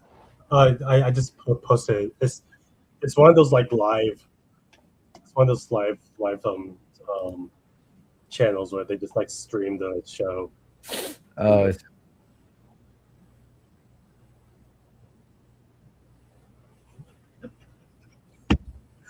Yeah. Oh, that's cool. Man. God, remember IGN? Oh, wait, was that the channel? Attack of the Show and Attack of the Show played it. There's another channel that played it. That's where G4. G4. That's it. Yeah, I used to watch that one. Did I show you the? Last Days of Cable. Did I show you like the picture of the reunion we did? I did for G4. Oh, that's right. I remember, and you worked on that. I don't know. I don't remember.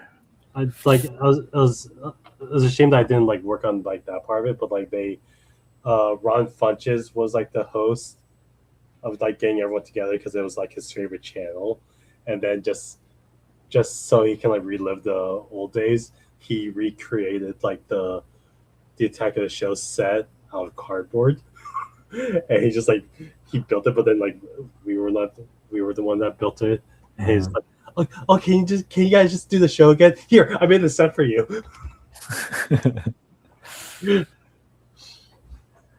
Ron Funches is great. He's always been. Did you see that thing with Ron Funches recently where he found out he was autistic because everyone told him he was autistic? That's why. Oh shit!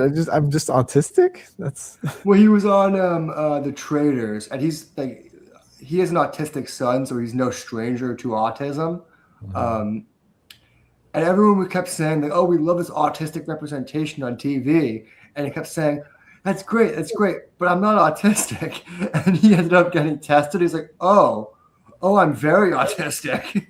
That's funny. Oh, man. And it was just this joke was about everyone in the comments were telling him he was autistic, and he was like, but they weren't doing it in a mean way. They were just like telling me something I didn't know about myself that they knew first. Because they've seen it. Yeah, it was a bunch of autistic people who were like, "Hey, man, you're one of us. You're like, this is great." They understood. They could see it. That's funny.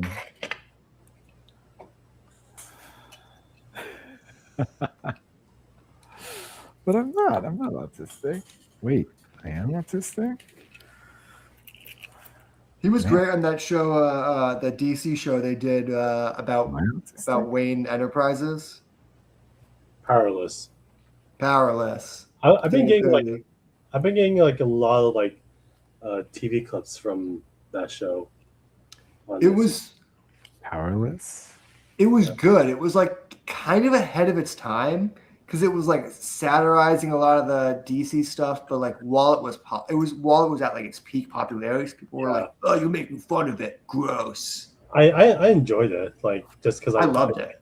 I liked everyone on that. Like it was a stacked cast. Alan Tudyk was great. It was Vanessa Hudgens leading it. Danny Pudi was great. Ron Funches was great. Like I really did love. I think Alan Tudyk really carried the show though with his douchey Wayne cousin. Mm-hmm. Yeah, that was changed last minute that he was going to be Wayne. Oh, he's a Wayne. He's Wayne, Bruce Wayne's cousin, in the show just to tie together. But I think it was supposed to be like it's damage control. The show got changed. It was initially started out as like damage control / insurance of the people whose stuff gets broken by supervillain disasters. And then as it went on, it slowly just became just another branch of Wayne Enterprises. Yeah. It was one of those shows where they didn't figure everything out in the first season, so it just kind of got canceled because it was initially going to be on DC's app when they were doing their own streaming service. Yeah.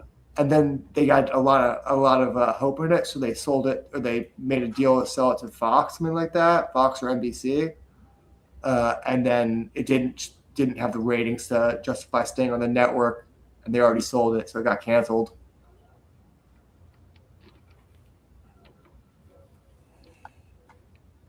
Damn, that sucks.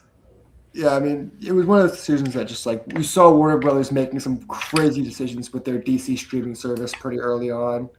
Warner Brothers. This was like pre HBO Max. They had they called it DC Infinite, and it was like too good of a deal. Like it was like a suspiciously good deal for like $9 a month. You had the entire library of digital DC comics. And all the shows they were making. I mean, I only like subscribed to it because of Young Justice. Actually, that was like the only reason. And then like it was just a plus that all the DC movies were on there, like the animated movies. Yeah, they had that. They had the whole library. I watched until I rewatched Batman the Animated Series for the first time in years. Ooh. They had all those movies though. They had all the shows, and they started doing like the Titans show and some of those live action ones. Mm-hmm. They tried to make their own CW. They kept saying like, "Why is CW collecting all of the benefits of doing these DC shows?"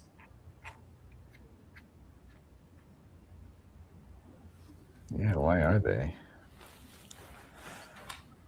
Because it's a lot easier of an investment when it's not your money. They took it when no one wanted it. That's the other thing. With limited. I mean, some of their shows were fine. Like Titans was like consistently fine. It never really blew you away. But it was also one of those shows that just trying to show you that like writers don't know what to do with Starfire. Like she's one of those characters that people think is so confusing they have to completely rewrite her. Oh, really? She couldn't be an alien in that show. That was too far. She had to first be a person who had forgot who she was and didn't know why she had powers, only to then remember she was an alien. Which is like, as a fan, if you're just like a casual fan of Teen Titans, you're just like, why can't I just have Starfire? Yeah, like even like I remember when that show was coming out, my decorator, we were talking about it in front of her, and she was just like, "Wait, the show that my brother used to watch growing up, they're making it dark and gray. Wait, why would they do that? Like that was a fun Yeah. show." They don't need to do that. I also think they tried to portray the show as darker and grittier than it was. Like the whole first trailer, the whole first episode ends with Robin going "fuck Batman," like all edgy like. It But then the wasn't rest just of the first shows. episode. It was just the first episode. Like that was the marketing. Like that was like That's what I'm saying. Like, it was the whole marketing of like that. It was the first episode and the marketing. The rest of the show, like he's kind of like on good terms with Bruce. Yeah. Like they include Bruce Wayne, and he's just like in the show, and he's kind of like a semi-retired, like kind of good dude. And there's just like it's not that edgy.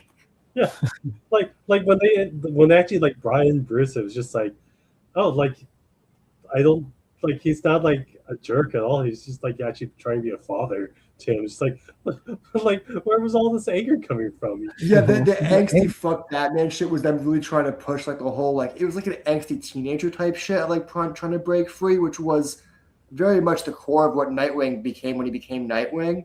But it almost didn't work when the guy's like in his 20s. Yeah, the angsty adult.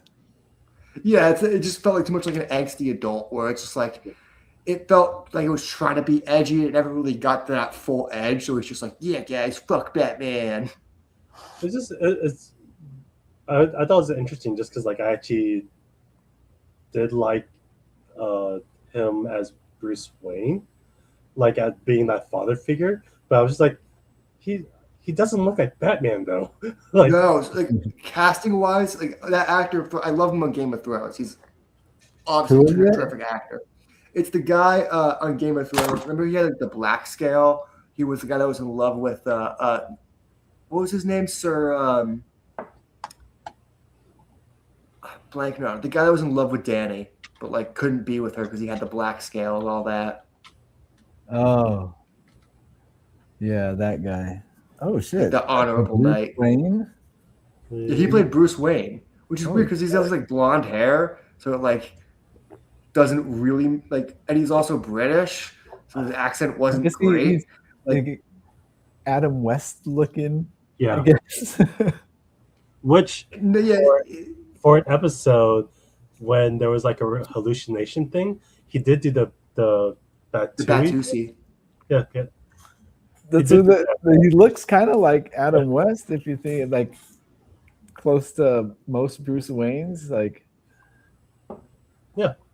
And see, the writing wasn't even bad for him. It was just like a weird casting where they were like, I think it was stunt casting where they were just like, this actor's getting popular off of Game of Thrones. We randomly get him. guy.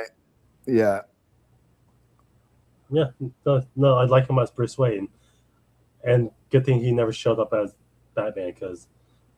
No, he did. You see very vague looks at him. You just see him basically in the shadows fighting, throwing a few punches. Again, you don't see him as Batman. Yeah, you're right. You're actually right. You really don't see him as Batman. Actually, there is a few thick scenes in the last season, or the second to last season, where he's like dressed like Batman, kind of. I think he's like cowl-less talking to Dick. And you get a couple calls from him in Batman mode, but you don't really ever like. It's not about Batman, obviously. Yeah. I actually thought like that show what it did really well was Jason Todd. Oh, he's in Like it. it really sold you this idea of like he's the new kid. He's kind of he's brasher than Dick, but he's also got a heart behind all of his angst. Because they were the one where they really played into the angstiness, the edgy side of him. But they were trying to play off of like he's not just the edgy Robin. He's the Robin that doesn't have that refined quality that Dick had that made him the boy wonder. Yeah, it's always best way to portray Jason Todd is in comparison to the others.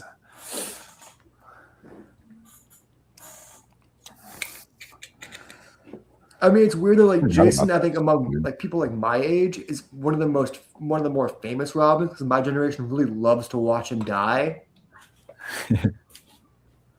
Yeah, that's what he's famous for now, dying. I think it's because my generation got to see him come back, so then we get all like, but I liked him when he was dead, even though we never really had that because we were like 8 when he came back.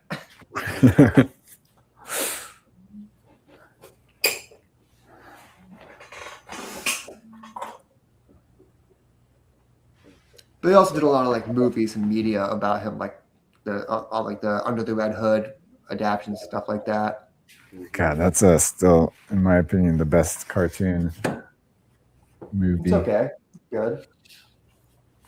I haven't watched it in a while. That's my favorite one. After all the ones I've seen, I still like that The one one. thing I always just like, I think the thing that gets left out of all adaptations of the story is people like to frame it as just like Joker maniacally killing him for the sake of killing him. But the real like drama of that story is that Jason Todd went to go search for his mother, found his mother in Africa where she was working for the Joker, and then she flipped on him when she found out he was Robin and turned him into Joker. And the last thing he saw before he died was his mother abandoning him. God damn. And yeah, it was a real story about like he wanted to search for who he was to find out for his own self assurance about who he was. And instead of accepting that he was Batman's son, he had to go out and find out whose son he was, only to end up having that person basically kill him. Yeah. It's a really great tragedy that I think that aspect gets totally ignored in favor of just like drama.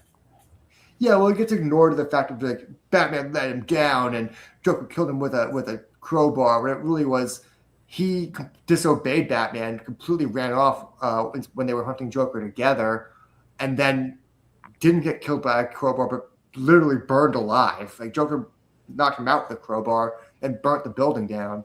Actually, no, he didn't burn alive. He did get killed with a crowbar because Batman found his body and was holding it. Yeah, but the problem with that type of trauma is there's like no redemption that makes up for it, you know? But that's the thing I think people like about it, is I think people like to have this idea that it was Batman's fault that Jason died, when it really, if you read the original story, like the whole point of it was that it wasn't. Yeah, but they, made changes for that version to kind of expedite the process and, I just think people like to have this idea that it was Batman's fault for being so irresponsible that he let Jason die, and like to frame that as like his biggest mistake and regret. What it is regret, but the regret was that he wasn't there for Jason to be his dad. He already been through that with Dick, and he was something different with Jason, where it was a different kind of father-son dynamic, where Jason still thought he needed more, which is why he went searching for his mom, abandoning Batman, and then getting killed. I think that is the core regret to Batman, is that he wasn't enough of a father to Jason that he needed to be. And people always frame it as the other way. They go, he wasn't enough Batman for him. It's the idea, I think it should be, he wasn't enough of a father to him. Yeah. I still like it because not, outside of, the source material. No, the movie is great. I just haven't seen it in years. Yeah. I tried watching it again when they did like the choose your own adventure version, but I just couldn't get into that. Oh yeah. Yeah. Those never work. Like Black Mirror did it. They had fun with it. They did everything you could, It's like cool. There's someone like had like a version online where it saw like every pathway you can take. So like, okay, that's fine. Yeah. I like the original version better. Yeah, I don't need to interact. Yeah. It's always funny when you say that and you're just watching on the couch passively, and then you got to like, oh shit. Yeah.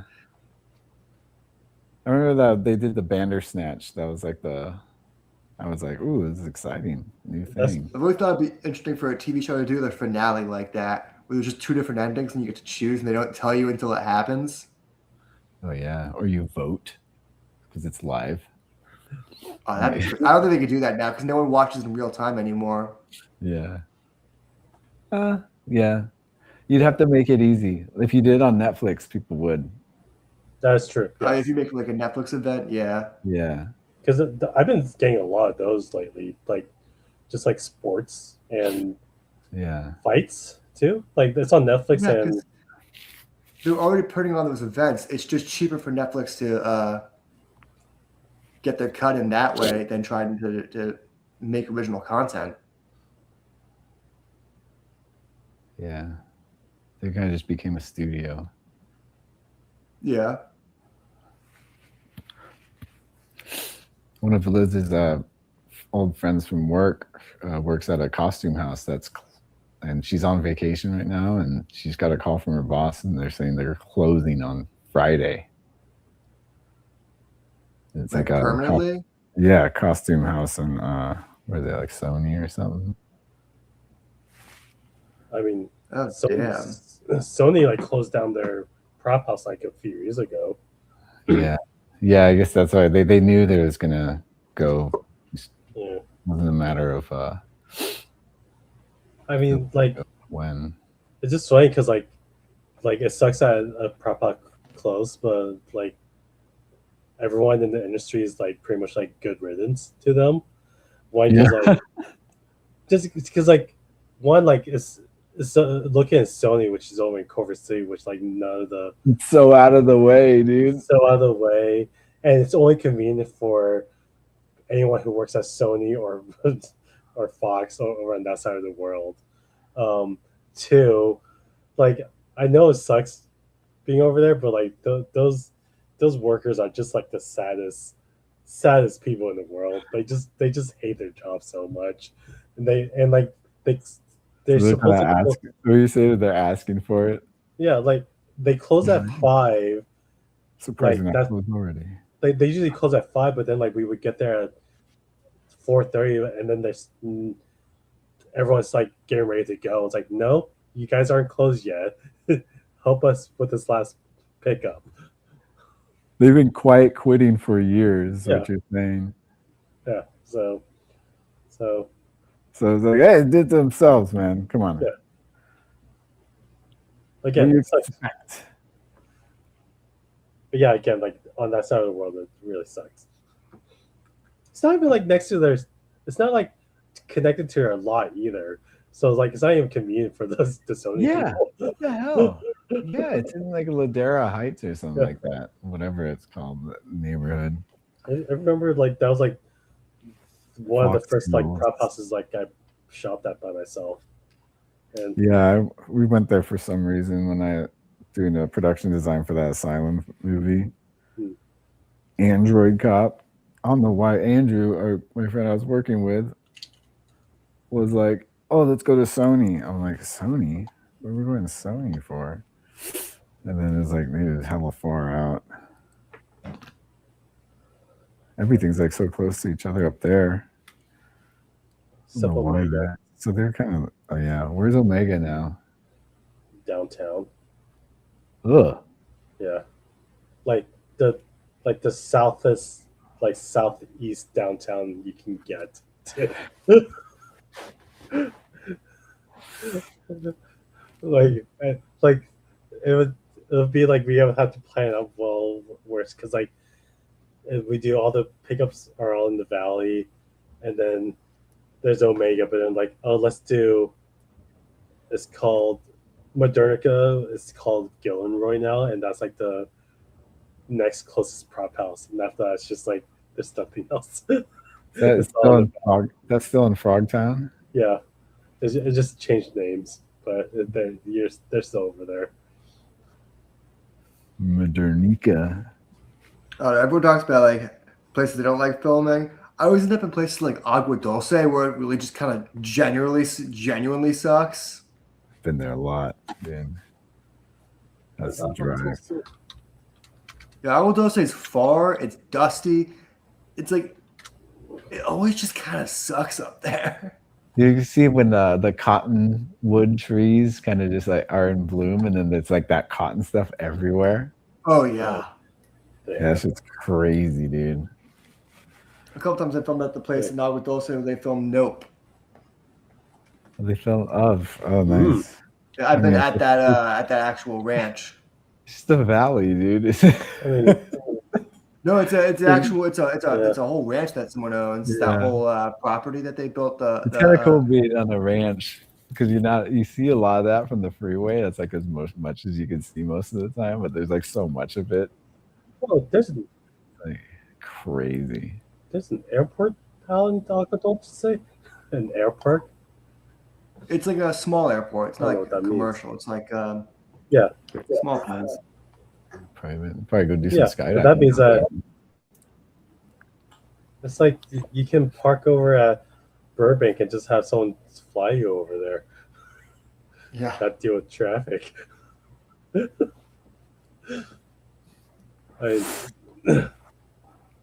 places like That's Agua where Dulce Vasquez and like runs, Bakersfield that I think are like those are the places that truly suck around here to film.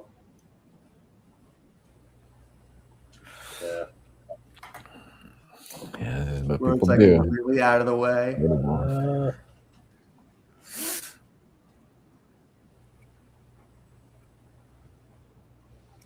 Okay, Yeah, I'm gonna call it. Out in the cuts, dude. Huh? Yeah. We got an appointment for Bambi tomorrow that I need to wake up early for. And I got a meeting. So Going to the vet. Yeah. going to the vet, going to the That's park, crazy. and then I got a meeting. Yeah. Gotta get shots, that's all. All right. Do I first will shot. see you guys later. Later, man. Later. Have a good day. Bye. I'm like my doors open so you can see if like some creeper comes through. That'd be fucking crazy. Someone just poke their head in. A Babadook. Sometimes I'll be out here and like at night, and then I'll get a citizen app notification. 0.2 miles away, cops ask for backup. And I'm just like, Just casually close the door. dude, I was in Echo Park once, and then like citizen app came on, like someone like on foot. The police are chasing after him. There's like helicopters and everything. And the guy that's like runs right in front of our apartment. Like I see him through the window, like jump over a ledge. I was like, oh shit. I just saw him. Should I comment something? It was crazy. Cops never made it. Dude, I know Citizen's like a horrible app, but I still use it because it's like once in a while you'll get some good information. Yeah, I hear helicopters all the time out here. I see them. They're just like just hovering around with their spotlights and shit. And so yeah, it's LA, and it's nice to know what like any details. Yeah, always trying to get me to pay for a membership because it's like, oh, this sex offender lives like 0.2 miles from you, and then I'll like, oh shit. And you'll see it's like kind of blurred. So you kind of see it a little bit, and then you try to click on it, and it's like, for membership, sign up. It's like, oh, if you want these unblurred, you gotta pay us. It's crazy. But, if you want to feel safe, give us money.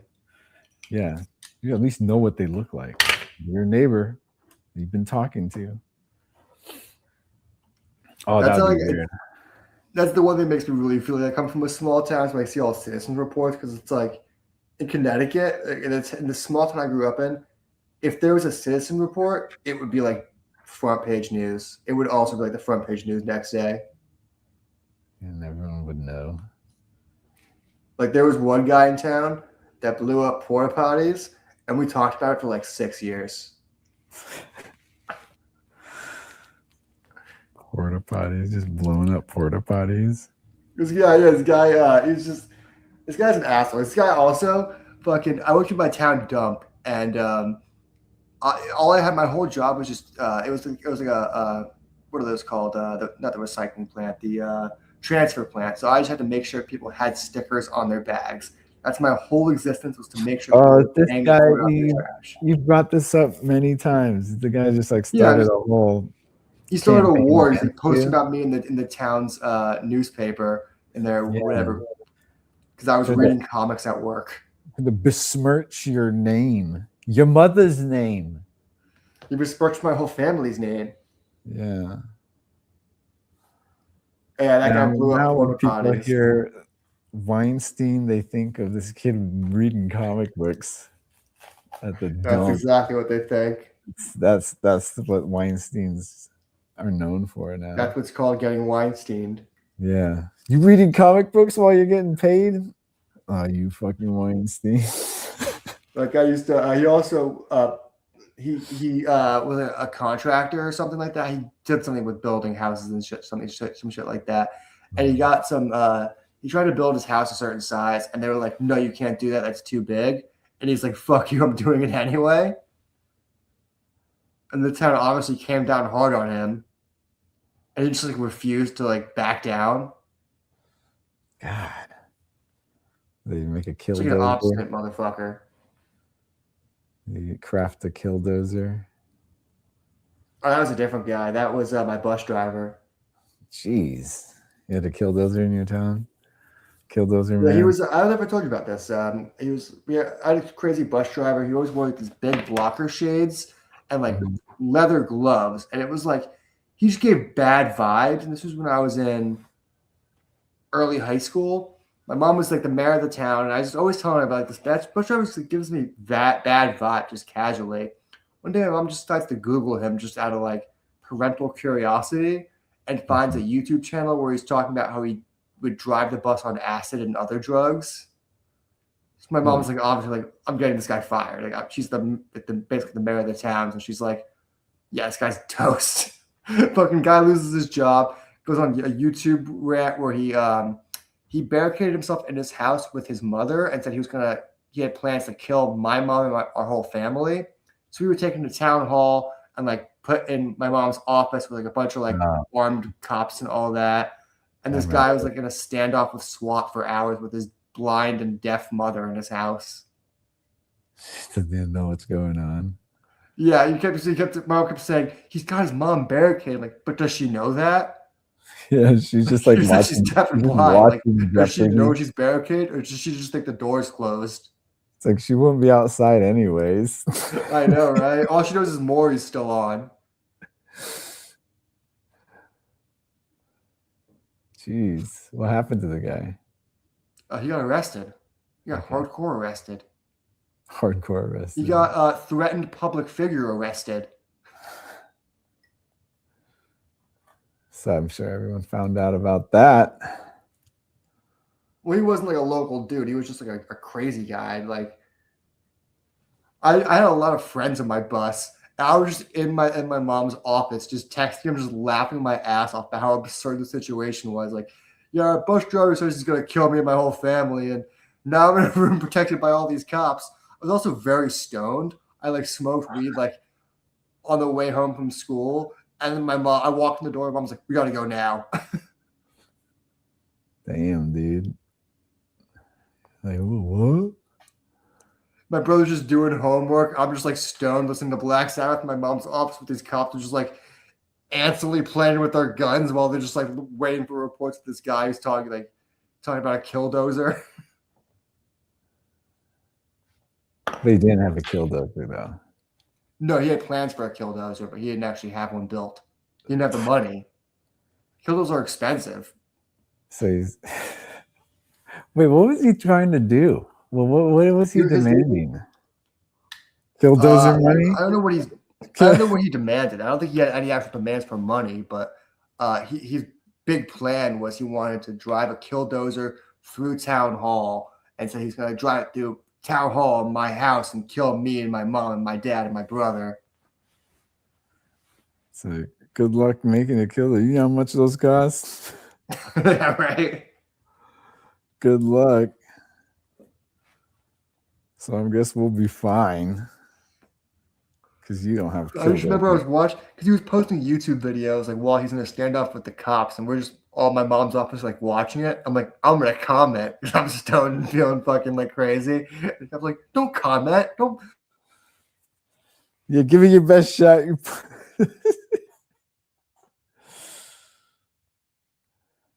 I dare you to go outside. I dare you to face the Yeah, cops. and be a pussy.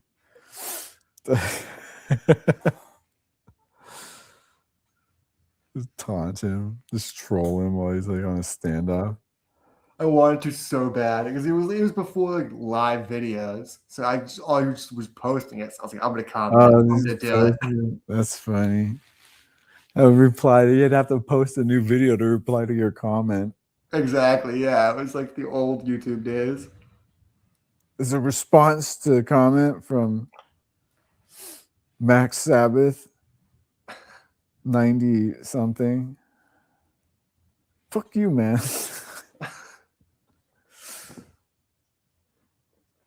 This guy was like actually like cracked out of his brain.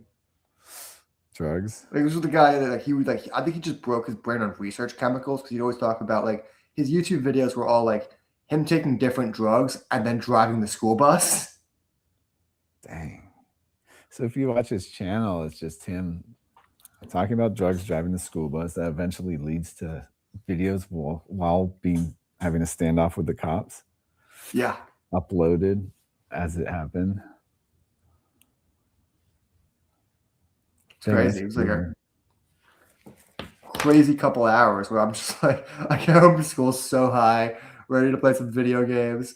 And I was like, yeah, we got to go town hall right now. All these cops are just escorting us. I'm like, oh, these guys why do the cops have rifles? We're in the smallest town ever.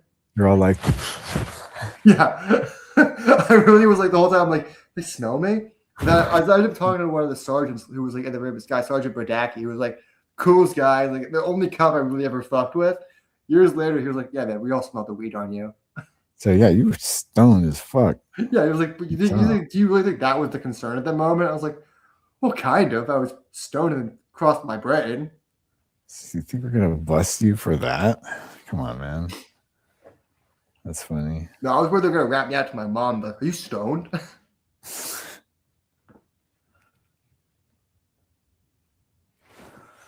Oh man. What was crazier is like a few months later, it was like the Sandy Hook shooting happened. Maybe it was like a year and a half later, like the Sandy Hook shooting happened. And my mom was like, I'm gonna work with all the Sandy Hook is like right near us. It's like 20 minutes away. So my mom was like working with the mayor of Newtown and the and the governor of Connecticut. And she was like, well, we're gonna get bump stocks banned in Connecticut. So we don't need bump stocks, that and extended magazines. Helped get banned in Connecticut. Mm-hmm. She got death threats from people from all the way from Alaska. So you're not even in this. I remember I wrote back to one of them. I wrote back to the guy in Alaska, and my mom got so mad. So I said, "You're gonna need a pretty big scope to shoot her from down there." I'm like, I'm like, what's this guy gonna do? This guy's gonna get on a plane with a gun and drive down to Connecticut and snipe you. You trolling via U.S. Postal Service? Yeah, he sent a letter to my mom's fucking office. He put his return address on there. Yeah, he did. He said that shit with his chest, man. We got a lot of these letters of just like people. I'm like, right here. You know. This was like, like what was it? 10, 15 years? Not 15. Yeah, 15 years ago, like 15, 16 years old. They were just like, sending, I'm going to kill you. Here's my full name and address. And I'm just like, okay, FBI, here's this guy said he's going to kill me. I'm a public figure. Go deal with this. Yeah, dude, do what you do. That's crazy, man. Just like seething at the fact that someone would attempt to ban bump stocks in their own district. You should have seen people that would come up to her in public and yell at her. I had to, like, I'm 15 years old. I had to push a grown man away from her. And I was like, begging me not to touch this guy. I had to nearly throw this old man to the ground. I had to like literally drag this guy away from her because he was like too passionately telling her how much. He called my mom a stupid bitch in front of me. I'm like, you're not doing that. No, you're getting away from here. Damn, dude. And I was like, I remember I was so close to actually just punching this old man, just folding him in half. So the guy was like his late 60s who just thought because he's old, privileged, and white, he could just yell at my mom in public. Fold him like an omelet. Yeah, I kept saying, like, my mom's like, don't touch him, don't hit him, don't hit him. Because my mom knew this guy's like, he's his late 60s. Like, I could, like, a strong wind would blow this guy over. I'm just, like, dragging him away. Like, it's like everything in my power not to just, like, hit him once.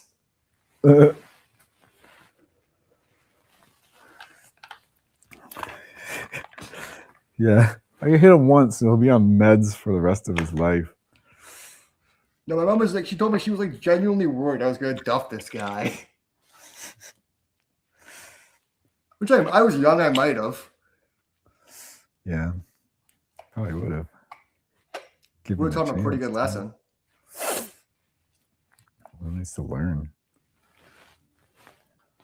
If you run your mouth, dude, consequences. People like that. My mom dealt with that a lot, just like old sexist old men. And she'd kind of let that shit slide, but I definitely wouldn't. Mm-hmm. I remember one old dude said some crazy shit about my mom to her, or to my dad. My dad looked at me, and I was like, do you want me to throw this guy out of the fucking meeting, or do you want to do it? And the guy just got all wide-eyed. Oh, no, the consequences. Yeah. Oh, consequences. There's also a lot of I got a fist fight with the Young Republicans Club in my town because of the whole after Sandy Hook backlash shit. Really? My mom was like she was very liberal. She was one of those very outspoken. When you were in a small town, you have like no power. Like she can't really do much, but she could team up with people who have more power to help like pass legislature. Like she helped pass the Plan B Contraceptive Act in Connecticut. I helped with that too. I'm going to take like at least 5% credit for that. And stuff like bump stocks and a couple other legislatures she helped get passed. And people did not like that. These young Republicans did not like that she got like bump stocks and the extended mags illegalized in Connecticut. There's actually it came to blows with like me and one guy from the Young Republicans Club. Well, they had a lot going. They had a lot of, I mean, especially after Sandy Hook, you know. Well, this was also one of those. This was like the early Alex Jones conspiracy guys, like pre-QAnon. It was like, how do you know they're not paid actors? And I was actually dating a girl who lived in Newtown at the time, and her brother was in Sandy Hook when it happened. So this was like already very close to all of us in Connecticut who lived so close to the town. And I was like, I knew people. I actually know several people who went through that school system, and one of my friends, Daisy, was teaching at that school when it. She wasn't in the school when it happened, but she had a group of students who were in the school when it happened. Like some of her students did not make it. Like, yeah. So when this guy started talking shit, it definitely led to some blows. Yeah, dude. That's why he's getting sued. Billions of dollars. I remember actually me and my mom were in a what's that, Brooks Brothers, like we were buying like some dress shirts for like a bar mitzvah or something, and one of like an old Republican in town. So I questioned my mom about crisis actors or some shit. It was just about it being fake, some shit like in like right after it happened. My mom was just like, how? Like she's like, is this how you live your life with just pure stupidity? Like you just go around thinking like only your views are right, and if you're not right, everyone else is dumb. And you can't see how stupid your worldviews truly are. Nice. Drew, I'm so surprised my mom keeps talking about she wants to get back into politics now. Like, now you want to get back in? It's not the same world anymore. Well, she got out because they wanted her to run for state rep. And this was like in like 2016. And this was like when shit started to get crazy. This is when like anti-Semitism was starting to like ramp up for the first time in a while in the country. And she started like doing some shit. And she got a couple anti-Semitic messages, and she's like, "Nope, not worth it anymore." Yep. Shut it down. Damn, dude. Yeah, it's crazy right now.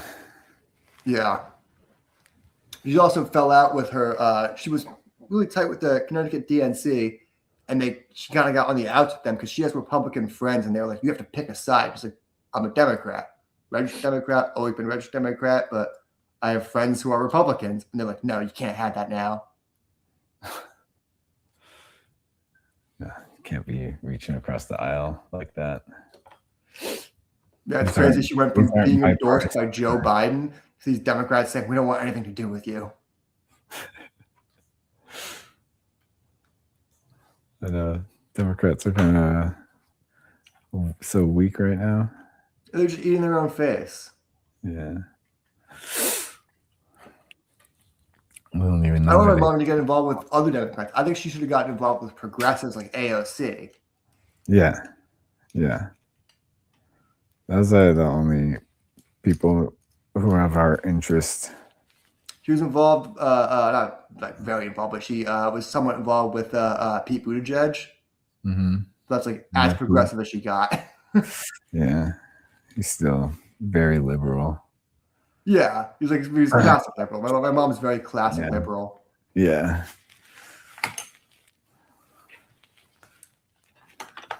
Yeah, Buttigieg, total.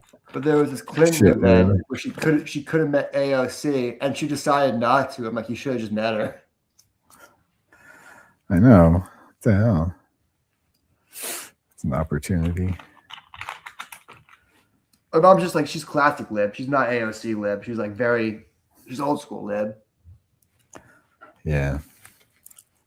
Not new school lib, like Bernie and AOC. Well, my mom likes Bernie, but my mom thinks Bernie's too idyllic, Yeah. which he kind of is. Like, I mean, it's kind of his whole thing. Yeah. My mom's too much of a realist to get behind Bernie. Like, she knows she doesn't have an actual chance. I know. Well, Democrats won't let him. Establishment. Yeah, won't. well, yeah. He's got big Mom's obstacles. rides for Biden.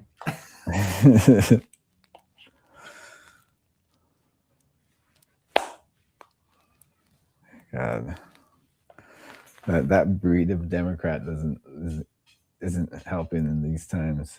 I know. And they're all passionate about all the wrong stuff. It's like This is there's so much going on in this can country. we just go back to class wars stuff.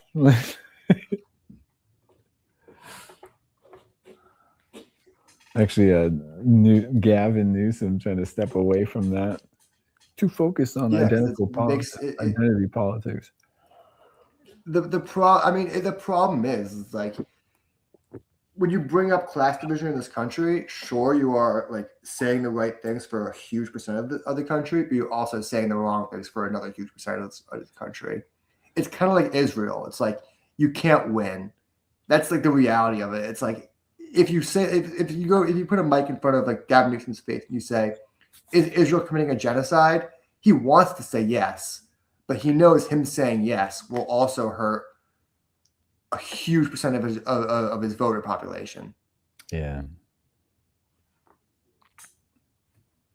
That's why they can't say it. But it's also like I get that. I don't think you should push them on issues that are that controversial to make them seem like the bad guy, because it only makes Trump seem like a viable option. Yeah. I think libs have this really bad habit of being such a stickler with who their liberal candidate is that it ends up swaying everyone else the other direction, or just not voting at all. Yeah. Like voter apathy in the last election was like at its all-time high. I think they're trying to just win over conservatives. Yeah, well, that's kind of the issue, though. Pandering to them more than I think that's the strategy they kind of need to be making, though. At some points, it's like they've realized that a huge percentage of this country is just brainwashed, and the only way all the libs are already going to vote for you. Or they're just not going to vote at all because you're not saying the crazy things you want them to say.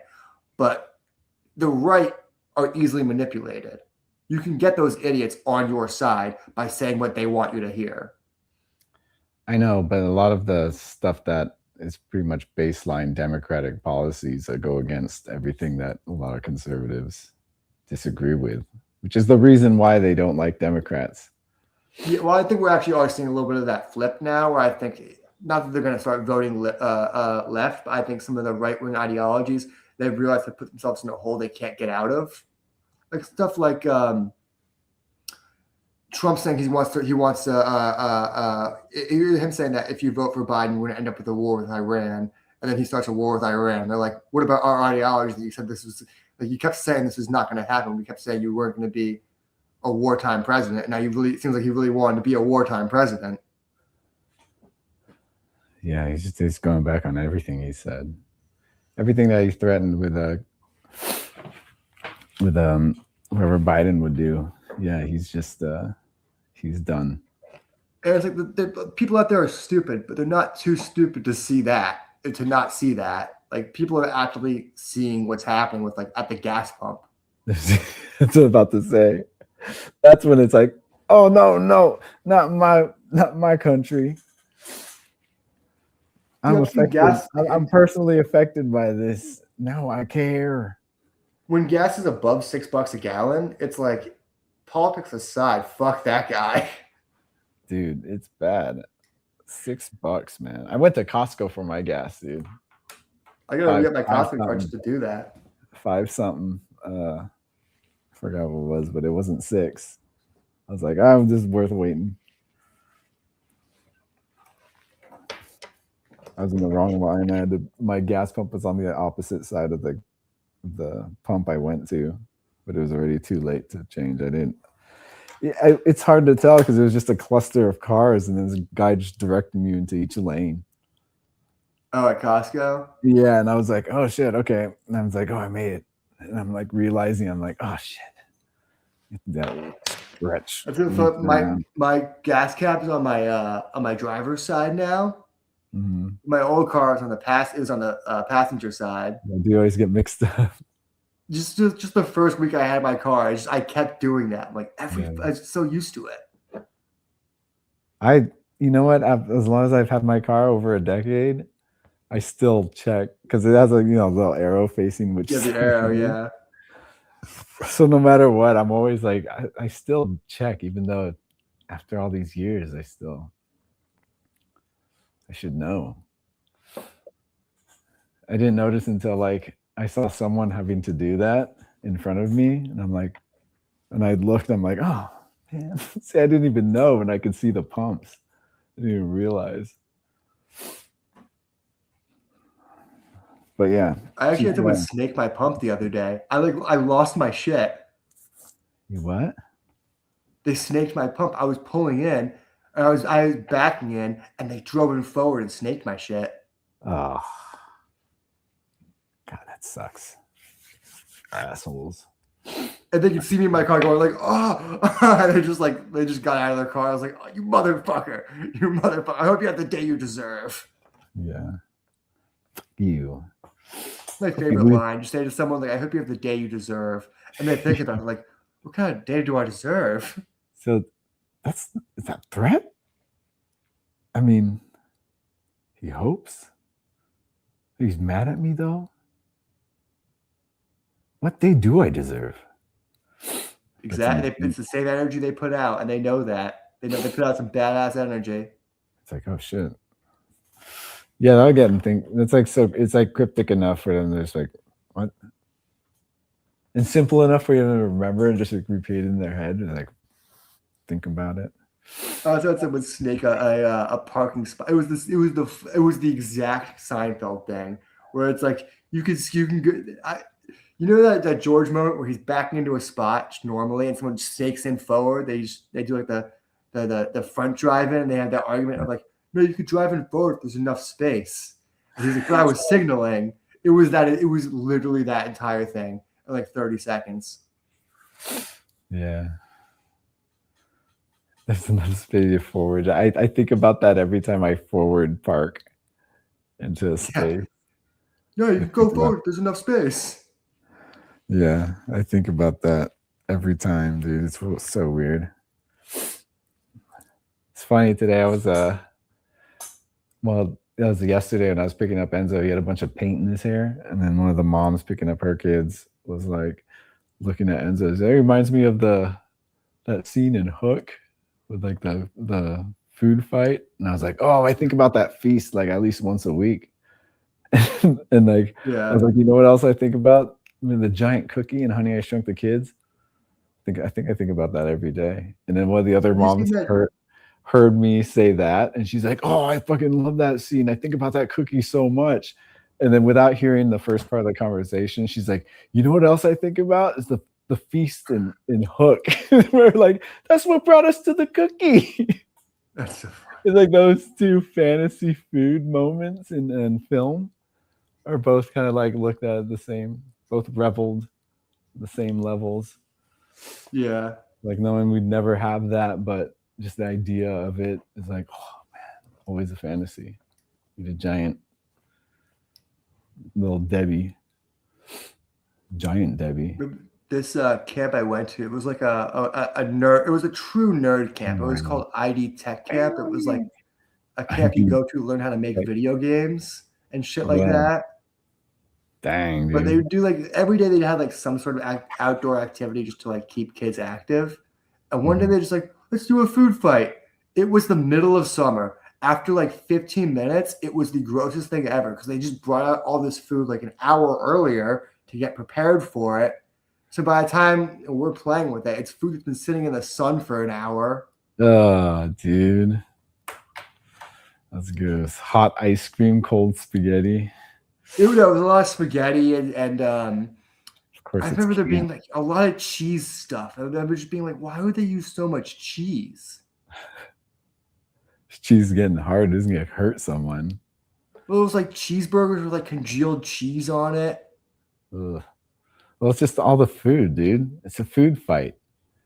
I guess they are. Food fights are always pretty disgusting. Well, usually the food's a bit fresher. Yeah. Yeah, it's just gross with like. We spent like I think 90% of our time at that camp playing the Tron online game, like the light bike game. Light bike game? I didn't know. It wasn't like a big game. It was like super big at this camp where it was like, you know, the light bikes in Tron. It's just like the zoo. It's like it's just open field map. It's just a few players. I think it was up to 4 players, and you all have a light bike. You just don't. The idea is just don't run into someone else's trail. Don't run into your trail. How long can you? Last person alive wins. And you can only turn on like you can only turn on like exact angles because you were using the keyboard. It was like Tron like. That happens. I just get like everyone attaches to one specific game that you usually never play. Yeah, no one else has heard of it. Some reason. Try to find what this looks like. Light bikes, Tron light bikes. This game didn't even look good. I don't even think it was official. It was Light Bike 2.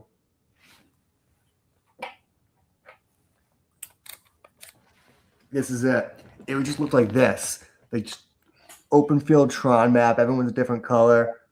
Oh, nice. Simple. Yeah, simple. You just don't run into the fucking other person's color. But it would get like crazy maps like this, where people would just like find ways to trap you in.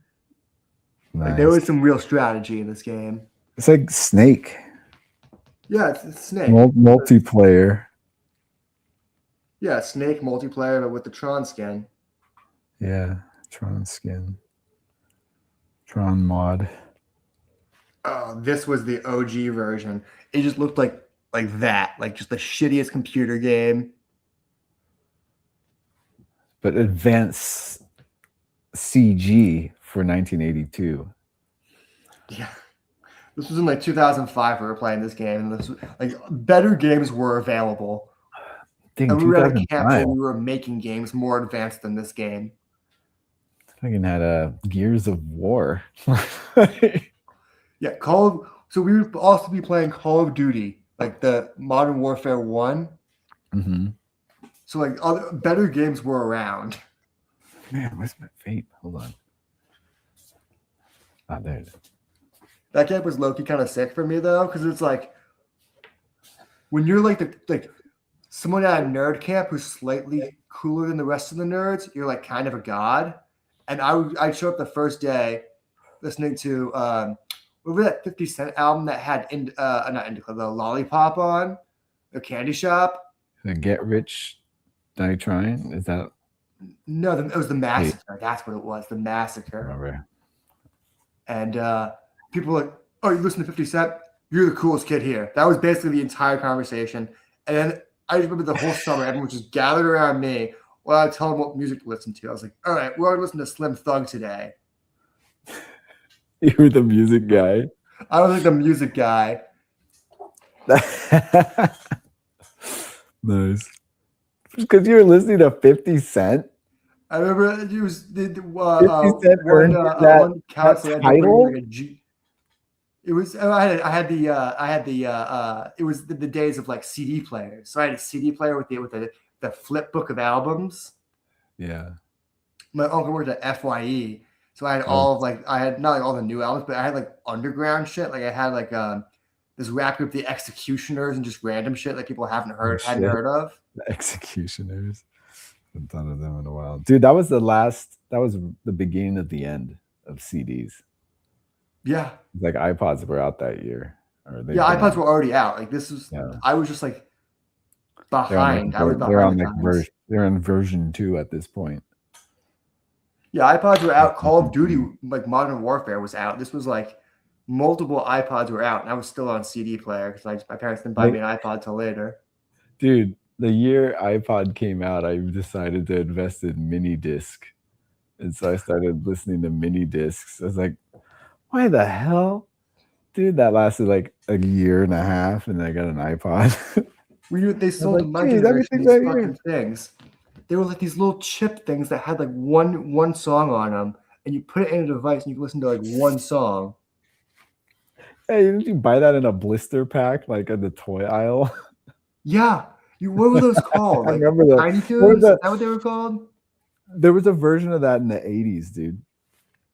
Yeah, this was like not. It wasn't new technology. They were just like New Kids on the Block or some shit like that. Joy Division. That'd be pretty dope. I just remember I was always so mad. My parents never got me any of the songs I liked. They'd be like, "We got you one. It's Backstreet Boys." It's like, what? What? Why? Like, oh, I'm never gonna play this. I remember they brought my brother home Green Day and brought me home like Yellow Card. I was like, what? And I was like, I think it has guitar in it. I'm like, okay. I mean, they were pretty limited. I know, that was the thing. It was like it's just like the radio. generation. They had the toothbrushes that played music in your head. Yeah, jeez. Man, they just wanted their music everywhere, dude. That was like the era of pop music. Oh, that with the toothbrush they had a bigger. I remember I got like a Leonard Skinner one. It had Sweet Home Alabama. I was like, this is solid. I can live with this. So this is all right. But I broke it because the way it worked was like you had to like press it in. You had to get some pressure on it. It had to the back had to like slightly move a little to like play the music. So you have to like press it against your teeth a little hard. Oh, that's weird. But I was like trying to press it, and I remember it snapped. I'll listen to it. Sweet Home Alabama. This is before I had an iPod. There would be days I would just be like take my toothbrush and just put it to my ear to listen to the song. Just need a fix. I just need some music. Gotta have music. You guys like some music? I didn't get an iPod until I was maybe probably close to like 10, which like makes sense. I mean, you're not gonna trust a kid with a device like that. I was in college already. Like DJ'd this wedding, got a pretty big paycheck, and then decided to buy a iPod at the student bookstore with my. What was your first iPod? Was it like the iPod, like the black and white iPod? It was white, had the click wheel, gray click wheel. Wasn't color. Black and white. It just did yeah, just the LED screen, the whatever that was. Didn't My know. first iPod was the first generation iPod Nano. Oh yeah. Trying to figure out what year that came out. He still has the wide, the wide charger. Yeah. That takes up the whole bottom. 2005. I was 10. Yeah, I remember that. I don't know what happened to my iPod. It just stopped I working. actually found my Nano a couple years ago. I was like blown away by how good my music was on it. I was looking through it. I was like, I had like so many Black Sabbath albums. I had several like Led Zeppelin albums. I had a Black Flag album on there. I had like some Dead Kennedys and shit. Just like random shit I'd find in like Tony Hawk games and shit like that. It's your whole CD book could fit in there. And more. It's crazy, dude. That was a game changer. Yeah. That's what helped. I think that's what got Apple back on the map, right?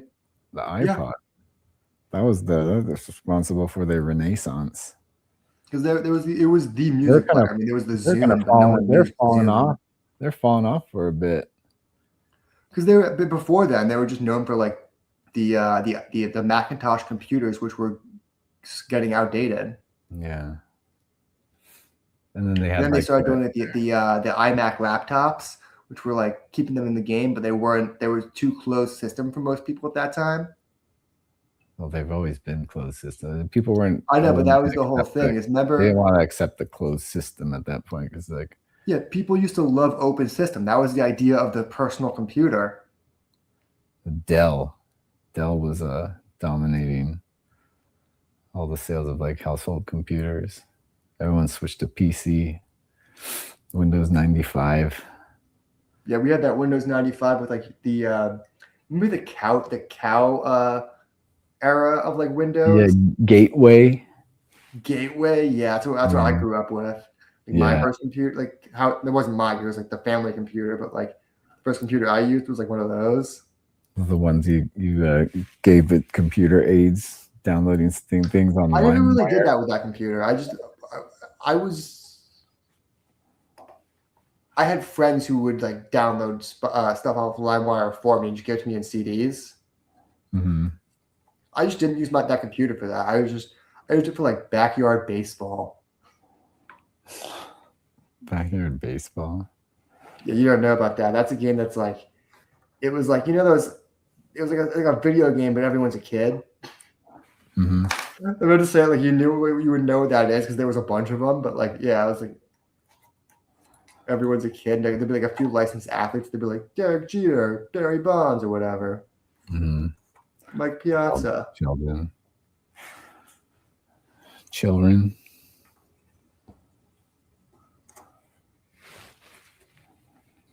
It's crazy. It's like Enzo's not going to grow up with any of the wholesome games that like my generation had. We had all these games like there's a game about a fish. I think the fish's name was Max too. What's that game? Fish. Max. There's a fish. It sounds like Max or Sam.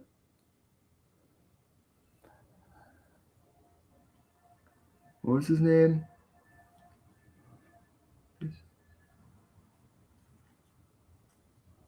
Okay, Pajama Sam. That's what I'm thinking of. It wasn't a fish. That's another game I'm thinking of. You ever seen this guy? Pajama Sam? It's the OG. Yeah, that looks familiar. It's like one of those adventure puzzle children's games, like Click and Point. Like edutainment. Yeah, it came out Yeah, the like 1996. puzzles and there's I had like this one that's like Treasure Mountain. You like catch gold coins and then like do all these equations and stuff. You're basically doing schoolwork. You come across there was a lot of that. You come across like an obstacle and you have to. It's like, oh, what little math equation. I'm looking at these guys' games. I had all this shit. That's what I'm thinking of. Freddy Fish was the other game they had. They had Freddy Fish, and this was the OG. My dog Putt-Putt. That was the dude. Putt-Putt. Putt-Putt. Yeah, because it's like default stuff that came with your computer, right? Oh no, this was discs. My mom got me all these discs. I Oh, she had got all of big. these games. I had Putt Putt, Freddy Fish, Pajama Sam. There was Spy Fox, which was like it's like James Bondy, and then there was Backyard Sports, which was like that was a game where everyone was a kid. Backyard sports. It was like backyard baseball where it looked like this. Like I don't know if you can see that. Let me see. They all look Oh like yeah. Those are little babies. yeah.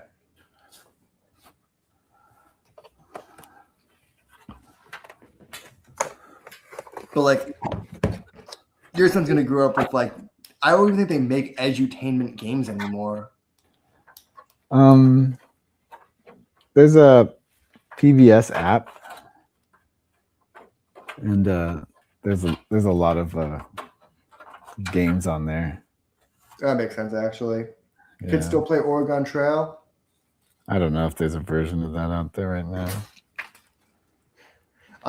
I found my version from when I was a kid. I had that too. I found like the OG Windows 95 Oregon Trail. Dude, we used to play on these ancient computers. There's like just like black screens and like green lights. I remember, yeah, my dad brought it out when I was a kid. He was That at shit his was parents' house and he found crazy. his old Commodore 64. Oh shit. We had one of those. He started explaining to me like, yeah, this was like the one of the first computers. Holy shit. Yeah, one of the computers we used in elementary school. What was that? We played Oregon Trail. Man, those are some old ass computers. I grew up with the Macintoshes. That was like my era when I was like a young kid of like the computers at the time was like the colored Macintoshes. And you knew you were at a place that was awesome when they had different color ones and it wasn't just all the orange ones. The kind of clear candy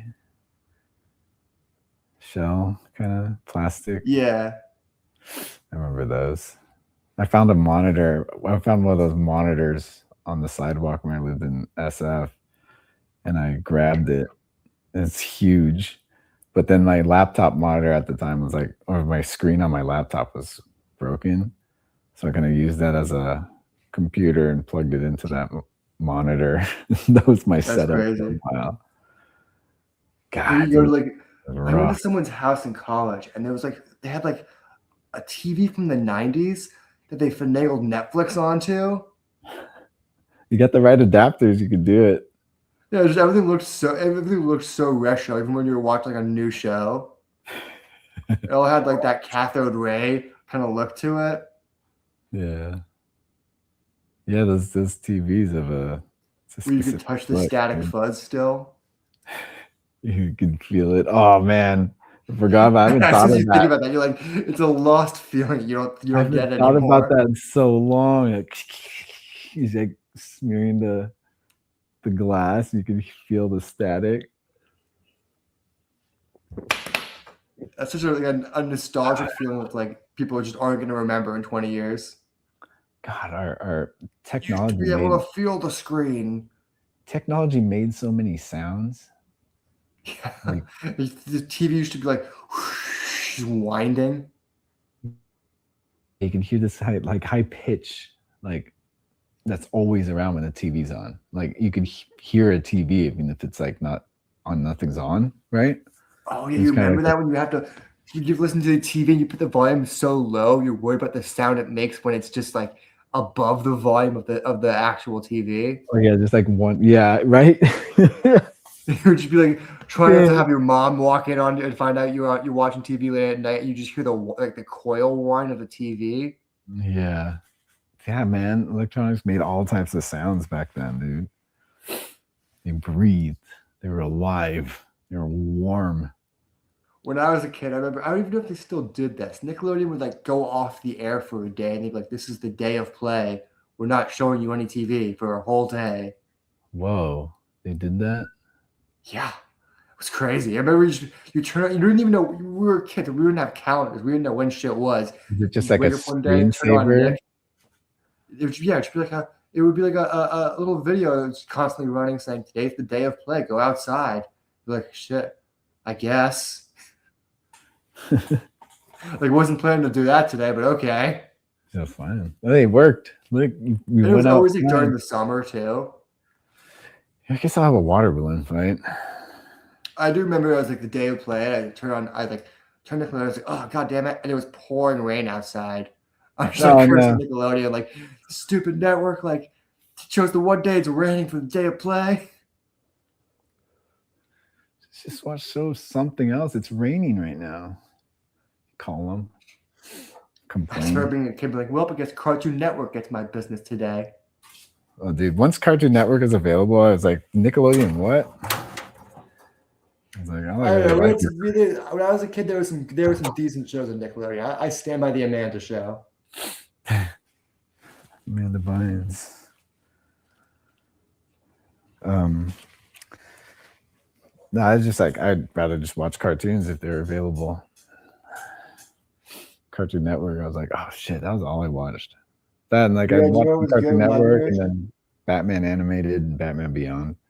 Yeah, we had Batman Animated, we had Batman Beyond growing up. That was like huge for my generation. But you ever watch Ed, and Eddie? Yeah, I remember that. That shit, like, I think totally affected my generation's brain. I think my whole generation watched it. We're like, we're gonna grow up and do drugs. Those are they were like the type that grow up and just do drugs. Yeah, I was my generation watched it. Like, it was like telling us, like, if you like this show, you will love pot. It's like the band Sublime as kids or something. Like, it's like their origin story or something. Well, maybe not Sublime. Now you should see the Sublime MAGA shit that they've been doing. What? Yeah, Sublime went full MAGA. Oh no. They're from Orange County. It's I know, it makes sense. You think about the people that can afford to live at the beach. Oh, back then it was affordable. Well, yeah, back then. But now it's the singer's kid. Oh shit. Okay, never mind. It's just like that energy, you know. And these kind of like burnout dudes scheming. Now, the amount of times I've had to cover Santeria is absolutely disgusting. I think I've played that at no less than 10 shows. Jeez. Oh, Colby's going to 7-Eleven right now. Oh shit, it's already 12, dude. You gotta call it a night, dude. I guess they should call it 712. 7:12, dude. All right, we're gonna call it a night. It's too late. Man, that snuck up on me. Yeah, I didn't even realize. Yeah. All right. Thanks for coming on, dude. Colby, been real. Have fun at 7-Eleven. Have fun at 7-Sev. Give me some taquitos. Just kidding. Don't touch those. It's been out all day. Later.